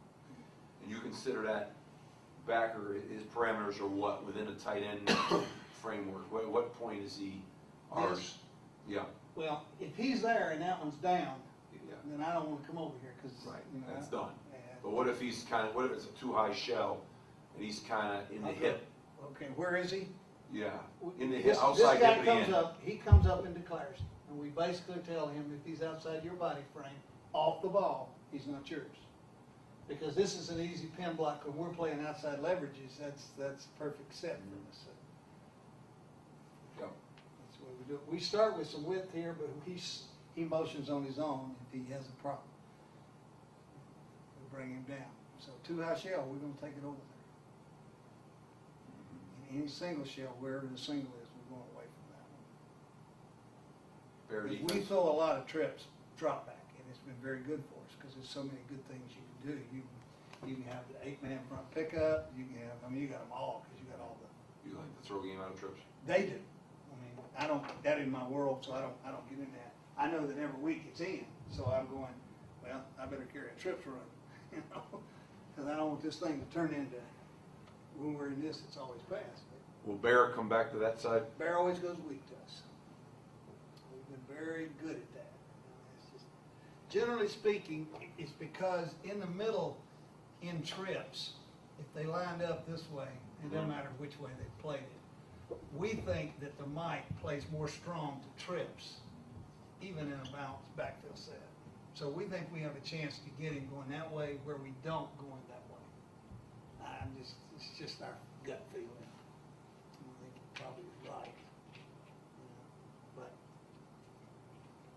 for You like this set, Coach? Yeah, we can run, you know, we can run 2 runs and 4 passes, and that's enough. What do you like better, 2x2? Oh, yeah, I'm more balanced, and I can move my tight end, I can do all that, or if you let me move it out of this, then I can play here, 'cause, this to me is, this is my world right there. Let's get on into this. Right. So if I start in trips and create double, then they don't know when I started, what I'm doing, right? They've got to call what they saw. So, I like that stuff. Now, So what that- personnel's on the field, is it nickel, is it base? Right. That movement of that guy and that combination block is big, man. It is. I mean, it's And really big. I'm gonna, that, and that backside guard, on those triple schemes are my number 1 and 2 projects up front. And it's all season because I saw remnants of us not coaching as well in that phase as we should have. And we're gonna clear that up, we're gonna clear it up. Tackle can't stay as long if nobody comes down. If somebody comes down, we're fine. But we don't know when to leave right now, and I gotta get that. How much does, your coaching up front change in tight zone in terms of their demeanor up front, their targets, their demeanor? We didn't really talk about that, What's your targets? I think everything changes. Our guard takes his lead step the same, but he never crosses over with his back foot. So his back foot comes down straight. So if I'm a bubble guard and I'm at G, I'm 1 step and I'm up. Right. Faster than yours were on some wides. I mean, Right. I'm 1 and up. So every one of those, if I'm a center working, I'm 1 step and up because the ball's going to bend behind. And 90% of those zones, those tight zone plays. How about covered? Do I have help or not help? I mean, Help. You covered guy with help coming. What's my target? I'm in a tighter landmark. Which is? Then outside shoulder and inside fist. I'm gonna get as much as I can, thinking in terms of turning them out, not hooking them in. I want that read locked out, because I want the ball behind it. I don't want the ball in the front side of the 2. Now, if he pinches, I got no choice, right? but I don't wanna encourage the pinch because I'm wide. Is the play side number a good target, or is that too wide? It may be a little wide. You know, we talk about the eye in one and the shoulder in the other. That's just kind of the way they learned them as a system. So, but it bothers me when they widen so much that the back has some penetration and he wants to roll back, and there's just that little bit of something that bothers him. I just drive me nuts. Then our backside scheme is where most of it changes. Right. Our backside scheme has two concepts. I don't know how you all teach this, but, because this is where we like to roll back. This is where we want to start it here and get it back there. That's what we're looking for. And then this one hits that force element outside in, okay? Our next concept here is, where is the backer's location? If the backer's lined up here, okay, our guard steps inside foot, outside push, and we work together. We step on the inside foot first, and then outside foot, and we hit him together, and we read where he goes. We don't know whether he's going to hang, because he's going to read this too, right? He's going to see this and start slowing down. Okay? If he's on the inside location, we change him. And we step off that foot and leave immediately. We call that bounce. Which foot, coach? It's near foot. Oh, you do? Near foot. You near foot and A-gap backer? A-gap backer. Really? So you go left foot right, in that case, you go left foot right. Left foot right now and leave. Go. Stop that run through. Pin the man down. Pin the man down. The back comes up and he pre-reads that 7. He knows right now, if his read tells him out, you take that son of a bitch all the way back there. But you must start with the same crossover read, reading the 5. As soon as that 5 does not pinch, you get your ass behind the backside 7. If he's in a backside 9, we're going to man it inside out, and we're going to tell you to press the hole into that crease. And if you get behind the 9 and you can get behind the safety, get all the way behind the safety. Because that's been the big ones through the years. And it all comes with that technique of that guard on the backer here and the backer there. And we basically say it's not on you, it's not a gap, it's inside the 3 or outside the 3. If he's sure, he's inside. So if he's inside, you take that outside foot, just put it up and down? And I'm bouncing off of it. I go boom, boom, I leave right now. Because the back tackle now is pinning. He's drive blocking and pinning the shit out of it. Right. Now, do you shoulder block with, like that guard? Is he coming up with the shoulder? Or is he, how do you teach that? Well, the way it was taught with me is you take your flipper and you use it to flatten your approach. Because the A-gapper that scares you is the one that runs that Right. crack, okay? And you can't let this hold you. So the way we had to get off the grab was to hit it and ricochet. In Denver, they call it Rico. Right. Ricochet. Because he has to push himself sideways, and then when this guy hits the 3, he caves the whole fucking thing down to the point that nobody factors there. Then the runner can trust that lane that he's going into. But now we tell this guy, hey, fucker, you better get these son of bitches moving now. You better, don't cheat this. When you get the ball is when it all has to happen. But that means no penetration right there. Right. It's got to be. Center to a shade. We don't hook that. We drive block that son of a bitch, lock your backhand, don't get your feet knocked back. Now, that's my question I'm gonna get to right now. A-gap backer, shade nose. You don't worry about zone pressures and going. Can't worry about it. So Can't center- leave it. Can't center- leave it. So that guard, you talk center, shade, nose, front side. Your left foot in, you ricochet possibly back to the nose. We coming got a over top. chance that the two of us could do this without meaning to, right? So I've hit it and I've started there and that gets in there, that we could end up this way and do the best we can with that. But generally speaking, the ball shouldn't go back there because this should pinch if that's occurring. That ball should go outside the You're 5. gonna center's gonna basically step and It does, ricochet he's in himself an back to the awkward well. fucking situation, and this bounce guy's the one's gotta hit him. That's why we always talk about getting flat in the bounce step, getting flat. You can always go up. What you can't do is get up, and then the fucker starts running by you. You know, I've been caught in that spot so many times, it just drives me crazy. You don't bump the nose ever with the right guard or No. Right. Unless we seek out, if he's closer then, because Right. we don't want the ball over there anyway. So that's not ever really. The worst thing we can do is pound it down, and he goes in that fucking hole. He's going against everything we're trying to create. Big plays come out this side. Right. And I will say this, if you took the last 12 years, the tight zone out of this formation has averaged higher per carry and better efficiency and longer runs than the wide. Out of I double would never tight. have believed that. What And it wide, happens coach? year after year after year after year, because the big one happens when he gets on that side. So the footwork and landmark of the back. No different. Inside leg of the tackle, open step, cross it over, take the ball, read the 5. As soon as the 5, get your eyes inside. If there's anybody moved over, read it inside out. So that one is this one to that one. Or he goes in to that one. But that's your read there. Now when it's here, your read starts with 5, because you got to handle that zone dog right there. You got to handle that. Let me ask you, knowing what you teach the guard backside, you go front side with a G scheme where the nose is closer to the guard than he is to the center front side. If you're teaching this, like in my world, we run this play. Would you teach that front side guard the same thing you teach the backside guard with that kind of ricochet? To bounce from the nose to the mic. G to a Mike. If you're going, You could, You're but looking at- now you're into a funny club over here by this tackle, right? that's why, if you're looking at this, does that become, right now it's this and it's a bump. We work as a bump to that nose being his to the mic. And that's why my question, if you were to be in that.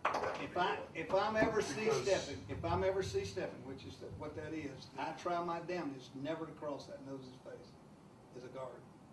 What I try to do is pull that nose out, because I don't want that ball over there. Pull him out. Pull him out. Take a tighter path. Let the center climb to that one. But you still go right, left? No, I'd step with my Can't inside based on foot. what he's saying, right? No, You I gotta would go- step with my inside foot, because I It's want just to different. secure him out. But it's kind of the same as teaching. Yeah, I was See, the same as that. My back is already pre-reading that. I don't have that cut because I didn't even cut it. My back is going to pre-read that. And the minute he sees that 7 on that backside, he reads 5 to cut back, 5 to cut back.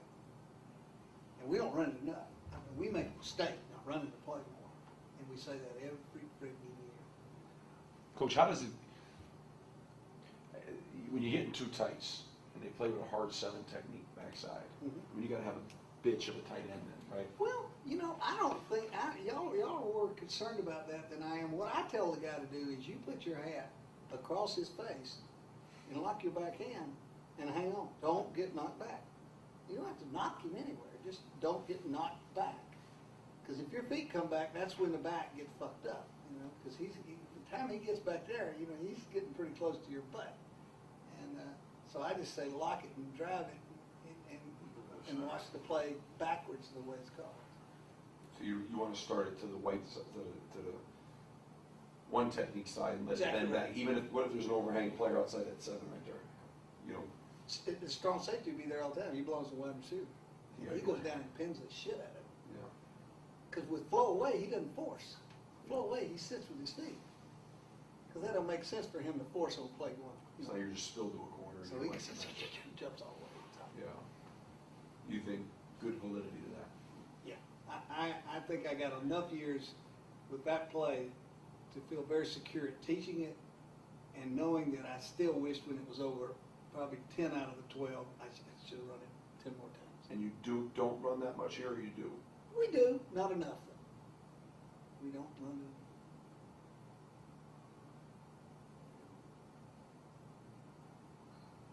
I wonder that off of a read, that formation with a shotgun read component, It could be. It could be interesting. I just still don't know what we're going to tell. I mean, we're going to release it now after hearing what I've heard from you. Is that go off and then run it wide to the remaining one and let the off guy run the alley. And then the tackle's the chaser. So yeah, could be. Could be. Hadn't really in my mind thought of it like that, but could be. Yes, it could.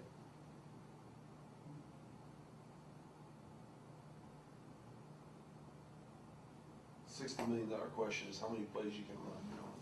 I get 12, so I, that's all I'm When gonna you stop. say, when you say 12, Well, I have force arc and release before I ever fucking started, right? so that's force arc and release are 3. 3 plays. Then I run a tight force, so that's 4, okay? So then I run strong zone, and then I run weak wide, okay? And then I run tight zone out of solo, and I run the toss crack, and I run the fox play, which I don't run it where probably you do, but I run the fox play. I run some kind of reverser around every week, and then I have nickel 18 on top of it, so I call those different plays.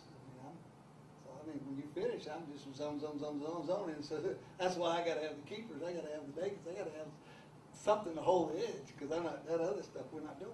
We don't have any more plays.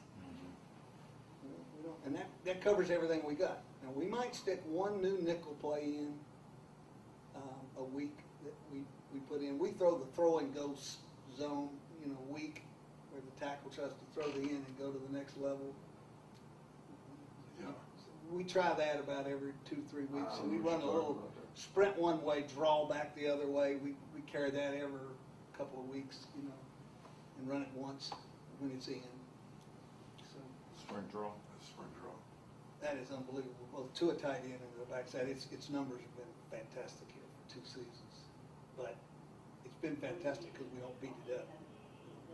You just try to I want to make sure, because that's what I was going to ask you about a drop you had. That's, Well, the throw and go draw is a nickel draw out of trips, or usually out of trips. But it doesn't have to be. And we've done it out of gun, we've done it out of warrior. It's old run and shoot where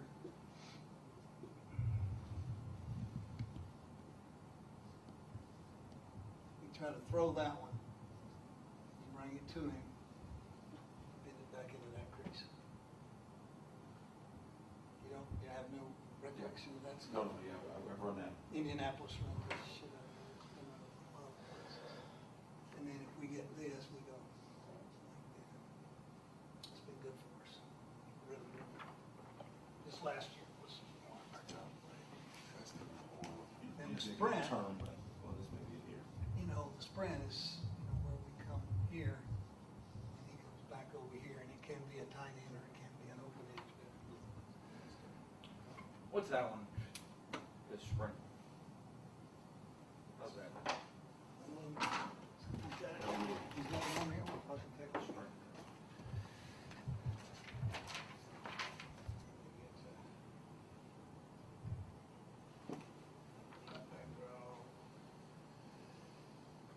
So these are a couple of shots a game, maybe once, twice. Yeah, this is we run it in 2 minute all the time, we don't run it many other places. But I think it's stuck at the back of this reel, kind of like that last one that I couldn't find. This may be throw and go here. No. This is drop that draw. It always has good average, but shit, it's run usually on desperation situations where you're looking for a mixer, right? Just something. So he comes out looking like we should have run it a bunch, but shit, there's some ugliness in there that just doesn't make any sense. And I think it's going to be right in here.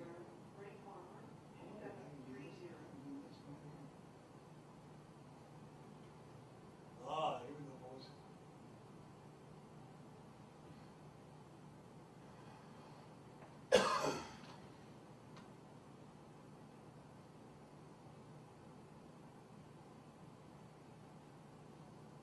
Okay, let's go right here. This play was amazing to see. This is run and shoot draw. So the left tackle's trying to throw 93 up the field and then come back and pin this. Does that make sense? And it's somewhat like a sprint, but not quite like a sprint. What? This is more it, closer to it. This is close to it, except what we're talking about is using the back to really hold that in. Yeah. We've done it Lock the end. in gun, we've done it with the back offset, we've done it with the back straight behind, we've done it out of everything in the world. It was awfully good this last year. Force away from trips. Now the left tackle couldn't get him to widen, so he couldn't leave. So the center tries to get the same one. So So they down block the guard, pop the center around the top, and kick it in the crack there.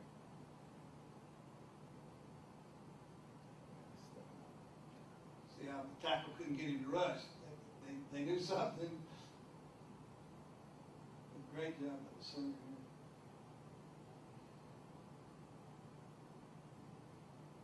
We have two guys assigned to that one guy, because you don't ever know exactly what stunts are gonna get knocked off in there. Again, he couldn't throw it. Now the center's working a front side backer. He tries to go to front side backer, but the left tackle is too, if he can throw him and get on him.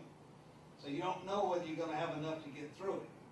Like this Center one. gets their first tackle, the tackle doesn't get the rush, he just compensates and The adjusts. center has got to dodge that, because he doesn't know whether the left tackle can get off. Well, he couldn't here because the guy didn't rush.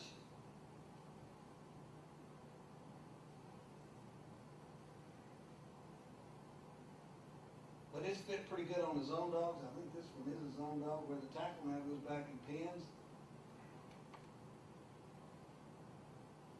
This is a big third down at the end of the game, where we didn't have to punt the ball. There's a lot of little assignments right here that they've got to learn to fit them up.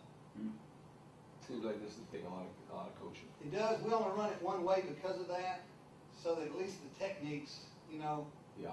are not doubled up, because that kills us up front. But there's some big ass plays on this reel now that make you wonder, maybe there's more to this than we think. So that shape front side, you'll fold it. We'll fold that. That's the rare place in this room right here. This is how bad my center is as an athlete. This one. Right. You trying to. Cool. Not good and go on the edge. Not good play. Do you fan that right now? Ain't got enough, really. The garden's covered there.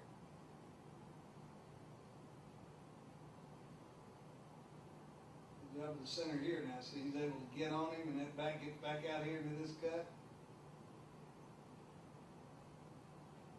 It's good for us.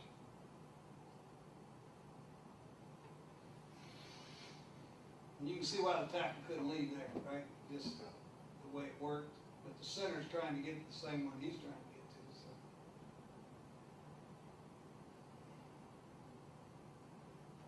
What do you say that tackle didn't know when to leave, when not to leave? I just think you feel it, you just feel it enough to get it. Left guard, out of kilter here, back made a pretty good cut. The left guard didn't give him a read here, boy, this is tough. He wants to invite him in, but he missed with his hands, so now he's back here and he's drifting, back's trying to run off of him, he can't get out of the way. If that guard can't get him inside, just Take him out, take him where he can't wants to get him go. out, right. You can't miss with your hands, that bad, yeah, crickets. Well, it's got a few plays that make you think you might better take a peek, huh? I mean, we don't teach the center to double that, so I think you're trying to pop it, and the center just can't get around, but who knows? But luckily, the tackle was able to throw. You never know for sure if that's gonna work. 7 will usually bring a crowd, but.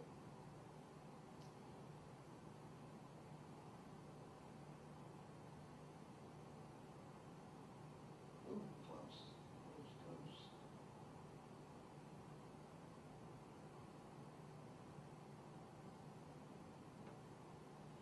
Come on, left guard. Come on, left guard. Close that up. Stop that penetration. We'll make something on that play.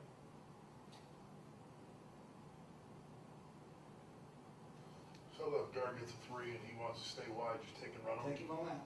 You say that one back there? That last one more time? Okay. So we just stepped around too wide. We had something here. You're just gonna book on 36? We got a book there. We got enough for that. Gotta get the other block. And here's that little spot. Going one way, drawing back the other.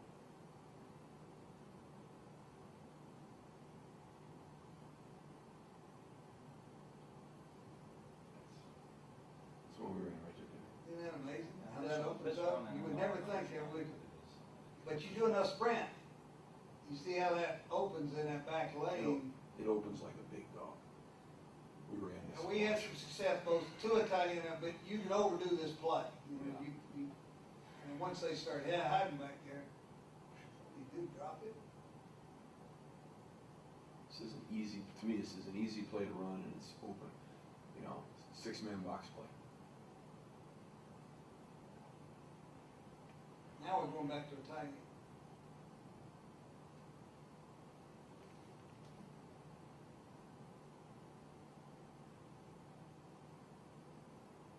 I mean, it's a good little back, isn't he? I mean, he's a very productive back, I think.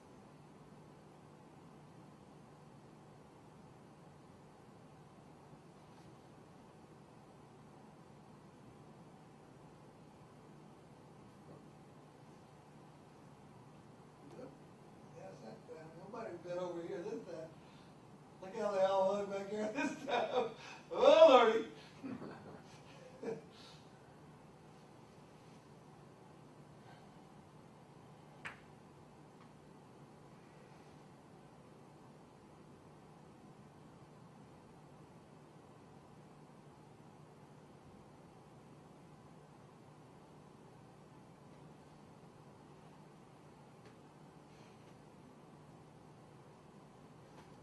Where's the center working to on this? Okay, we tell him start front, like sprint, and then go circle everything. You know, try to get on the backer to the side of the play.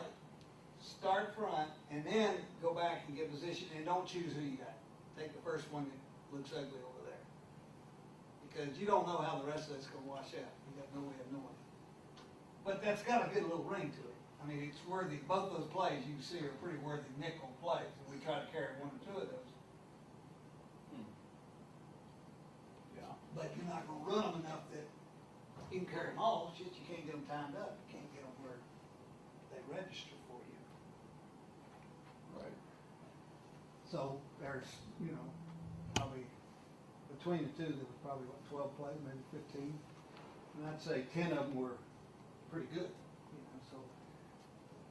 But I think that isn't the kind of play you can run more and get better at. I just think you have to decide how many ways can you do it. And I think when you double do that, you kill the line, because there's too many little techniques. You know, if you do the sprint both ways and the draw both ways, and boy, I mean, up front, you just got massacred. Because now you gotta go drill every one of those things. So to me, it's better to take the play. The structure for you, coach, in practice, right? You know, when you, your normal, like a heavy work day for you, you know, to drill your stretch plays. How do you drill them, like in individual combinations, half lines? Okay, no. I'm gonna get into smaller groups as I can, and I'm gonna have as many 3-minute, 2-minute drills as I can have. And I'm gonna go pass, run, pass, run, and I'm gonna divvy up, if I got 20 minutes, I'm gonna divvy and try to get 7 drills. And I'm gonna take them from left to right, left to right, left to right, left to right, next one, whatever it is, that rapid fire, and I'm gonna get their heart rate so goddamn high in that 20 minutes, that by the time the rest of the practice is on, my guys are already at 140, 135, and they'll stay 130 the rest of the day. That's why I have no fat guys. And they get conditioned without me ever having to run them, because that's the way I drill them. And I coach the defense in all the drills, and I make it as miserable as they can fucking possibly be. So a good example of like, I mean, I understand that structure, how you break it down. A good example of, okay, you got all 5 of those guys right now. Okay, so they say, first period, the first drill period you have would be what? Yeah, give me the centers and left guards, and we're gonna work C's to that player. And where's everybody else? They're on defense. No, where? The right guard and the 2 other tackles are over on defense. And I told them where to line up. That's all I got. I go out there with 10 guys. Wow. And it'll take me long now. So then we go that, and I'm gonna do a TE snap drill, pass. Then I'm gonna go centers reaching noses. Now, that won't take me 1 minute, and I can kill those centers in fucking 1 minute. So you go center, left guards, works and sees. Right, now here's what I try to do mentally. Here's what I try to do mentally. I describe the play, and I give them the technique, and I get the defense, and here we go. Boop, boop, boop, boop, boop, boop, boop, boop. Then the next time I start stunting them, you know, the next day, it's another process through the whole deal. And now maybe I got 3 of them. Maybe I got these working triple, and all the tackles over here, and one linebacker, and doop, doop, doop, doop, doop, doop. And if they ain't going here, they're going over there. So they're going pretty fast. So then I'm on to a pass drill. And I don't like to ever go run, run, run, run, run. I don't like that. I like to run fast because that's the way the game is. You throw a pass, you have a run. You run here, you throw a pass. Now I need every one of those techniques taught. How much individual, like, you know, so you guys say you're in a pass period, how much? I steal them from everything. You know, they go do pat and goes. Fuck. Before we ever stretched, I done had 8 minutes of drills. I mean, the time I go to stretch, my guys are soaking fucking wet. And their heart rate is climbing. So the stretch for them is like, I'm gonna get to it. We go to special teams and I got 5 guys on it. I got 5 guys, here we go. We're right over there. And I take my list out there every day and I draw it up, you know, of the things that I want to do. That is the way it's taught. Now, the dumb players cannot transfer from the drill to the team, but eventually they can. They have to understand why you did the call and why you did the drill, right? You have to understand that. So you take them from one to the next, the next, the next, the next, the next, the next, the next. So for our scenario with, you know, we got scout team guys, we got more guys, John and I can take and we can go I right split side, them up. left side. You got the left, you got the right. and you Now square somewhere in guard there, the is- tight ends and tackles are going, so now I'm working the center guards against Yeah. just the center and guard. So I got 2 over here, I got 2 right there. That's all I got. Goddamn. You When you know. predominantly go like center left guard, you're gonna pound them for 2 minutes. Then turn around and go pass drill with the right tackle and right guard. Could Or be. you just grind the shit out of the center for say 10 minutes straight. Oh, no, no, no, no. So you kind of alternate No. who's doing the drill back. I, each yeah, drill I back. flip it. I flip it as Okay, fast that's as what I it can. And I want it so they have to pay attention to the segment in the call. Segment in the call. What is it? What is it? Why do we do it? What's the play? It's force responded. It's released. It's arc. It's club arm. It's G. It's C. It's okay. Yeah, I can see. I really had no idea you would have that finite numbers. I mean, I just don't know why. I just didn't think of it that way. You know what I mean? I'm not used to that. And really, I guess ever since, you know, when I was in college, it wasn't that way because I had all those numbers, and I can remember I was always trying to divvy it up. You know, I was trying to have 2 guys do this. It don't matter to me. I mean, if I can grab anybody to coach guys, I just get them in smaller groups as I can get them to, and then Yeah. coach away. That's the way I was doing it. You'll have that one group and the others are gonna work the center left guard. You're not Exactly gonna. right. You give them every possible combination of. I'm chopping or I'm grabbing. Okay. Now you say that, like you say that C call, you're gonna put him in a G on a guard, Mm-hmm. backer inside. How many times you gonna do that? With that look, is it just one shot and they come back with a No, different I look? get 2 each. I get 2 each to the right, then I'm going 2 to the left, and then I'm gone. And as I said, I make my list, and my practice sheet looks like a fucking disaster zone. But I spend more time on that than I do probably my scripts, because I have to get them where they play fast, and they understand the tempo is more important than anything else. And when I get through with that, they know how to go at a very fast pace. And so going from that to practice is just easy for me. I just- Drills that you've used for the back in the play, stretch play. The You know, reads, the route. I don't do that. Every one of them have done it differently. Some of them do it as a ball handling drill. Some of them do it as a read drill. Some of them do it, I mean, I see them, but I don't go to their drills. I don't let them film my individual drills. And the reason I won't let it go out is because it is really how this all works. And so I've found that you can study the film, you can study all that, until you understand how fast that happens and how much good teaching is done right there. It's hard to put the package together. It's just almost impossible to figure it out because it's happening at a speed. Like now, Tom, I can already, he knows the calls and he's ready for it and he wants the drills. What are the drills? What are the drills? I said, well, then take every combination you got and split it down to 1 or 2 people. And that's the drill. Right. And I want it done as fast as it can, as furious as it can, without hurting them. on quick cadence. No fucking get lined up, go, let's go, let's get it. And go from run to pass to keepers to run to pass to keepers to, whatever it is. Now cut through. Now just have your lists impossibly where you couldn't possibly get through and cover them all. The next day, you do the ones you didn't do, and the ones they did shitty in practice is the ones you got to get done the next day. You film on all that? I film everything but my individual drills. I will not film this.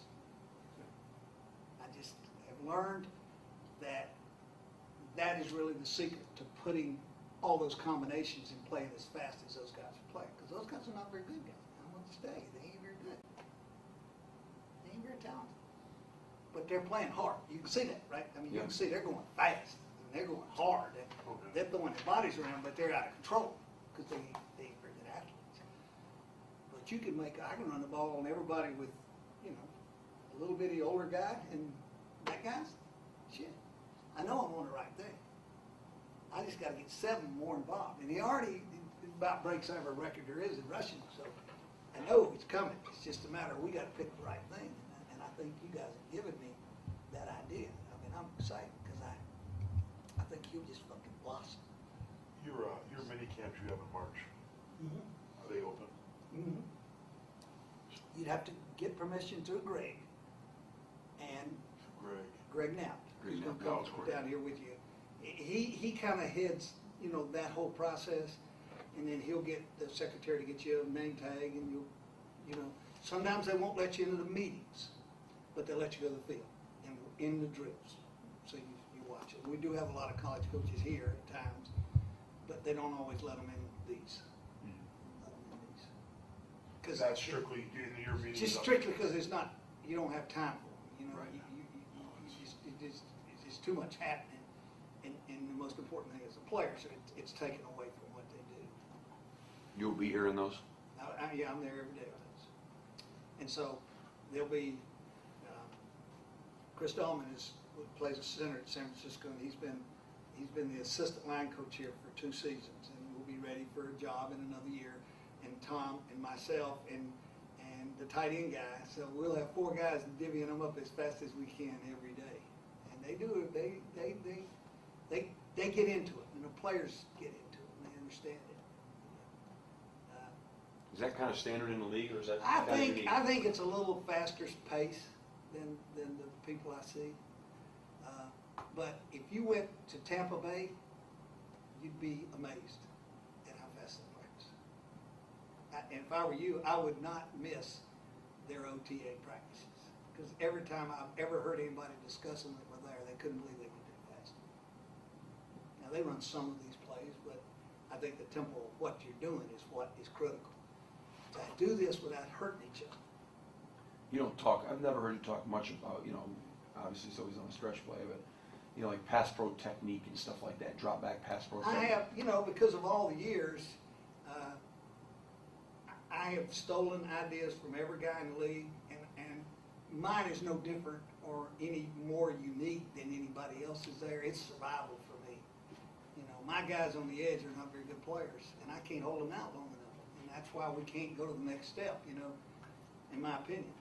You do a lot of individual technique in pass pro? I do everything I can to help that with slide and 3-on-2, 2-on-2, combination stunts and angles and kicks and hand placements. Are you a kick slide guy? Yeah, but I'm not a motorcycle kick guy. I think you need to play light on your feet where those guys really beat the ground. But that doesn't mean them wrong and me right. I don't, there's probably half of us one way, half the other.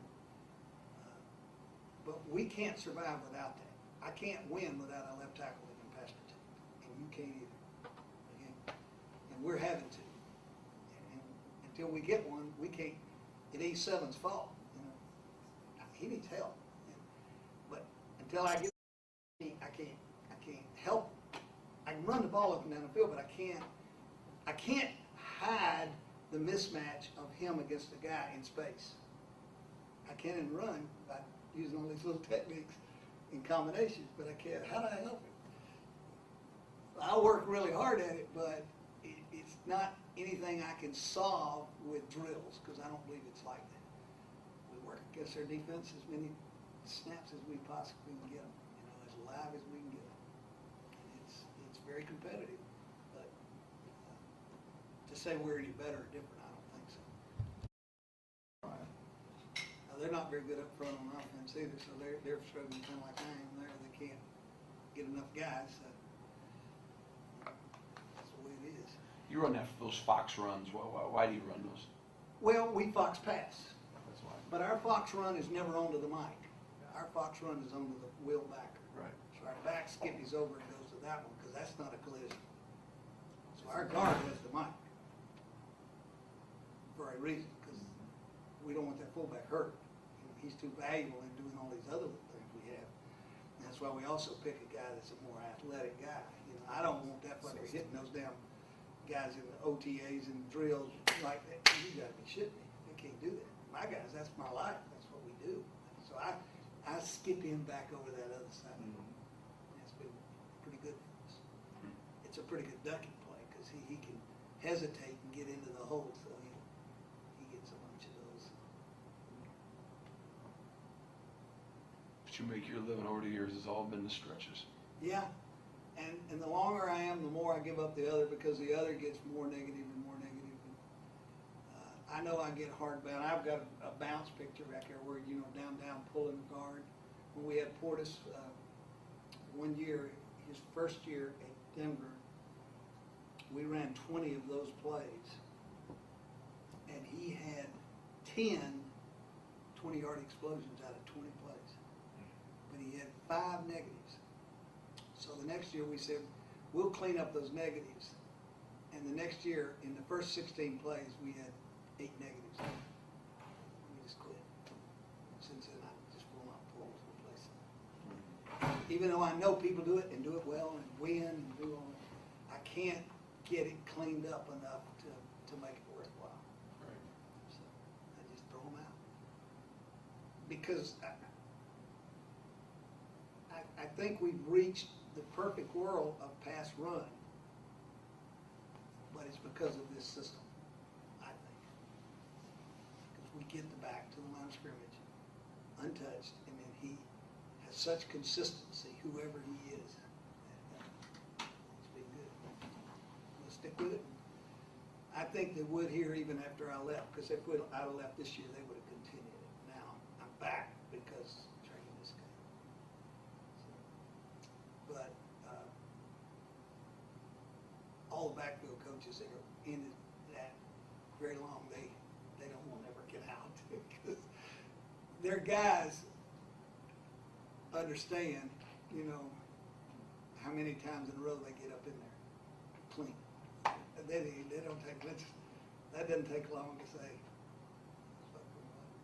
That's what we ought to be doing. What'd you do, Coach? You just came up with, over the years, you just Yeah. kind of came up Yeah. with the different Yeah. components and kind of made this Yeah. package? Yeah, and it's changed all the time. It just keeps changing. Just keeps little things coming up. And I think we've been willing to listen and look. And then when we get something new, we go with it and do, and it just keeps growing. And the puzzle comes together. And that's why, you know, I know, especially with the quarterback we have, I know this other thing that you're doing. As soon as Greg finishes what he's doing up there, I know he's going to jump into that film and he's going to study the shit out of it, because his guy is in the perfect world for him. I think. So we're willing to do that. You know, where a lot of Yeah. people in the NFL would say, well, we need to, because I didn't make you learn one thing. You still learn one. Now, what I got to come up with is a term where when the tight end goes that he is in release and I'm not in release. I got to come up with that. So that has hit my brain, and because I don't want to fuck around on this backside back here. I want to give the quarterback the picture, and I'll have to come up with a term that makes sense to everybody that will add a play, but it's going to be worth it, I think. And when you saw him on the edge, you saw the threat. Yes. Wow. You